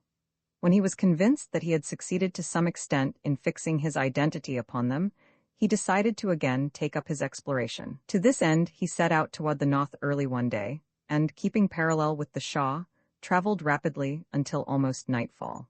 When the sun rose the next morning, he saw that it lay almost directly to his right, as he stood upon the beach instead of straight out across the water, as heretofore, and so he reasoned that the Shaw line had trended toward the west. All the second day, he continued his rapid course, and when Tarzan of the apes sought speed, he passed through the middle terrace of the forest with the rapidity of a squirrel. That night, the sun set straight out across the water opposite the land, and then the ape-man guessed at last the truth that he had been suspecting. Rokoff had set him ashore upon an island. He might have known it. If there was any plan that would render his position more harrowing, he should have known that such would be the one adopted by the Russian. And what could be more terrible than to leave him to a lifetime of suspense upon an uninhabited island? Rokoff doubtless had sailed directly to the mainland, where it would be a comparatively easy thing for him to find the means of delivering the infant Jack into the hands of the cruel and savage foster parents, who, as his note had threatened, would have the upbringing of the child. Tarzan shuddered as he thought of the cruel suffering the little one must endure in such a life, even though he might fall into the hands of individuals whose intentions toward him were of the kindest. The ape-man had had sufficient experience with the lower savages of Africa to know that even there may be found the cruder virtues of charity and humanity, but their lives were at best but a series of terrible privations, dangers, and sufferings. Then there was the horrid after-fate that awaited the child as he grew to manhood. The horrible practices that would form a part of his life training would alone be sufficient to bar him forever from association with those of his own race and station in life. A cannibal, his little boy a savage man-eater. It was too horrible to contemplate. The filed teeth, the slit nose, the little face painted hideously. Tarzan groaned. Could he but feel the throat of the Russ fiend beneath his steel fingers? And Jane, what touches of doubt and fear and uncertainty she must be suffering. He felt that his position was infinitely less terrible than hers, for he at least knew that one of his loved ones was safe at home, while she had no idea of the whereabouts of either her husband or her son. It is well for Tarzan that he did not guess the truth, for the knowledge would have but added 100-fold to his suffering. As he moved slowly through the jungle, his mind absorbed by his gloomy thoughts, there presently came to his ears a strange scratching sound which he could not translate. Cautiously, he moved in the direction from which it emanated, presently coming upon a huge panther pinned beneath a fallen tree. As Tarzan approached, the beast turned, snarling, toward him, struggling to extricate itself, but one great limb across its back, and the smaller entangling branches pinioning its legs prevented it from moving but a few inches in any direction. The ape-man stood before the helpless cat, fitting an arrow to his bow, that he might dispatch the beast that otherwise must die of starvation. But even as he drew back the shaft, a sudden whim stayed his hand. Why rob the poor creature of life and liberty, when it would be so easy a thing to restore both to it? He was sure, from the fact that the panther moved all its limbs in its futile struggle for freedom, that its spine was uninjured, and for the same reason he knew that none of its limbs were broken. Relaxing his bowstring, he returned the arrow to the quiver, and, throwing the bow about his shoulder, stepped closer to the pinioned beast. On his lips was the soothing, purring sound that the great cats themselves made when contented and happy. It was the nearest approach to a friendly advance that Tarzan could make in the language of Sheeta. The panther ceased his snarling and eyed the ape-man closely. To lift the tree's great weight from the animal, it was necessary to come within reach of those long, strong talons, and when the tree had been removed the man would be totally at the mercy of the savage beast. But to Tarzan of the apes fear was a thing unknown. Having decided, he acted promptly. Unhesitatingly, he stepped into the tangle of branches close to the panther's side, still voicing his friendly and conciliatory purr. The cat turned his head toward the man, eyeing him steadily, questioningly. The long fangs were bad, but more in preparedness than threat. Tarzan put a broad shoulder beneath the bole of the tree, and as he did so his bare leg pressed against the cat's silken side, so close was the man to the great beast. Slowly, Tarzan extended his giant thews. The great tree with its entangling branches rose gradually from the panther, who, feeling the encumbering weight diminish, quickly crawled from beneath. Tarzan let the tree fall back to earth, and the two beasts turned to look upon one another. A grim smile lay upon the ape-man's lips, for he knew that he had taken his life in his hands to free this savage jungle fellow. Nor would it have surprised him had the cat sprung upon him the instant that it had been released. But it did not do so. Instead, it stood a few paces from the tree, watching the ape-man clamber out of the maze of fallen branches. Once outside, Tarzan was not 3 paces from the panther. He might have taken to the higher branches of the trees upon the opposite side, for Sheeta cannot climb to the heights to which the ape-man can go. But something, a spirit of bravado perhaps, prompted him to approach the panther, as though to discover if any feeling of gratitude would prompt the beast to friendliness. As he approached the mighty cat, the creature stepped warily to one side, and the ape-man brushed past him within a foot of the dripping jaws, and as he continued on through the forest, the panther followed on behind him, as a hound follows at heel. For a long time Tarzan could not tell whether the beast was following out of friendly feelings, or merely stalking him against the time he should be hungry. But finally, he was forced to believe that the farmer incentive it was that prompted the animal's action. Later in the day, the scent of a deer sent Tarzan into the trees, and when he had dropped his noose about the animal's neck, he called to Sheeta, using a purr similar to that which he had utilized to pacify the brute's suspicions earlier in the day, but a trifle louder and more shrill. It was similar to that which he had heard panthers use after a kill when they had been hunting in pairs. Almost immediately, there was a crashing of the underbrush close at hand, and the long, lithe body of his strange companion broke into view. At sight of the body of Bara, and the smell of blood, the panther gave forth a shrill scream, and a moment later 2 beasts were feeding side by side upon the tender meat of the deer. For several days, this strangely assorted pair roamed the jungle together. When one made a kill, he called the other, and thus they fed well and often. On one occasion, as they were dining upon the carcass of a boar that Sheeta had dispatched, Numa, the lion, grim and terrible, broke through the tangled grasses close beside them. With an angry, warning roar, he sprang forward to chase them from their kill. Sheeta bounded into a nearby thicket, while Tarzan took to the low branches of an overhanging tree. Here the ape-man unloosed his grass rope from about his neck, and as Numa stood above the body of the boar, challenging head erect, he dropped the sinuous noose about the maned neck, drawing the stout strands taut with a sudden jerk. At the same time he called shrilly to Sheeta, as he drew the struggling lion upward until only his hind feet touched the ground. Quickly he made the rope fast to a stout branch, and as the panther, in answer to his summons, leaped into sight, Tarzan dropped to the earth beside the struggling and infuriated Numa, and with a long sharp knife sprang upon him at one side, even as Sheeta did upon the other. The panther tore and rent Numa upon the right, while the ape-man struck home with his stone knife upon the other, so that before the mighty clawing of the king of beasts had succeeded in parting the rope, he hung quite dead and harmless in the noose. And then upon the jungle air, there rose in unison from 2 savage throats the victory cry of the bull ape and the panther, blended into one frightful and uncanny scream. As the last notes died away in a long-drawn, fearsome wail, a score of painted warriors, drawing their long war-canoe upon the beach, halted to stare in the direction of the jungle and to listen. Mugambai, by the time that Tarzan had traveled entirely about the coast of the island, and made several trips inland from various points, he was sure that he was the only human being upon it. Nowhere had he found any sign that men had stopped even temporarily upon this shore, though, of course, he knew that so quickly does the rank vegetation of the tropics erase all but the most permanent of human monuments that he might be in error in his deductions. The day following the killing of Numa, Tarzan and Sheeta came upon the tribe of Akut. At sight of the panther, the great apes took to flight, but after a time, Tarzan succeeded in recalling them. It had occurred to him that it would be at least an interesting experiment to attempt to reconcile these hereditary enemies. He welcomed anything that would occupy his time and his mind beyond the filling of his belly and the gloomy thoughts to which he fell prey the moment that he became idle. To communicate his plan to the apes was not a particularly difficult matter, though their narrow and limited vocabulary was strained in the effort. But to impress upon the little, wicked brain of Sheeta that he was to hunt with, and not for his legitimate prey, proved a task almost beyond the powers of the ape-man.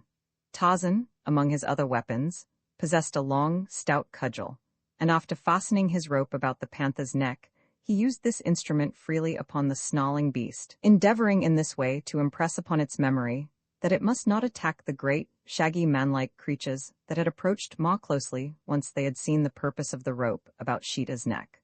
That the cat did not turn and rend Tarzan is something of a miracle which may possibly be accounted for by the fact that twice when it turned growling upon the ape-man, he had rapped it sharply upon its sensitive nose, inculcating in its mind thereby a most wholesome fear of the cudgel and the ape beasts behind it. It is a question if the original cause of his attachment for Tarzan was still at all clear in the mind of the panther, though doubtless some subconscious suggestion, Superinduced by this primary reason, and aided and abetted by the habit of the past few days, did much to compel the beast to tolerate treatment at his hands that would have sent it at the throat of any other creature. Then, too, there was the compelling force of the man-mind exerting its powerful influence over this creature of a lower order, and after all, it may have been this that proved the most potent factor in Tarzan's supremacy over Sheeta and the other beasts of the jungle that had from time to time fallen under his domination. Be that as it may, for days the man, the panther, and the great apes roamed their savage haunts side by side, making their kills together and sharing them with one another. And of all the fierce and savage band none was more terrible than the smooth-skinned, powerful beast that had been but a few short months before a familiar figure in many a London drawing-room. Sometimes the beasts separated to follow their own inclinations for an hour or a day, and it was upon one of these occasions, when the ape-man had wandered through the treetops toward the beach, and was stretched in the hot sun upon the sand, that from the low summit of a nearby promontory, a pair of keen eyes discovered him. For a moment, the owner of the eyes looked in astonishment at the figure of the savage white man basking in the rays of that hot, tropic sun. Then he turned, making a sign to someone behind him. Presently another pair of eyes were looking down upon the ape-man, and then another and another, until a full score of hideously trapped, savage warriors were lying upon their bellies along the crest of the ridge watching the white-skinned stranger. They were downwind from Tarzan, and so their scent was not carried to him, and as his back was turned half toward them, he did not see their cautious advance over the edge of the promontory and down through the rank grass toward the sandy beach where he lay. Big fellows they were, all of them, their barbaric headdresses and grotesquely painted faces, together with their many metal ornaments and gorgeously colored feathers, adding to their wild, fierce appearance. Once at the foot of the ridge, they came cautiously to their feet and, bent half-double, advanced silently upon the unconscious white man, their heavy war-clubs swinging menacingly in their brawny hands. The mental suffering that Tarzan's sorrowful thoughts induced had the effect of numbing his keen, perceptive faculties, so that the advancing savages were almost upon him before he became aware that he was no longer alone upon the beach. So quickly, though, were his mind and muscles wont to react in unison to the slightest alarm that he was upon his feet and facing his enemies, even as he realized that something was behind him. As he sprang to his feet, the warriors leaped toward him with raised clubs and savage yells, but the foremost went down to sudden death beneath the long, stout stick of the ape-man, and then the lithe, sinewy figure was among them, striking right and left with a fury, power, and precision that brought panic to the ranks of the blacks. For a moment they withdrew, those that were left of them, and consulted together at a short distance from the ape-man, who stood with folded arms, a half-smile upon his handsome face, watching them. Presently they advanced upon him once more, this time wielding their heavy war spears. They were between Tarzan and the jungle, in a little semicircle that closed in upon him as they advanced. There seemed to the ape-man but slight chance to escape the final charge when all the great spears should be hurled simultaneously at him. But if he had desired to escape, there was no way other than through the ranks of the savages, except the open sea behind him. His predicament was indeed most serious when an idea occurred to him that altered his smile to a broad grin. The warriors were still some little distance away, advancing slowly, making, after the manner of their kind, a frightful din with their savage yells and the pounding of their naked feet upon the ground as they leaped up and down in a fantastic war dance. Then it was that the ape-man lifted his voice in a series of wild, weird screams that brought the blacks to a sudden, perplexed halt. They looked at one another questioningly, for here was a sound so hideous that their own frightful din faded into insignificance beside it. No human throat could have formed those bestial notes, they were sure, and yet with their own eyes they had seen this white man open his mouth to paw forth his awful cry. But only for a moment they hesitated, and then with one accord they again took up their fantastic advance upon their prey. But even then, a sudden crashing in the jungle behind them brought them once more to a halt, and as they turned to look in the direction of this new noise, there broke upon their startled visions a sight that may well have frozen the blood of braver men than the Wagambai. Leaping from the tangled vegetation of the jungle's rim came a huge panther, with blazing eyes and bared fangs, and in his wake a score of mighty, shaggy apes lumbering rapidly toward them, half erect upon their short, bowed legs, and with their long arms reaching to the ground, where their horny knuckles bore the weight of their ponderous bodies as they lurched from side to side in their grotesque advance. The beasts of Tarzan had come in answer to his call. Before the Wagambai could recover from their astonishment, the frightful horde was upon them from one side and Tarzan of the apes from the other. Heavy spears were hurled and mighty war clubs wielded, and though apes went down never to rise, so, too, went down the men of Ugambai. Sheeta's cruel fangs and tearing talons ripped and tore at the black hides. Akut's mighty yellow tusks found the jugular of more than one sleek-skinned savage, and Tarzan of the apes was here and there and everywhere, urging on his fierce allies and taking a heavy toll with his long, slim knife. In a moment, the blacks had scattered for their lives, but of the scar that had crept down the grassy sides of the promontory, only a single warrior managed to escape the horde that had overwhelmed his people. This one was Mugambai, chief of the Wagambai of Ugambai, and as he disappeared in the tangled luxuriousness of the rank growth upon the ridges, summit only the keen eyes of the ape-man saw the direction of his flight, leaving his pack to eat their fill upon the flesh of their victims, flesh that he could not touch. Tarzan of the apes pursued the single survivor of the bloody fray. Just beyond the ridge he came within sight of the fleeing black, making with headlong leaps for a long walk-canoe that was drawn well up upon the beach above the high-tide surf. Noiseless as the fellow's shadow, the ape-man raced after the terror-stricken black. In the white man's mind was a new plan, awakened by sight of the walk-canoe. If these men had come to his island from another, or from the mainland, why not utilize their craft to make his way to the country from which they had come? Evidently, it was an inhabited country, and no doubt had occasional intercourse with the mainland, if it were not itself upon the continent of Africa. A heavy hand fell upon the shoulder of the escaping Mugambai before he was aware that he was being pursued, and as he turned to do battle with his assailant, giant fingers closed about his wrists, and he was hurled to earth with a giant astride him before he could strike a blow in his own defense. In the language of the West Coast, Tarzan spoke to the prostrate man beneath him. "Who are you?" he asked. "Mugambai, chief of the Wagambai," replied the black. "I will spare your life," said Tarzan, "if you will promise to help me to leave this island." "What do you answer?" "I will help you," replied Mugambai. "But now that you have killed all my warriors, I do not know that even I can leave your country, for there will be none to wield the paddles, and without paddlers we cannot cross the water." Tarzan rose and allowed his prisoner to come to his feet. The fellow was a magnificent specimen of manhood, a black counterpart in physique of the splendid white man whom he faced. "Come," said the ape-man, and started back in the direction from which they could hear the snarling and growling of the feasting pack. Mugambai drew back. "They will kill us," he said. "I think not," replied Tarzan. "They are mine."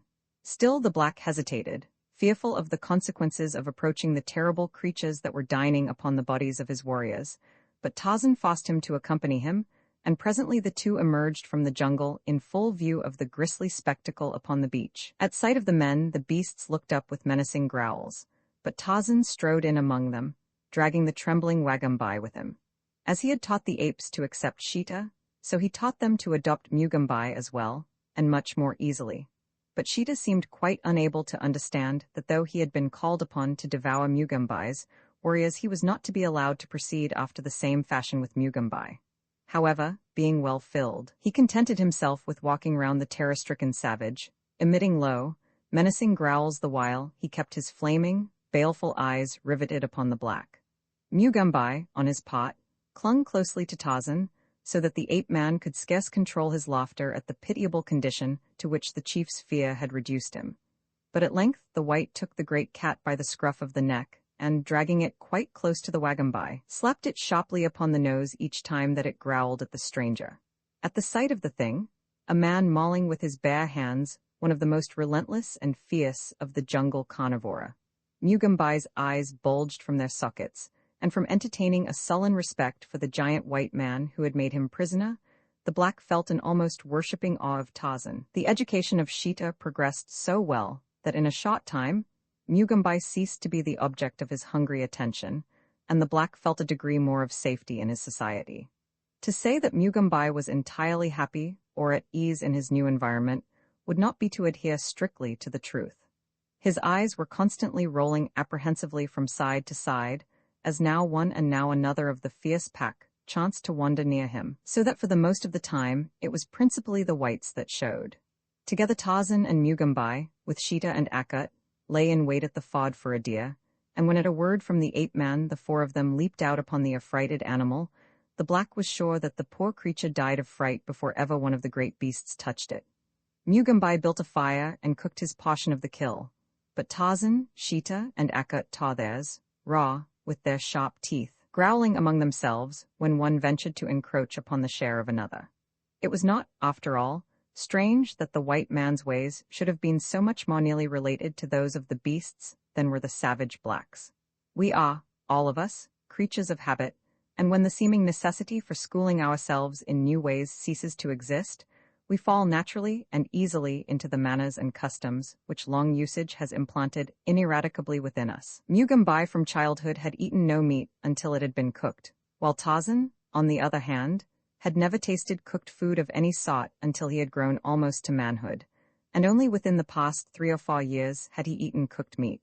Not only did the habit of a lifetime prompt him to eat it raw, but the craving of his palate as well. For to him cooked flesh was spoiled flesh when compared with the rich and juicy meat of a fresh, hot kill. That he could, with relish, eat raw meat that had been buried by himself weeks before, and enjoy small rodents and disgusting grubs, seems to us who have been always civilized a revolting fact. But had we learned in childhood to eat these things, and had we seen all those about us eat them, they would seem no more sickening to us now than do many of our greatest dainties, at which a savage African cannibal would look with repugnance and turn up his nose. For instance, there is a tribe in the vicinity of Lake Rudolph that will eat no sheep or cattle, though its next neighbors do so. Nearby is another tribe that eats donkey meat, a custom most revolting to the surrounding tribes that do not eat donkey. So who may say that it is nice to eat snails and frogs' legs and oysters, but disgusting to feed upon grubs and beetles, or that a raw oyster, hoof, horns, and tail is less revolting than the sweet, clean meat of a fresh-killed buck? The next few days, Tarzan devoted to the weaving of a bark-cloth sail with which to equip the canoe, for he despaired of being able to teach the apes to wield the paddles, though he did manage to get several of them to embark in the frail craft, which he and Mugambai paddled about inside the reef, where the water was quite smooth. During these trips, he had placed paddles in their hands, when they attempted to imitate the movements of him and Mugambai, but so difficult is it for them long to concentrate upon a thing that he soon saw that it would require weeks of patient training before they would be able to make any effective use of these new implements, if, in fact, they should ever do so. There was one exception, however, and he was Akut. Almost from the first, he showed an interest in this new spot that revealed a much higher plane of intelligence than that attained by any of his tribe. He seemed to grasp the purpose of the paddles, and when Tarzan saw that this was so, he took much pains to explain in the meager language of the anthropoid how they might be used to the best advantage. From Mugambai, Tarzan learned that the mainland lay but a short distance from the island. It seemed that the Wagambai warriors had ventured too far out in their frail craft, and when caught by a heavy tide and a high wind from offshore, they had been driven out of sight of land. After paddling for a whole night, thinking that they were headed for home, they had seen this land at sunrise, and still taking it for the mainland, had hailed it with joy, nor had Mugambai been aware that it was an island until Tarzan had told him that this was the fact. The Wagambai chief was quite dubious as to the sail, for he had never seen such a contrivance used. His country lay far up the broad Ugambai River, and this was the first occasion that any of his people had found their way to the ocean. Tarzan, however, was confident that with a good west wind he could navigate the little craft to the mainland. At any rate, he decided, it would be preferable to perish on the way than to remain indefinitely upon this evidently uncharted island to which no ships might ever be expected to come. And so it was that, when the first fair wind rose, he embarked upon his cruise, and with him he took as strange and fearsome a crew as ever sailed under a savage master. Mugambai and Akut went with him, and Sheeta, the panther, and a dozen great males of the tribe of Akut. Vi, a hideous crew, the Wakanu, with its savage load, moved slowly toward the break in the reef through which it must pass to gain the open sea. Tarzan, Mugambai, and Akut wielded the paddles, for the Shah kept the west wind from the little sail. Sheeta crouched in the bow at the ape-man's feet, for it had seemed best to Tarzan always to keep the wicked beast as far from the other members of the party as possible, since it would require little or no provocation to send him at the throat of any than the white man, whom he evidently now looked upon as his master. In the stern was Mugambai, and just in front of him squatted Akut, while between Akut and Tarzan, the 12 hairy apes sat upon their haunches, blinking dubiously this way and that, and now and then turning their eyes longingly back toward Shaw. All went well until the canoe had passed beyond the reef. Here the breeze struck the sail, sending the rude craft lunging among the waves that ran higher and higher as they drew away from the Shaw. With the tossing of the boat, the apes became panic-stricken. They first moved uneasily about, and then commenced grumbling and whining.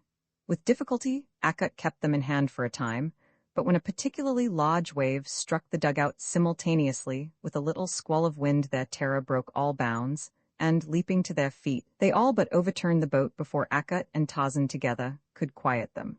At last calm was restored, and eventually the apes became accustomed to the strange antics of their craft, after which no more trouble was experienced with them. The trip was uneventful, the wind held, and after 10 hours steady sailing the black shadows of the coast loomed close before the straining eyes of the ape-man in the bow. It was far too dark to distinguish whether they had approached close to the mouth of the Ugambai or not, so Tarzan ran in through the surf at the closest point to await the dawn. The dugout turned broadside the instant that its nose touched the sand, and immediately it rolled over, with all its crew scrambling madly for the Shaw. The next breaker rolled them over and over, but eventually they all succeeded in crawling to safety, and in a moment their ungainly craft had been washed up beside them. The balance of the night, the apes sat huddled close to one another for warmth, while Mugambai built a fire close to them over which he crouched. Tarzan and Sheeta, however, were of a different mind, for neither of them feared the jungle night, and the insistent craving of their hunger sent them off into the Stygian blackness of the forest in search of prey. Side by side, they walked when there was room for two abreast, at other times in single file, first one and then the other in advance. It was Tarzan who first caught the scent of meat, a bull buffalo, and presently the two came stealthily upon the sleeping beast in the midst of a dense jungle of reeds close to a river.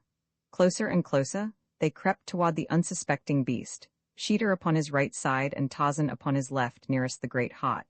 They had hunted together now for some time, so that they worked in unison, with only low, purring sounds as signals. For a moment they lay quite silent near their prey, and then at a sign from the ape-man Sheeta sprang upon the great back, burying his strong teeth in the bull's neck. Instantly the brute sprang to his feet with a bellow of pain and rage, and at the same instant Tarzan rushed in upon his left side with the stone knife, striking repeatedly behind the shoulder.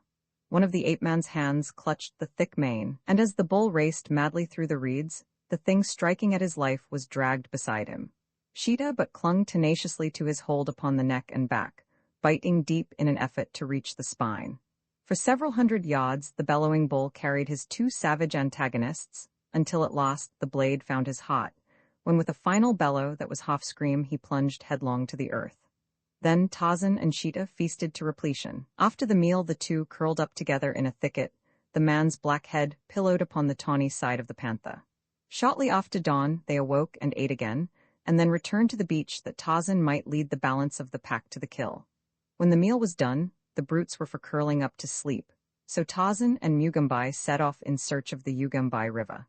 They had proceeded scarce 100 yards when they came suddenly upon a broad stream, which the Negro instantly recognized as that down which he and his warriors had paddled to the sea upon their ill-starred expedition. The two now followed the stream down to the ocean, finding that it emptied into a bay not over a mile from the point upon the beach at which the canoe had been thrown the night before.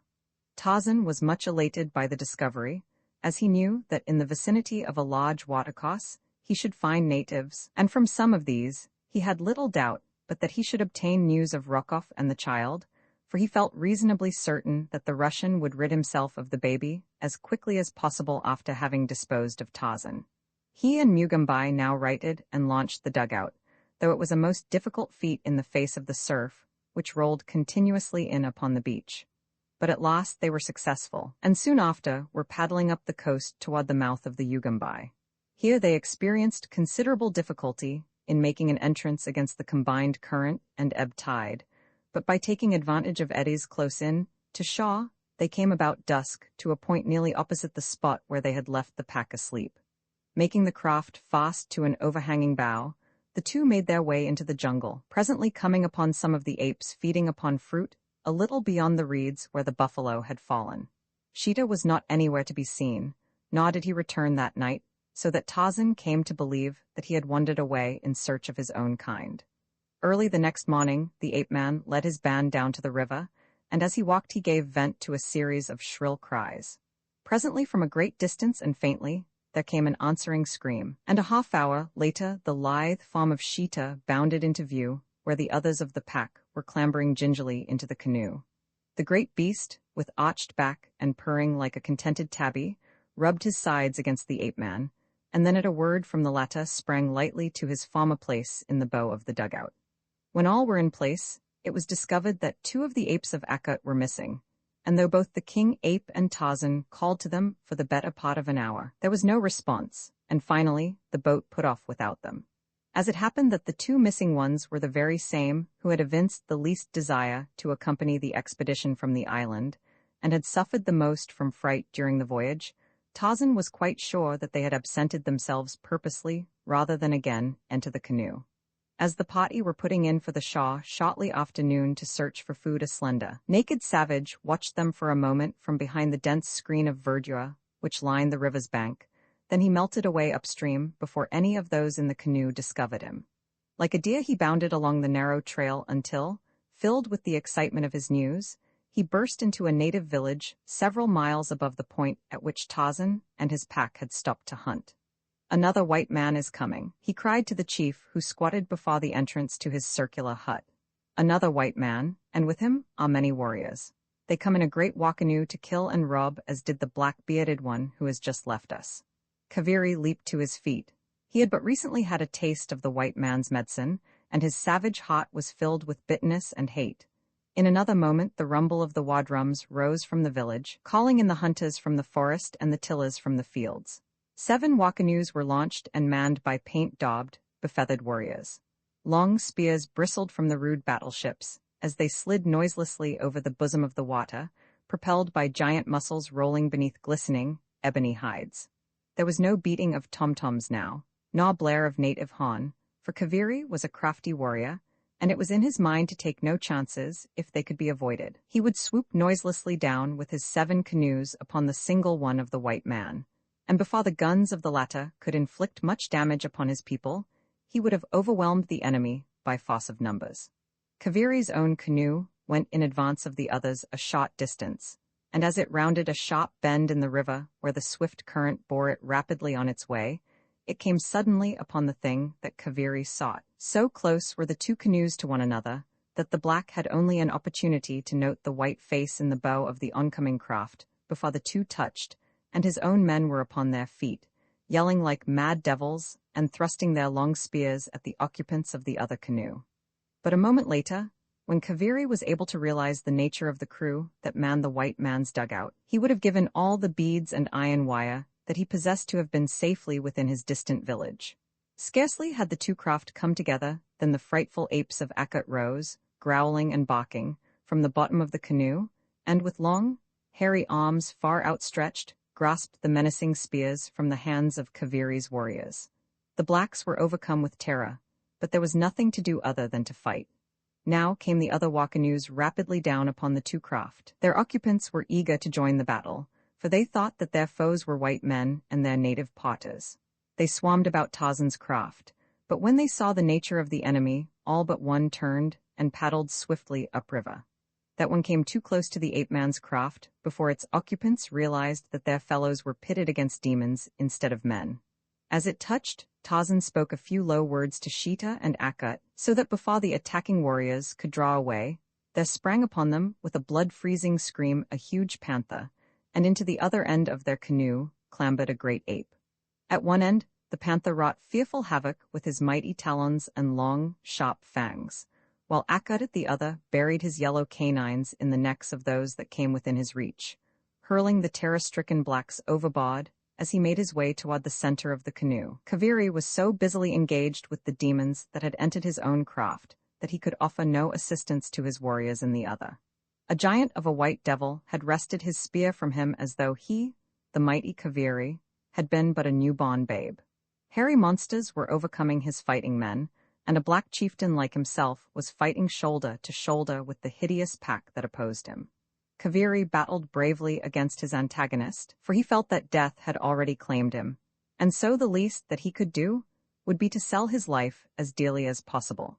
But it was soon evident that his best was quite futile when pitted against the superhuman brawn and agility of the creature that at last found his throat and bent him back into the bottom of the canoe. Presently Kaviri's head began to whirl. Objects became confused and dim before his eyes. There was a great pain in his chest as he struggled for the breath of life that the thing upon him was shutting off forever. Then he lost consciousness. When he opened his eyes once more he found, much to his surprise, that he was not dead. He lay, securely bound, in the bottom of his own canoe. A great panther sat upon its haunches, looking down upon him. Kaviri shuddered and closed his eyes again, waiting for the ferocious creature to spring upon him and put him out of his misery of terror. After a moment, no rending fangs having buried themselves in his trembling body, he again ventured to open his eyes. Beyond the panther kneeled the white giant who had overcome him. The man was wielding a paddle, while directly behind him, Kaviri saw some of his own warriors similarly engaged. Back of them again squatted several of the hairy apes. Tarzan, seeing that the chief had regained consciousness, addressed him. "Your warriors tell me that you are the chief of a numerous people, and that your name is Kaviri," he said. "Yes," replied the black. "Why did you attack me? I came in peace." "Another white man came in peace 3 moons ago," replied Kaviri, "and after we had brought him presents of a goat and cassava and milk, he set upon us with his guns and killed many of my people, and then went on his way, taking all of our goats and many of our young men and women." "I am not as this other white man," replied Tarzan. "I should not have harmed you had you not set upon me. Tell me, what was the face of this bad white man like? I am searching for one who has wronged me. Possibly this may be the very one." "He was a man with a bad face, covered with a great black beard, and he was very, very wicked. Yes, very wicked indeed." "Was there a little white child with him?" asked Tarzan. His heart almost stopped as he awaited the black's answer. "No, Bwana," replied Kaviri. "The white child was not with this man's party, it was with the other party." "Other party?" exclaimed Tarzan. "What other party?" "With the party that the very bad white man was pursuing. There was a white man, woman, and the child with 6 Missoula potters. They passed up the river 3 days ahead of the very bad white man. I think that they were running away from him." "A white man, woman, and child?" Tarzan was puzzled. The child must be his little Jack, but who could the woman be? And the man? Was it possible that one of Rokoff's confederates had conspired with some woman, who had accompanied the Russian, to steal the baby from him? If this was the case, they had doubtless purposed returning the child to civilization, and there either claiming a reward or holding the little prisoner for ransom. But now that Rokoff had succeeded in chasing them far inland, up the savage river, there could be little doubt but that he would eventually overhaul them, unless, as was still more probable, they should be captured and killed by the very cannibals farther up the Ugambai, to whom, Tarzan was now convinced, it had been Rokoff's intention to deliver the baby. As he talked to Kaviri, the canoes had been moving steadily upriver toward the chief's village. Kaviri's warriors plied the paddles in the 3 canoes, casting sidelong, terrified glances at their hideous passengers. 3 of the apes of Akut had been killed in the encounter, but there were, with Akut, 8 of the frightful beasts remaining, and there was Sheeta, the panther, and Tarzan and Mugambai. Kaviri's warriors thought that they had never seen so terrible a crew in all their lives. Momentarily, they expected to be pounced upon and torn asunder by some of their captors, and in fact, it was all that Tarzan and Mugambai and Akut could do to keep the snarling, ill-natured brutes from snapping at the glistening, naked bodies that brushed against them now, and then with the movements of the paddlers, whose very fear added incitement to the beasts. At Kaviri's camp, Tarzan paused only long enough to eat the food that the blacks furnished, and arrange with the chief for a dozen men to man the paddles of his canoe. Kaviri was only too glad to comply with any demands that the ape-man might make if only such compliance would hasten the departure of the horrid pack. But it was easier, he discovered, to promise men than to furnish them, for when his people learned his intentions, those that had not already fled into the jungle proceeded to do so without loss of time, so that when Kaviri turned to point out those who were to accompany Tarzan, he discovered that he was the only member of his tribe left within the village. Tarzan could not repress a smile. "They do not seem anxious to accompany us," he said. "But just remain quietly here, Kaviri, and presently you shall see your people flocking to your side." Then the ape-man rose, and, calling his pack about him, commanded that Mugambai remain with Kaviri, and disappeared in the jungle with Sheeta and the apes at his heels. For half an hour, the silence of the grim forest was broken only by the ordinary sounds of the teeming life that but adds to its lowering loneliness. Kaviri and Mugambai sat alone in the palisaded village, waiting. Presently from a great distance came a hideous sound. Mugambai recognized the weird challenge of the ape-man. Immediately from different points of the compass rose a horrid semicircle of similar shrieks and screams, punctuated now and again by the blood-curdling cry of a hungry panther. Roman 7 betrayed the two savages, Kaviri and Mugambai, squatting before the entrance to Kaviri's hut, looked at one another, Kaviri with ill-concealed alarm. "What is it?" he whispered. "It is Bwana Tarzan and his people," replied Mugambai. "But what they are doing I know not, unless it be that they are devouring your people who ran away." Kaviri shuddered and rolled his eyes fearfully toward the jungle. In all his long life in the savage forest he had never heard such an awful, fearsome din. Closer and closer came the sounds, and now with them were mingled the terrified shrieks of women and children and of men. For 20 long minutes the blood-curdling cries continued, until they seemed but a stone's throw from the palisade. Kaviri rose to flee, but Mugambai seized and held him, for such had been the command of Tarzan. A moment later a horde of terrified natives burst from the jungle, racing toward the shelter of their huts.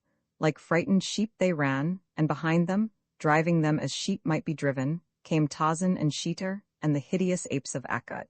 Presently Tarzan stood before Kaviri, the old quiet smile upon his lips. "Your people have returned, my brother," he said, "and now you may select those who are to accompany me and paddle my canoe." Tremblingly Kaviri tottered to his feet, calling to his people to come from their huts, but none responded to his summons. "Tell them," suggested Tarzan, "that if they do not come I shall send my people in after them." Kaviri did as he was bid, and in an instant the entire population of the village came forth, their wide and frightened eyes rolling from one to another of the savage creatures that wandered about the village street. Quickly Kaviri designated a dozen warriors to accompany Tarzan. The poor fellows went almost white with terror at the prospect of close contact with the panther and the apes in the narrow confines of the canoes, but when Kaviri explained to them that there was no escape, that Bwana Tarzan would pursue them with his grim horde should they attempt to run away from the duty, they finally went gloomily down to the river and took their places in the canoe. It was with a sigh of relief that their chieftain saw the party disappear about a headland a short distance upriver. For 3 days, the strange company continued farther and farther into the heart of the savage country that lies on either side of the almost unexplored Ugambai. 3 of the 12 warriors deserted during that time, but as several of the apes had finally learned the secret of the paddles, Tarzan felt no dismay because of the loss. As a matter of fact, he could have traveled much more rapidly on shore, but he believed that he could hold his own wild crew together to better advantage by keeping them to the boat as much as possible. Twice a day they landed to hunt and feed, and at night they slept upon the bank of the mainland or on one of the numerous little islands that dotted the river. Before them, the natives fled in alarm, so that they found only deserted villages in their path as they proceeded. Tarzan was anxious to get in touch with some of the savages who dwelt upon the river's banks, but so far he had been unable to do so. Finally, he decided to take to the land himself, leaving his company to follow after him by boat. He explained to Mugambai the thing that he had in mind, and told Akut to follow the directions of the black. "I will join you again in a few days," he said. "Now I go ahead to learn what has become of the very bad white man whom I seek." At the next halt, Tarzan took to the shore, and was soon lost to the view of his people. The first few villages he came to were deserted, showing that news of the coming of his pack had traveled rapidly, but toward evening he came upon a distant cluster of thatched huts surrounded by a rude palisade, within which were a couple of hundred natives. The women were preparing the evening meal, as Tarzan of the apes poised above them in the branches of a giant tree, which overhung the palisade at one point. The ape-man was at a loss as to how he might enter into communication with these people without either frightening them or arousing their savage love of battle. He had no desire to fight now, for he was upon a much more important mission than that of battling with every chance tribe that he should happen to meet with. At last he hit upon a plan, and after seeing that he was concealed from the view of those below, he gave a few hoarse grunts in imitation of a panther. All eyes immediately turned upward toward the foliage above. It was growing dark, and they could not penetrate the leafy screen which shielded the ape-man from their view. The moment that he had won their attention, he raised his voice to the shriller and more hideous scream of the beast he personated, and then, scarce stirring a leaf in his descent, dropped to the ground once again outside the palisade, and, with the speed of a deer, ran quickly round to the village gate. Here he beat upon the fiber-bound saplings of which the barrier was constructed, shouting to the natives in their own tongue that he was a friend who wished food and shelter for the night. Tarzan knew well the nature of the black man. He was aware that the grunting and screaming of Sheeta in the tree above them would set their nerves on edge, and that his pounding upon their gate after dark would still further add to their terror. That they did not reply to his hail was no surprise, for natives are fearful of any voice that comes out of the night from beyond their palisades, attributing it always to some demon or other ghostly visitor. But still he continued to call. "Let me in, my friends," he cried. "I am a white man pursuing the very bad white man who passed this way a few days ago. I follow to punish him for the sins he has committed against you and me. If you doubt my friendship, I will prove it to you by going into the tree above your village and driving Sheeta back into the jungle before he leaps among you. If you will not promise to take me in and treat me as a friend, I shall let Sheeta stay and devour you." For a moment there was silence. Then the voice of an old man came out of the quiet of the village street. "If you are indeed a white man and a friend, we will let you come in, but first you must drive Sheeta away." "Very well," replied Tarzan. "Listen, and you shall hear Sheeta fleeing before me." The ape-man returned quickly to the tree, and this time he made a great noise as he entered the branches, at the same time growling ominously after the manner of the panther, so that those below would believe that the great beast was still there. When he reached a point well above the village street, he made a great commotion, shaking the tree violently, crying aloud to the panther to flee or be killed, and punctuating his own voice with the screams and mouthings of an angry beast. Presently he raced toward the opposite side of the tree and off into the jungle, pounding loudly against the boles of trees as he went, and voicing the panther's diminishing growls as he drew farther and farther away from the village. A few minutes later he returned to the village gate, calling to the natives within. "I have driven Sheeta away," he said. "Now come and admit me as you promised." For a time there was the sound of excited discussion within the palisade, but at length a half-dozen warriors came and opened the gates, peering anxiously out in evident trepidation as to the nature of the creature which they should find waiting there. They were not much relieved at sight of an almost naked white man, but when Tarzan had reassured them in quiet tones, protesting his friendship for them, they opened the barrier a trifle farther and admitted him.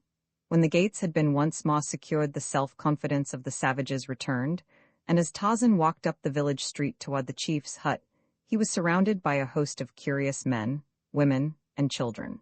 From the chief, he learned that Rokoff had passed up the river a week previous, and that he had horns growing from his forehead, and was accompanied by 1,000 devils. Later the chief said that the very bad white man had remained a month in his village. Though none of these statements agreed with Kaviri's, that the Russian was but 3 days gone from the chieftain's village, and that his following was much smaller than now stated, Tarzan was in no manner surprised at the discrepancies, for he was quite familiar with the savage mind's strange manner of functioning. What he was most interested in knowing was that he was upon the right trail, and that it led toward the interior. In this circumstance, he knew that Rokoff could never escape him. After several hours of questioning and cross-questioning, the ape-man learned that another party had preceded the Russian by several days, 3 whites, a man, a woman, and a little man-child, with several masulas.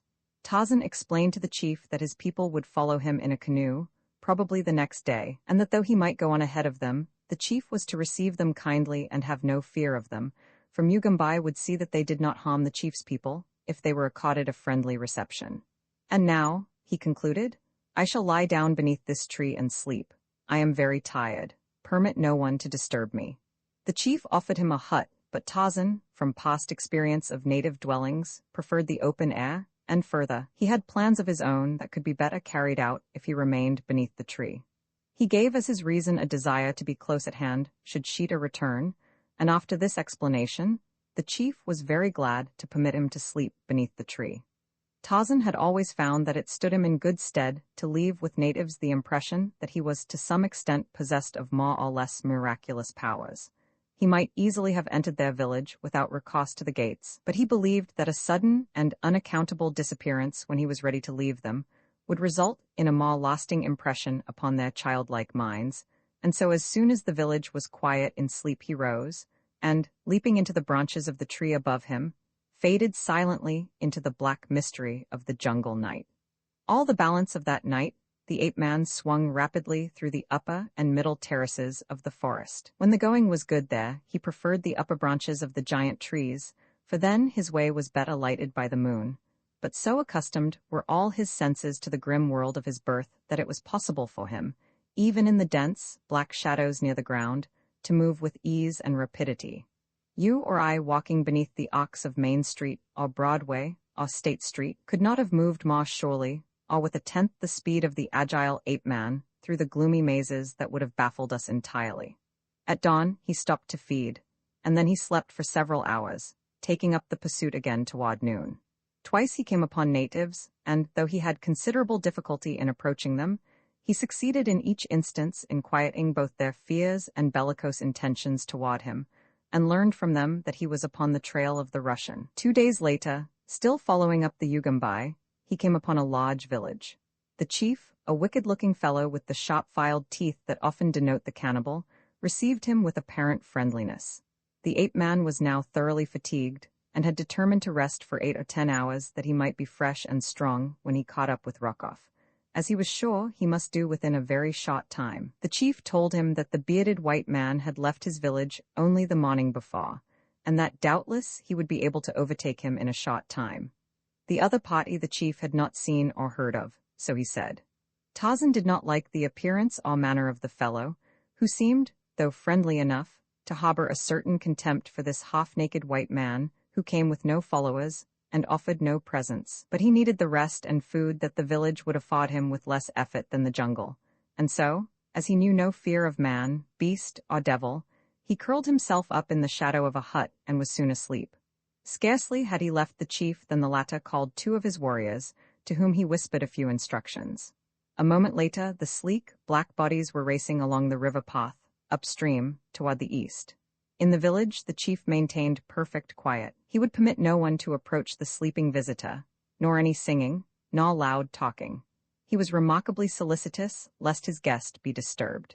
3 hours later, several canoes came silently into view from up the Ugambai. They were being pushed ahead rapidly by the brawny muscles of their black crews. Upon the bank before the river stood the chief, his spear raised in a horizontal position above his head, as though in some manner of predetermined signal to those within the boats. And such, indeed, was the purpose of his attitude, which meant that the white stranger within his village still slept peacefully. In the bows of 2 of the canoes were the runners that the chief had sent forth 3 hours earlier. It was evident that they had been dispatched to follow and bring back this party, and that the signal from the bank was one that had been determined upon before they left the village. In a few moments the dugouts drew up to the verdure-clad bank. The native warriors filed out, and with them a half-dozen white men. Sullen, ugly-looking customers they were, and none more so than the evil-faced, black-bearded man who commanded them. "Where is the white man your messengers report to be with you?" he asked of the chief. "This way, Baywana," replied the native. "Carefully have I kept silence in the village that he might be still asleep when you returned. I do not know that he is one who seeks you to do you harm, but he questioned me closely about your coming and your going, and his appearance is as that of the one you described, but whom you believed safe in the country which you called Jungle Island. Had you not told me this tale I should not have recognized him, and then he might have gone after and slain you. If he is a friend and no enemy, then no harm has been done, Baywana. But if he proves to be an enemy, I should like very much to have a rifle and some ammunition." "You have done well," replied the white man, "and you shall have the rifle and ammunition whether he be a friend or enemy, provided that you stand with me." "I shall stand with you, Baywana," said the chief, "and now come and look upon the stranger, who sleeps within my village." So saying, he turned and led the way toward the hut, in the shadow of which the unconscious Tarzan slept peacefully. Behind the 2 men came the remaining whites and a score of warriors, but the raised forefingers of the chief and his companion held them all to perfect silence. As they turned the corner of the hut, Cautiously, and upon tiptoe, an ugly smile touched the lips of the white as his eyes fell upon the giant figure of the sleeping ape-man. The chief looked at the other inquiringly. The latter nodded his head, to signify that the chief had made no mistake in his suspicions. Then he turned to those behind him, and pointing to the sleeping man, motioned for them to seize and bind him. A moment later 12 brutes had leaped upon the surprised Tarzan, and so quickly did they work that he was securely bound before he could make half an effort to escape. Then they threw him down upon his back, and as his eyes turned toward the crowd that stood near, they fell upon the malign face of Nicholas Rokoff. A sneer curled the Russian's lips. He stepped quite close to Tarzan. "Pig?" he cried. "Have you not learned sufficient wisdom to keep away from Nicholas Rokoff?" Then he kicked the prostrate man full in the face. "That for your welcome," he said. "Tonight, before my Ethiop friends eat you, I shall tell you what has already befallen your wife and child, and what further plans I have for their futures." Roman ate the dance of death through the luxuriant, tangled vegetation of the Stygian jungle. Night, a great lithe body made its way sinuously, and in utter silence upon its soft padded feet. Only 2 blazing points of yellow-green flame shone occasionally with the reflected light of the equatorial moon that now and again pierced the softly sighing roof, rustling in the night wind. Occasionally the beast would stop with high-held nose, sniffing searchingly. At other times a quick, brief incursion into the branches above delayed it momentarily in its steady journey toward the east. To its sensitive nostrils came the subtle unseen spoor of many a tender four-footed creature, bringing the slaver of hunger to the cruel, drooping jowl. But steadfastly it kept on its way, strangely ignoring the cravings of appetite that at another time would have sent the rolling, fur-clad muscles flying at some soft throat. All that night the creature pursued its lonely way, and the next day it halted only to make a single kill, which it tore to fragments and devoured with sullen, grumbling rumbles as though half-famished for lack of food. It was dusk when it approached the palisade that surrounded a large native village. Like the shadow of a swift and silent death, it circled the village, nose to ground, halting at last close to the palisade, where it almost touched the backs of several huts. Here the beast sniffed for a moment, and then, turning its head upon one side, listened with up-pricked ears. What it heard was no sound by the standards of human ears, yet to the highly attuned and delicate organs of the beast, a message seemed to be borne to the savage brain. A wondrous transformation was wrought in the motionless mass of statuesque bone and muscle that had an instant before stood as though carved out of the living bronze. As if it had been poised upon steel springs, suddenly released, it rose quickly and silently to the top of the palisade, disappearing, stealthily and cat-like, into the dark space between the wall and the back of an adjacent hut. In the village street beyond, women were preparing many little fires and fetching cooking pots filled with water, for a great feast was to be celebrated ere the night was many hours older. About a stout stake near the center of the circling fires, a little knot of black warriors stood conversing, their bodies smeared with white and blue and ochre in broad and grotesque bands. Great circles of color were drawn about their eyes and lips, their breasts and abdomens, and from their clay-plastered coiffures rose gay feathers and bits of long, straight wire. The village was preparing for the feast, while in a hut at one side of the scene of the coming orgy, the bound victim of their bestial appetites lay waiting for the end. And such an end? Tarzan of the apes, tensing his mighty muscles, strained at the bonds that pinioned him, but they had been reinforced many times at the instigation of the Russian, so that not even the ape-man's giant brawn could budge them. Death. Tarzan had looked the hideous hunter in the face many a time, and smiled. And he would smile again tonight when he knew the end was coming quickly. But now his thoughts were not of himself, but of those others, the dear ones who must suffer most because of his passing. Jane would never know the manner of it, for that he thanked heaven, and he was thankful also that she at least was safe in the heart of the world's greatest city, safe among kind and loving friends who would do their best to lighten her misery. But the boy, Tarzan writhed at the thought of him. His son, and now he, the mighty lord of the jungle, he, Tarzan, king of the apes, the only one in all the world fitted to find and save the child from the horrors that Rokoff's evil mind had planned, had been trapped like a silly, dumb creature. He was to die in a few hours, and with him would go the child's last chance of succor. Rokoff had been in to see and revile and abuse him several times during the afternoon, but he had been able to wring no word of remonstrance or murmur of pain from the lips of the giant captive. So at last he had given up, reserving his particular bit of exquisite mental torture for the last moment when, just before the savage spears of the cannibals should forever make the object of his hatred immune to further suffering, the Russian planned to reveal to his enemy the true whereabouts of his wife, whom he thought safe in England. Dusk had fallen upon the village, and the ape-man could hear the preparations going forward for the torture and the feast. The dance of death he could picture in his mind's eye, for he had seen the thing many times in the past. Now he was to be the central figure, bound to the stake. The torture of the slow death as the circling warriors cut him to bits with the fiendish skill that, mutilated without bringing unconsciousness, had no terrors for him. He was inured to suffering and to the sight of blood and to cruel death, but the desire to live was no less strong within him, and until the last spark of life should flicker and go out, his whole being would remain quick with hope and determination. Let them relax their watchfulness, but for an instant he knew that his cunning mind and giant muscles would find a way to escape and revenge. As he lay, thinking furiously on every possibility of self-salvation, there came to his sensitive nostrils a faint and a familiar scent. Instantly every faculty of his mind was upon the alert. Presently his trained ears caught the sound of the soundless presence without, behind the hut wherein he lay. His lips moved, and though no sound came forth that might have been appreciable to a human ear beyond the walls of his prison, yet he realized that the one beyond would hear. Already he knew who that one was, for his nostrils had told him as plainly as your eyes or mine tell us of the identity of an old friend whom we come upon in broad daylight. An instant later he heard the soft sound of a fur-clad body and padded feet scaling the outer wall behind the hut, and then a tearing at the poles which formed the wall.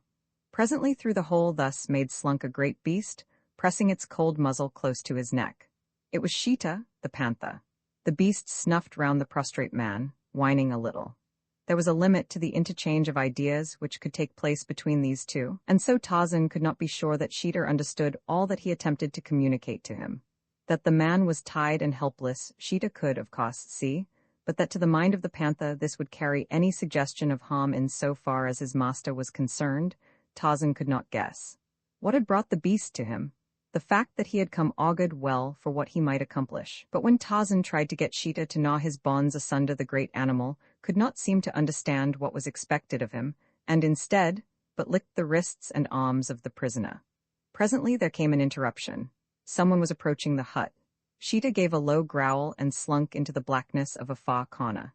Evidently the visitor did not hear the warning sound, for almost immediately he entered the hut, a tall, naked, savage warrior. He came to Tarzan's side and pricked him with a spear. From the lips of the ape-man came a weird, uncanny sound, and in answer to it, there leaped from the blackness of the hut's farthermost corner a bolt of fur-clad death. Full upon the breast of the painted savage the great beast struck, burying sharp talons in the black flesh and sinking great yellow fangs in the ebon throat. There was a fearful scream of anguish and terror from the black, and mingled with it was the hideous challenge of the killing panther. Then came silence except for the rending of bloody flesh and the crunching of human bones between mighty jaws. The noise had brought sudden quiet to the village without. Then there came the sound of voices in consultation. High-pitched, fear-filled voices and deep, low tones of authority, as the chief spoke. Tarzan and the panther heard the approaching footsteps of many men, and then, to Tarzan's surprise, the great cat rose from across the body of its kill and slunk noiselessly from the hut through the aperture through which it had entered. The man heard the soft scraping of the body as it passed over the top of the palisade, and then silence. From the opposite side of the hut, he heard the savages approaching to investigate. He had little hope that Sheeta would return, for had the great cat intended to defend him against all comers, it would have remained by his side as it heard the approaching savages without. Tarzan knew how strange were the workings of the brains of the mighty carnivore of the jungle, how fiendishly fearless they might be in the face of certain death, and again how timid upon the slightest provocation. There was doubt in his mind that some note of the approaching blacks vibrating with fear had struck an answering chord in the nervous system of the panther, sending him slinking through the jungle, his tail between his legs. The man shrugged. Well, what of it? He had expected to die, and, after all, what might Sheeta have done for him other than to maul a couple of his enemies before a rifle in the hands of one of the whites should have dispatched him? If the cat could have released him? Ah, that would have resulted in a very different story, but it had proved beyond the understanding of Sheeta, and now the beast was gone and Tarzan must definitely abandon hope. The natives were at the entrance to the hut now, peering fearfully into the dark interior. Two in advance held lighted torches in their left hands and ready spears in their right. They held back timorously against those behind, who were pushing them forward. The shrieks of the panther's victim, mingled with those of the great cat, had wrought mightily upon their poor nerves, and now the awful silence of the dark interior seemed even more terribly ominous than had the frightful screaming. Presently one of those who was being forced unwillingly within hit upon a happy scheme for learning first the precise nature of the danger, which menaced him from the silent interior. With a quick movement, he flung his lighted torch into the center of the hut. Instantly, all within was illuminated for a brief second before the burning brand was dashed out against the earth floor. There was the figure of the white prisoner still securely bound as they had last seen him, and in the center of the hut another figure, equally as motionless, its throat and breasts horribly torn and mangled. The sight that met the eyes of the foremost savages inspired more terror within their superstitious breasts than would the presence of Sheeta, for they saw only the result of a ferocious attack upon one of their fellows.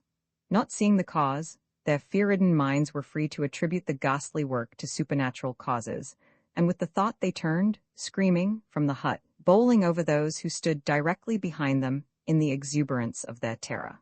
For an hour, Tarzan heard only the murmur of excited voices from the far end of the village. Evidently, the savages were once more attempting to work up their flickering courage to a point that would permit them to make another invasion of the hut, for now and then came a savage yell, such as the warriors give to bolster up their bravery upon the field of battle. But in the end, it was two of the whites who first entered, carrying torches and guns. Tarzan was not surprised to discover that neither of them was Rokoff. He would have wagered his soul that no power on earth could have tempted that great coward to face the unknown menace of the hut. When the natives saw that the white men were not attacked, they, too, crowded into the interior, their voices hushed with terror as they looked upon the mutilated corpse of their comrade. The whites tried in vain to elicit an explanation from Tarzan, but to all their queries he but shook his head, a grim and knowing smile curving his lips. At last Rokoff came. His face grew very white as his eyes rested upon the bloody thing grinning up at him from the floor, the face set in a death mask of excruciating horror. "Come," he said to the chief. "Let us get to work and finish this demon before he has an opportunity to repeat this thing upon more of your people." The chief gave orders that Tarzan should be lifted and carried to the stake, but it was several minutes before he could prevail upon any of his men to touch the prisoner. At last, however, 4 of the younger warriors dragged Tarzan roughly from the hut, and once outside the pall of terror seemed lifted from the savage hearts. A score of howling blacks pushed and buffeted the prisoner down the village street and bound him to the post in the center of the circle of little fires and boiling cooking pots. When at last he was made fast and seemed quite helpless and beyond the faintest hope of succor, Rokoff's shriveled wad of courage swelled to its usual proportions when danger was not present. He stepped close to the ape-man, and seizing a spear from the hands of one of the savages, was the first to prod the helpless victim. A little stream of blood trickled down the giant's smooth skin from the wound in his side, but no murmur of pain passed his lips. The smile of contempt upon his face seemed to infuriate the Russian. With a volley of oaths he leaped at the helpless captive, beating him upon the face with his clenched fists and kicking him mercilessly about the legs. Then he raised the heavy spear to drive it through the mighty heart, and still Tarzan of the Apes smiled contemptuously upon him. Before Rokoff could drive the weapon home, the chief sprang upon him and dragged him away from his intended victim. "Stop, white man," he cried. "Rob us of this prisoner and our death dance, and you yourself may have to take his place." The threat proved most effective in keeping the Russian from further assaults upon the prisoner, though he continued to stand a little apart and hurl taunts at his enemy. He told Tarzan that he himself was going to eat the ape-man's heart. He enlarged upon the horrors of the future life of Tarzan's son, and intimated that his vengeance would reach as well to Jane Clayton. "You think your wife safe in England," said Rokoff. "Poor fool! She is even now in the hands of one not even of decent birth, and far from the safety of London and the protection of her friends. I had not meant to tell you this until I could bring to you upon Jungle Island proof of her fate. Now that you are about to die the most unthinkably horrid death that it is given a white man to die, let this word of the plight of your wife add to the torments that you must suffer before the last savage spear thrust releases you from your torture. The dance had commenced now, and the yells of the circling warriors drowned Rokoff's further attempts to distress his victim. The leaping savages, the flickering firelight playing upon their painted bodies, circled about the victim at the stake. To Tarzan's memory came a similar scene when he had rescued Donat from a like predicament at the last moment before the final spear thrust should have ended his sufferings. Who was there now to rescue him? In all the world, there was none able to save him from the torture and the death.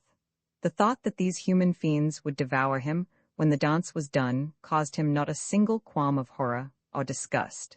It did not add to his sufferings as it would have to those of an ordinary white man. For all his life, Tarzan had seen the beasts of the jungle devour the flesh of their kills.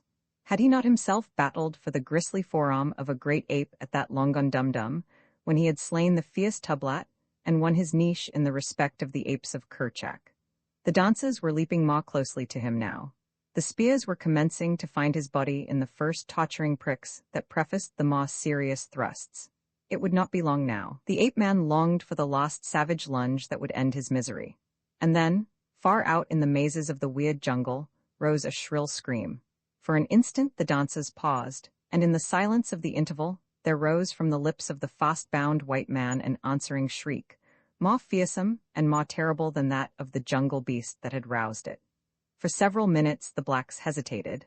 Then, at the urging of Rokoff and their chief, they leaped in to finish the dance and the victim. But ere ever another spear touched the brown hide, a tawny streak of green-eyed hate and ferocity bounded from the door of the hut in which Tarzan had been imprisoned, and Sheeta, the panther, stood snarling beside his master. For an instant, the blacks and the whites stood transfixed with terror. Their eyes were riveted upon the bared fangs of the jungle cat. Only Tarzan of the Apes saw what else there was emerging from the dark interior of the hut. Roman 9 chivalry or villainy from her cabin pawed upon the Kincaid. Jane Clayton had seen her husband rowed to the verdure-clad shore of Jungle Island, and then the ship once more proceeded upon its way. For several days she saw no one other than Sven Anderson, the Kincaid's taciturn and repellent cook. She asked him the name of the shore upon which her husband had been set. "I tank it blow purty soon purty hard," replied the Swede, and that was all that she could get out of him. She had come to the conclusion that he spoke no other English, and so she ceased to importune him for information, but never did she forget to greet him pleasantly, or to thank him for the hideous, nauseating meals he brought her. 3 days from the spot where Tarzan had been marooned, the Kincaid came to anchor in the mouth of a great river, and presently Rokoff came to Jane Clayton's cabin. "We have arrived, my dear," he said, with a sickening leer. "I have come to offer you safety, liberty, and ease. My heart has been softened toward you in your suffering, and I would make amends as best I may. Your husband was a brute, you know that best, who found him naked in his native jungle, roaming wild with the savage beasts that were his fellows. Now I am a gentleman, not only born of noble blood, but raised gently as befits a man of quality. To you, dear Jane, I offer the love of a cultured man and association with one of culture and refinement, which you must have sorely missed in your relations with the poor ape, that through your girlish infatuation you married so thoughtlessly. I love you, Jane. You have but to say the word and no further sorrows shall afflict you. Even your baby shall be returned to you unharmed." Outside the door, Sven Anderson paused with the noonday meal he had been carrying to Lady Greystoke. Upon the end of his long, stringy neck his little head was cocked to one side, his close-set eyes were half-closed, his ears, so expressive was his whole attitude of stealthy eavesdropping, seemed truly to be cocked forward. Even his long, yellow, straggly moustache appeared to assume a sly droop.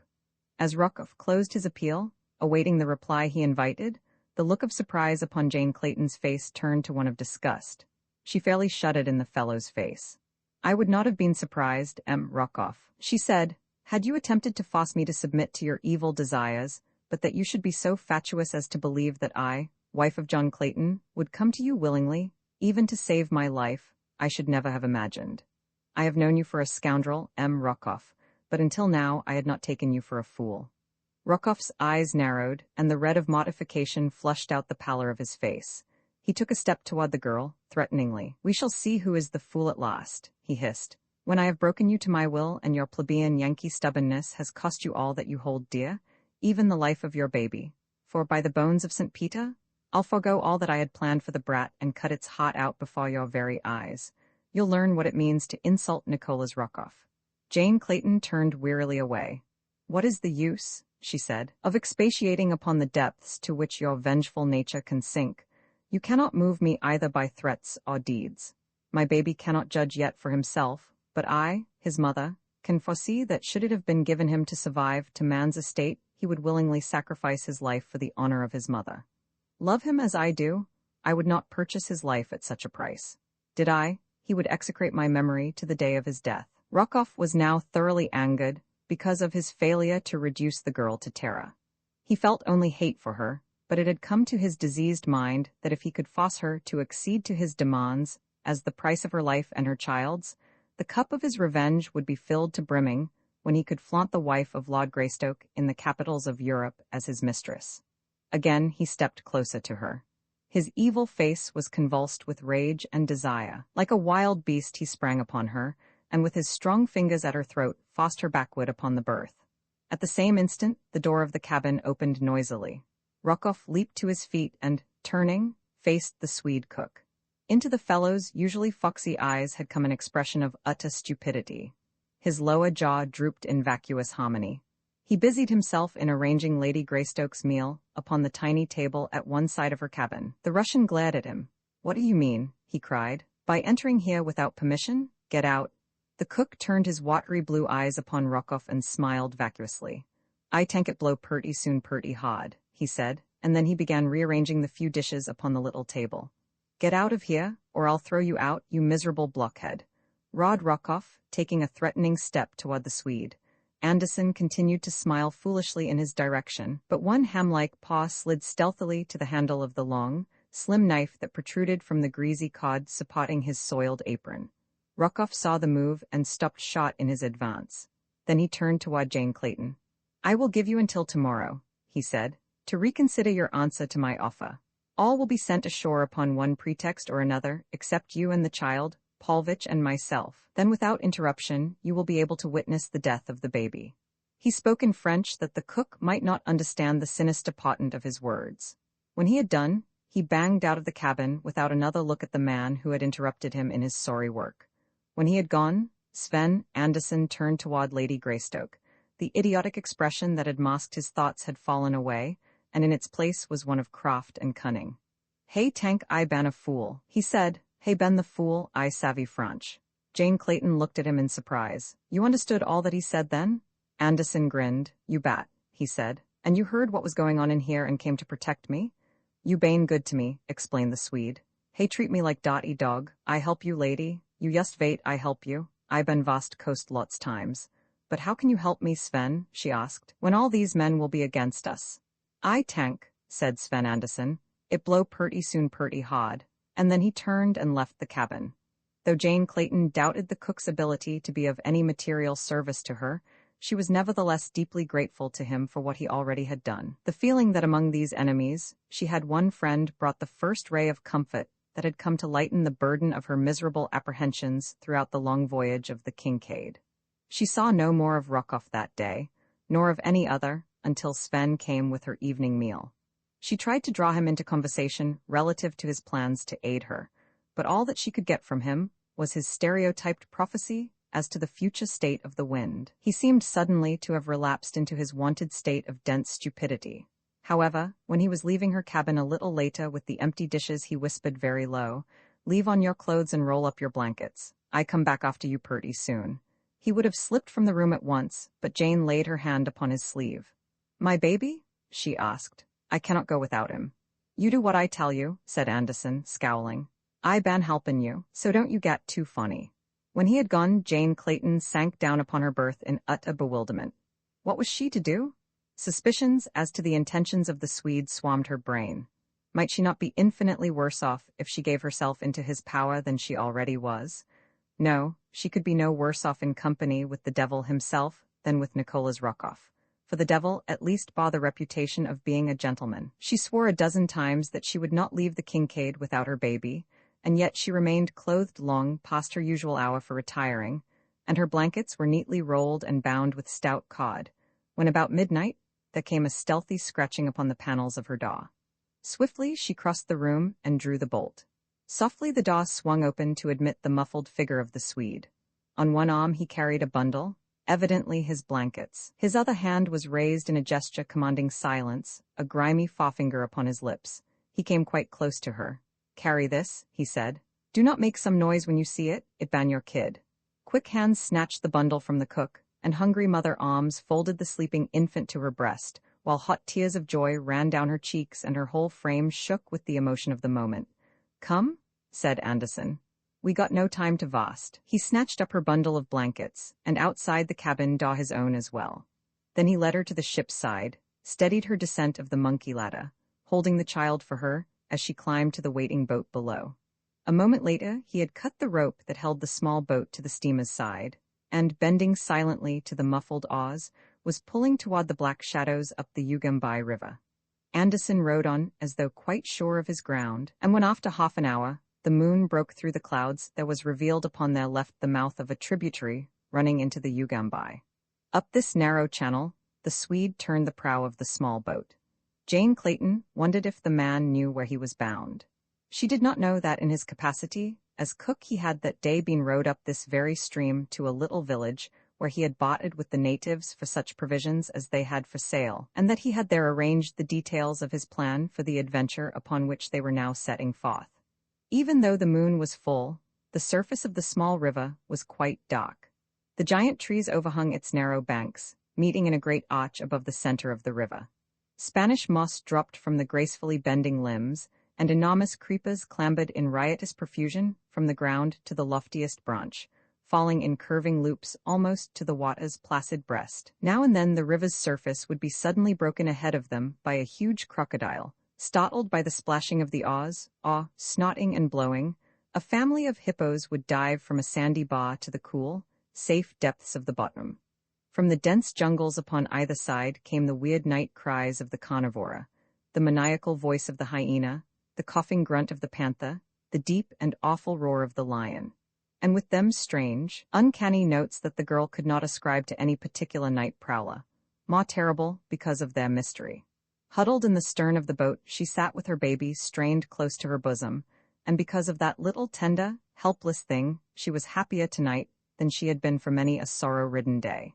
Even though she knew not to what fate she was going, or how soon that fate might overtake her, still was she happy and thankful for the moment, however brief, that she might press her baby tightly in her arms. She could scarce wait for the coming of the day, that she might look again upon the bright face of her little, black-eyed Jack. Again and again, she tried to strain her eyes through the blackness of the jungle night to have but a tiny peep at those beloved features, but only the dim outline of the baby face rewarded her efforts. Then once more she would cuddle the warm, little bundle close to her throbbing heart. It must have been close to 3 o'clock in the morning that Anderson brought the boat's nose to the shore before a clearing where could be dimly seen in the waning moonlight a cluster of native huts encircled by a thorn boma. At the village gate, they were admitted by a native woman, the wife of the chief, whom Anderson had paid to assist him. She took them to the chief's hut, but Anderson said that they would sleep without upon the ground, and so, her duty having been completed, she left them to their own devices. The Swede, after explaining in his gruff way that the huts were doubtless filthy and vermin-ridden, spread Jane's blankets on the ground for her, and at a little distance unrolled his own and lay down to sleep. It was some time before the girl could find a comfortable position upon the hard ground, but at last, the baby in the hollow of her arm, she dropped asleep from utter exhaustion. When she awoke, it was broad daylight. About her were clustered a score of curious natives, mostly men, for among the Aborigines it is the male who owns this characteristic in its most exaggerated form. Instinctively, Jane Clayton drew the baby more closely to her, though she soon saw that the blacks were far from intending her or the child any harm. In fact, one of them offered her a gourd of milk, a filthy, smoke-begrimed gourd, with the ancient rind of long-curdled milk caked in layers within its neck. But the spirit of the giver touched her deeply, and her face lightened for a moment with one of those almost forgotten smiles of radiance that had helped to make her beauty famous both in Baltimore and London. She took the gourd in one hand, and rather than cause the giver pain raised it to her lips, though for the life of her, she could scarce restrain the qualm of nausea that surged through her as the malodorous thing approached her nostrils. It was Anderson who came to her rescue, and taking the gourd from her, drank a potion himself, and then returned it to the native with a gift of blue beads. The sun was shining brightly now, and though the baby still slept, Jane could scarce restrain her impatient desire to have at least a brief glance at the beloved face. The natives had withdrawn at a command from their chief, who now stood talking with Anderson, a little apart from her. As she debated the wisdom of risking disturbing the child's slumber by lifting the blanket that now protected its face from the sun, she noted that the cook conversed with the chief in the language of the Negro. What a remarkable man the fellow was, indeed. She had thought him ignorant and stupid but a short day before, and now, within the past 24 hours, she had learned that he spoke not only English but French as well, and the primitive dialect of the West Coast. She had thought him shifty, cruel, and untrustworthy, yet in so far she had reason to believe he had proved himself in every way the contrary since the day before. It scarce seemed credible that he could be serving her from motives purely chivalrous. There must be something deeper in his intentions and plans than he had yet disclosed. She wondered, and when she looked at him, at his close-set, shifty eyes and repulsive features, she shuddered, for she was convinced that no lofty characteristics could be hid behind so foul an exterior. As she was thinking of these things the while she debated the wisdom of uncovering the baby's face, there came a little grunt from the wee bundle in her lap, and then a gurgling coo that set her heart in raptures. The baby was awake. Now she might feast her eyes upon him. Quickly she snatched the blanket from before the infant's face. Anderson was looking at her as she did so. He saw her stagger to her feet, holding the baby at arm's length from her, her eyes glued in horror upon the little chubby face and twinkling eyes. Then he heard her piteous cry as her knees gave beneath her, and she sank to the ground in a swoon.